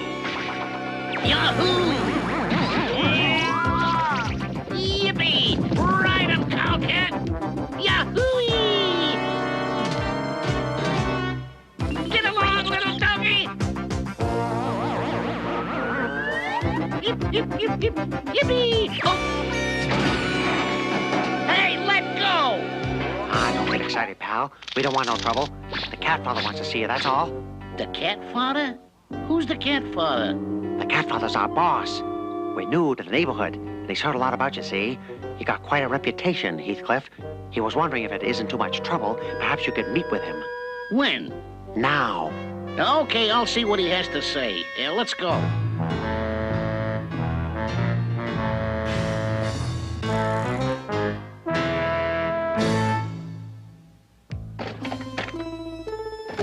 Ah, you must be Meatcliff. I heard a lot about you. That's Heathcliff, not Meatcliff. Whatever. Listen, Beefcliff, I got something I want you to do for me. That's Heathcliff, not Beefcliff. Not Meatcliff, Heathcliff. Oh, hey, sorry. Sometimes I don't hear so good. Anyway, Leafcliff, I got this little problem. I thought maybe you could help me out. You see, I'm a very well-liked cat. Cats are always giving me things like rubber mice, fish, milk, you know, things I like. Well, this is very nice. It also creates a problem. Being new to the neighborhood, we don't know our way around so good. Well, I understand that you kind of run this town, Treecliff. I was hoping you'd agree to collect these gifts for me. Why should I? What's in it for me? Oh, Baroni, didn't I mention? I can't use all these gifts myself. I thought maybe you could take some of them off my hands. You know, for your trouble. Okay, pal. I can live with that. You got yourself a deal. Okay, Large Louie. Give him the list. I'll get on this right away, buddy. See you around. Hey, Catfather, what's with this present routine? Little Joey, I couldn't tell him why the cats is really giving us these things. Yeah, boss. Any cats what don't pay up, we takes care of. That's right, Large Louie. That Heathcliff's too smart for that. Tabby McGurk, next on the list. Oh, Heathcliff, what can I do for you? Hi, Tabby. Nothing for me. I'm doing a favor for a guy. A favor? Yeah, your name's on this list I got from the cat father. The cat father? Yeah! Oh, this cat father sure is a popular guy. the cat father.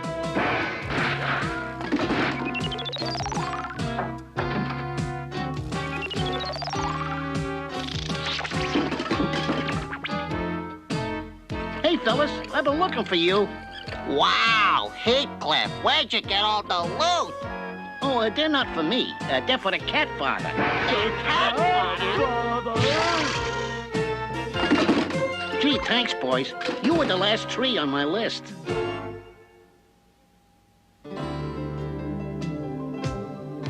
Oh, Heathcliff, now this is romantic. Have a seat, my dear. Dinner will be ready in a moment. Thank you, Heathy.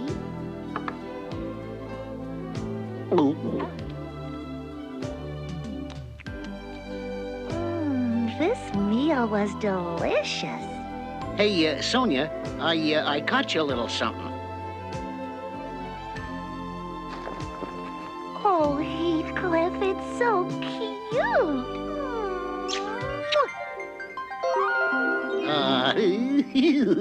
Everything would be just perfect if it wasn't for that awful new cat in the neighborhood.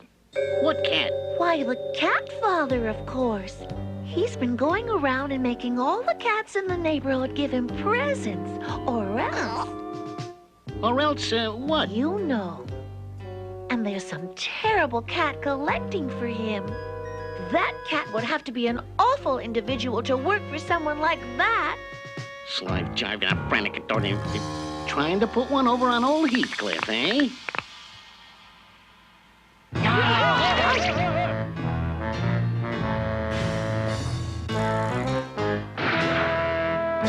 Hello, boys.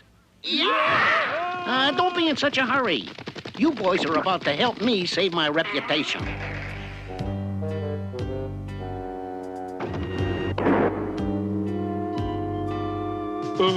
Hi, big guy. What do you want? Cat father, we were sent here to give you a message from a very big, important, scary guy. You got a message for me? Let me have it. Dear cat father, it has been brought to my attention that you have encroached upon my territory. Get to the point.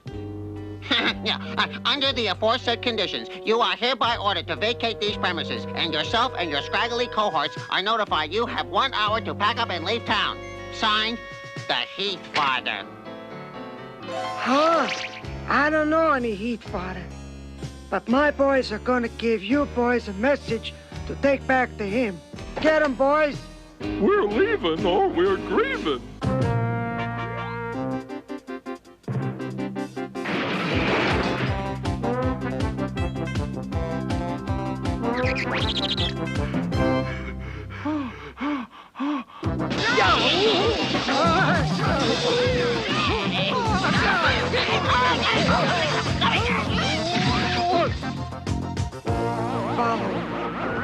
Run away! Run away!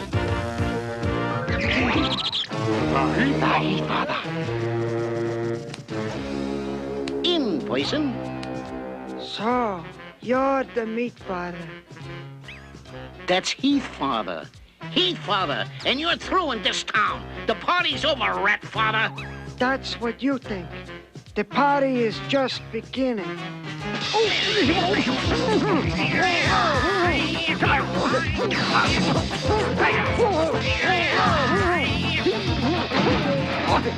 Run away! Run away! Bowling for gangsters. This ought to round out your day. And last, but not least, the Fat Father. Oh, no! Yeesh!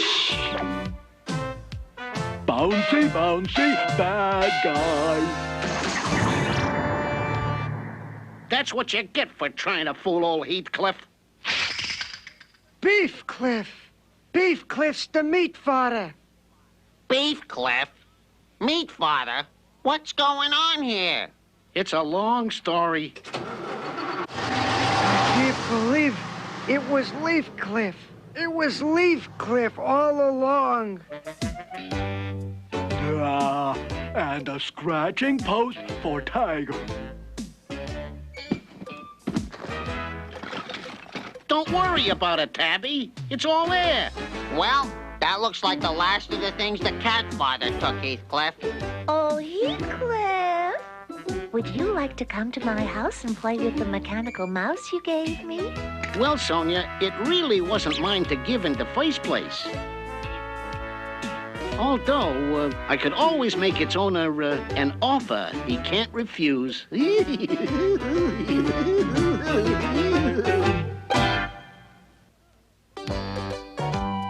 Huh, the cat father. He's a bigger clod than Spike. Huh?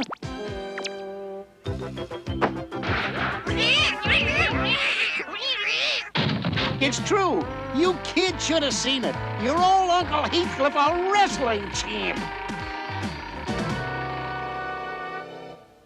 Okay, Mungo, go fish. No, you idiot. We're playing the game. Go fish. Oh, yeah. I forgot.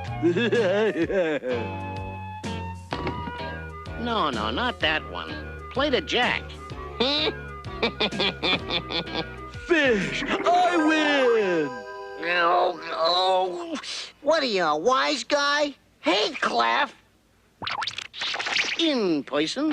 What a shame. That's the end of the game. We could always go fish. Come on, Heathcliff. Give me a break. Oh, no! You can't catch me. So, we have run into some street trash, eh? Street trash? Why, You're Boom Boom Buccini, the famous wrestler. It's a pleasure to meet you. I've seen you in all the magazines. You're the greatest. Boom Boom Buccini? Never heard of you. The guy's a bum. And whom might this be? This is my good buddy, Heathcliff. He's the toughest cat in town. Toughest cat in town, eh? So you seem to know a lot about Boom Boom. A lot? I know everything about him. Everything? Everything. You know how he wins his matches, then? Oh, yeah. He uses the pretzel hold, the famous crab lock, the reverse finger hold, the blitz, the bear hold, the lip lock. Need I go on? But do you know how he really wins? Are you kidding? Of course I know. In that case, pal, I've got a proposition for you. Your boy against Boom Boom, 2 out of 3 falls at the Catatorium 1 week from today. Why wait a week? I'll take him on right now. Hold it, pal. Save it for the ring. We'll see you 1 week from today. Hey, let me ask you a question. What did he mean? Do you know how he really wins his matches? He thought we were a couple of dummies. He didn't think I knew about the double whammy scissor hold. Come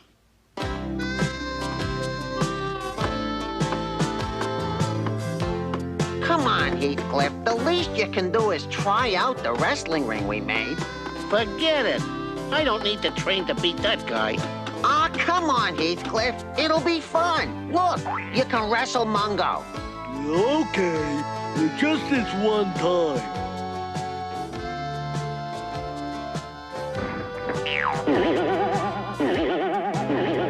Huh? 1, 2, 3. You're out, says me. Thanks, guys. That's enough training for today. Whoa! Like that collar, do you? Oh, yes. It's lovely. It would look beautiful on you. My name is Boom Boom Buccini. I'm a wrestler. My name's Sonia. Would you like to window shop some more with Boom Boom? Oh, yes. That would be nice. I'm gonna teach that wise guy a lesson he'll never forget. You're good at everything you do, aren't you? Uh-huh.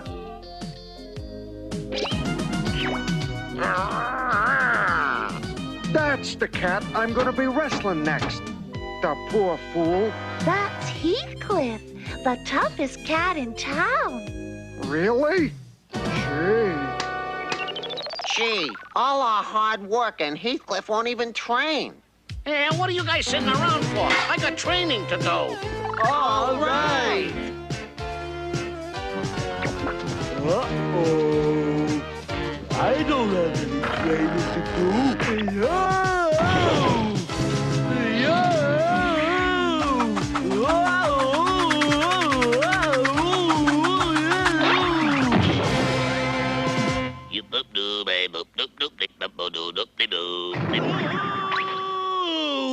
I need a new wrestling partner. Yeah, you do. No! Whoa! Oh! I give police! 1, 2, 3. You're out, says me.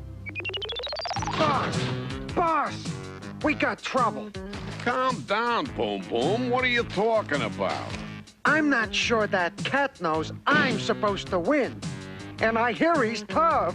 Don't worry about it. His manager said he knew how you always win. Don't you remember? But just to set your mind at ease, I'll talk to him right now. Psst. Hey, you. Come here. I just wanted to make sure you understood that Boom Boom is gonna win this match tomorrow night. Because he uses the double whammy scissor hold. You didn't think I knew that, did you? That's not why he wins. He wins because I make sure he wins. Get the picture? You mean you're gonna think up a better hold than the double whammy scissor? No, I mean you're gonna make sure your boy loses. On purpose. On purpose. Hey, you don't have to be so nervous. I'll destroy that cat. That's what I'm afraid of.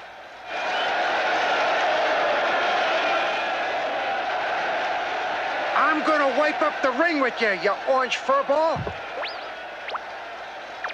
Oh. Ladies and gentle cats, 2 out of 3 falls. In this corner, the greatest cat wrestler of all time, the champ, Boom Boom Puccini. And in this corner, from around the corner, the hometown favorite, Heathcliff. Uh-oh. This glue will do the trick. What are you doing?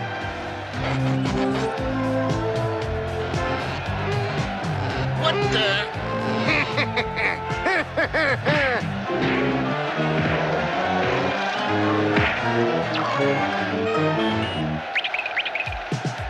Huh? Come on, you big lug. Huh? I gotta think of something fast. Please, no more. Hey, what's that Hector trying to do?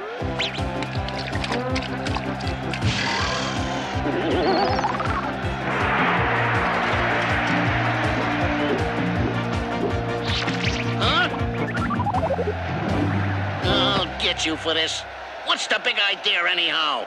I'm sorry, Heathcliff. They made me do it. They said if you didn't lose the fight, I'd be in big trouble. Big trouble? You are in big trouble. But first, to take care of that phony wrestler. Yikes! Oh, no! So long, meatball. Whoa, whoa, whoa, whoa, whoa, whoa, whoa, whoa. 1, 2, 3. You're out, says me.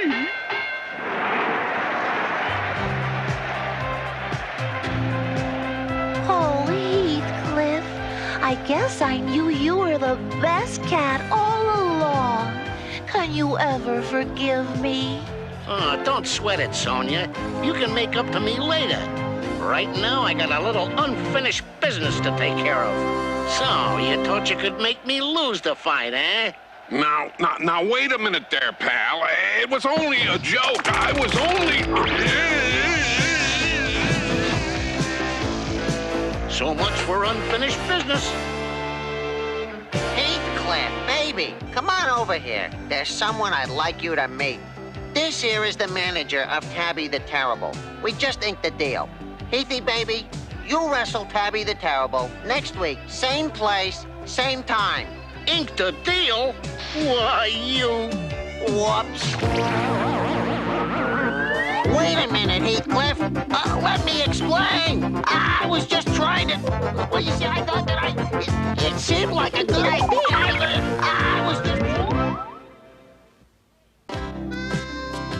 Hey, I'm not finished yet.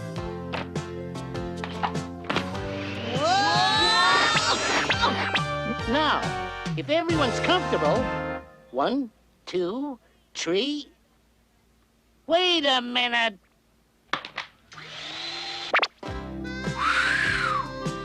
If you listen close, you could grow up to be just like your Uncle Heathcliff. I wish old Pops would have listened once in a while.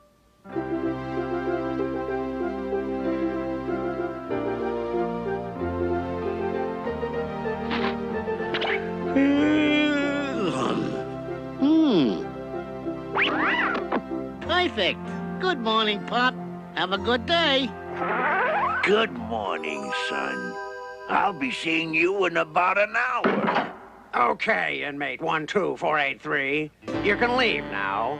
Now remember, if you don't report to your parole officer by 5 o'clock today, you'll be right back in this cell tonight. You can't go straight. It's too tough out there. I'll save your place at dinner. You'll be back.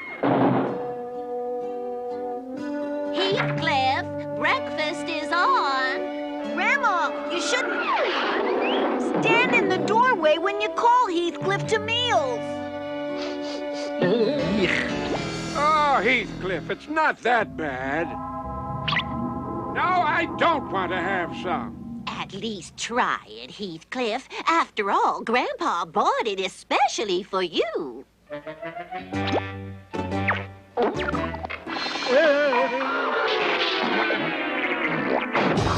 What kind of food was that? I don't know. It was on sale. Luckily, I only bought 10 cans of it.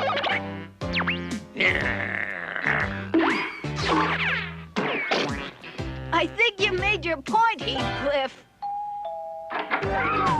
Dad! Son! Who's at the front door, Heathcliff?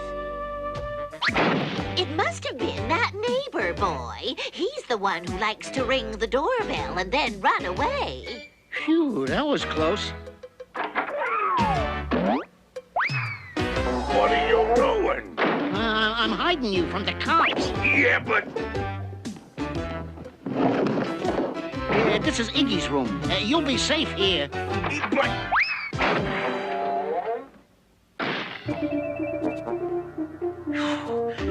Don't worry, Pop. I'll save you.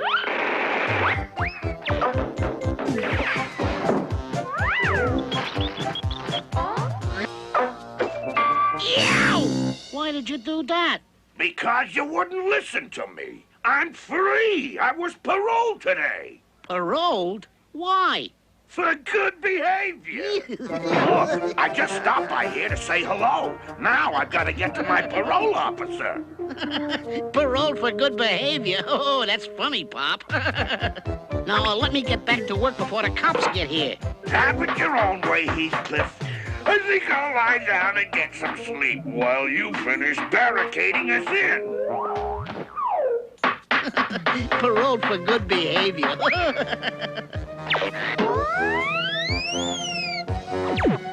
Pop!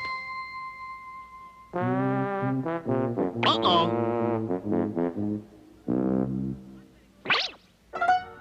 I better go get him.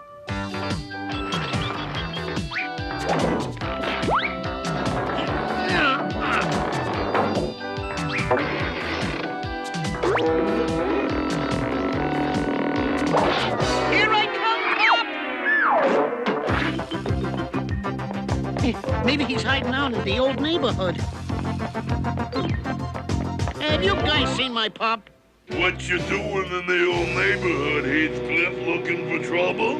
Now that you live the soft life, maybe you forgot how tough it is around here. Look, have you guys seen my pop? We don't remember him too good. What's he look like? Have you got a picture of him?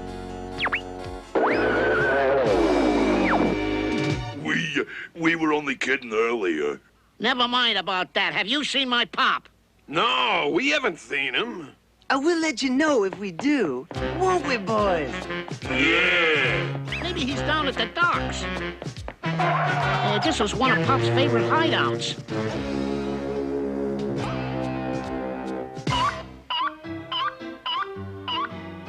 Pop, are you under there? Pop? Hello! Pop! Hey, come on, let's get out of here. Sorry, I thought you was my pop. I'd be sorry if I was your pop. And if you're not out of here by the time I count 3, I'm gonna rearrange your whiskers. 1, 2, 3.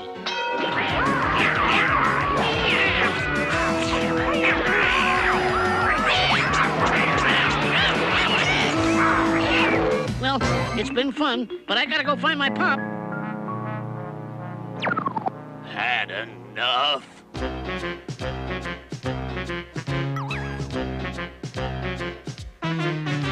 I've got to find my pop. Oh, I got to stop Pop before he robs that bank. I hope I'm not too late. Come on, Pop. I'm taking you home. Heathcliff, I told you I'm a free man. Well, you won't be free for long robbing banks. I'm not here to rob this bank. I'm reporting to my parole officer in that building across the street. Oh, yeah, sure you are, Pop. Oh, no, it's the cops. Let's go. Uh-oh.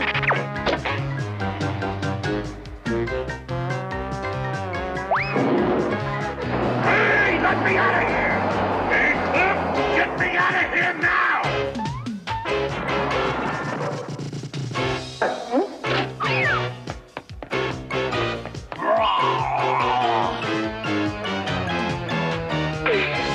And no time to play now, Spike.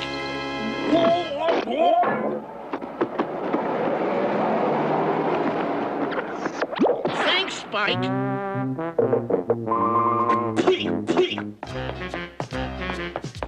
Nothing placing no Pop. Heathcliff, this time you've gone too far. Now let me out of here!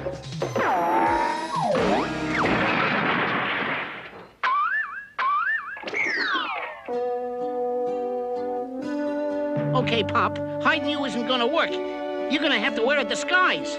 Look, Heathcliff, I told you. No time to argue now, Pop. You wait here. Better yet, come with me.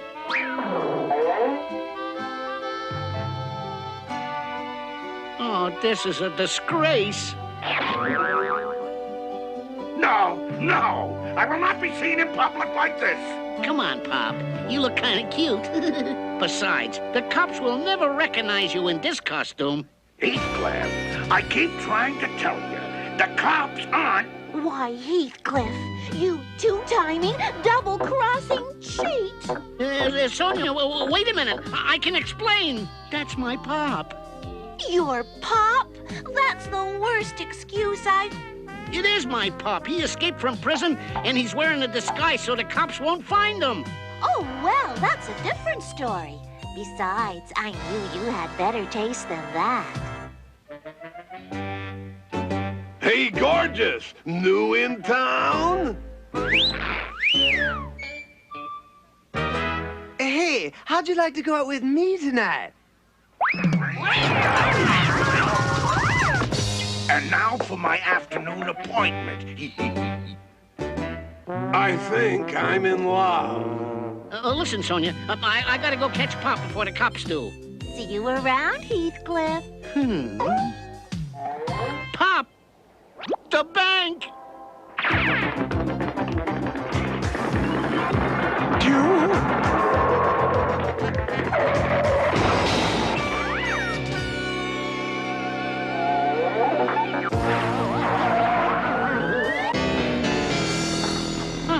You robbed the bank.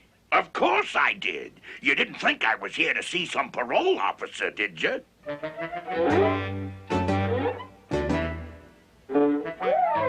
I guess you can't teach an old cat new tricks.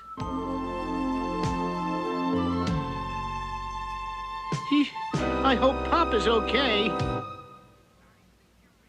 I think you'll be with us for a long time, number 12483.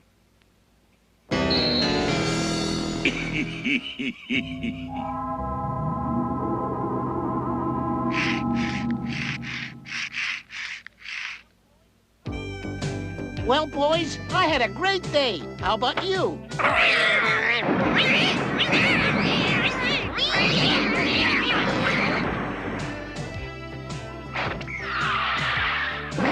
Those are my boys.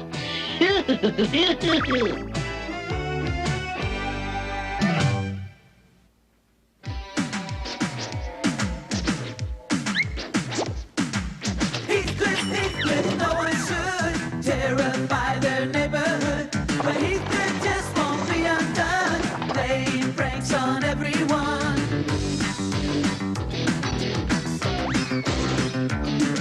The game will reign supreme, and no one can deny.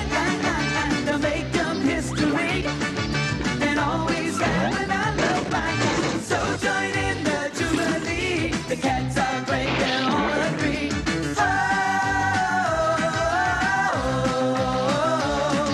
But Heathcliff just won't be undone. You should realize he can win it with you.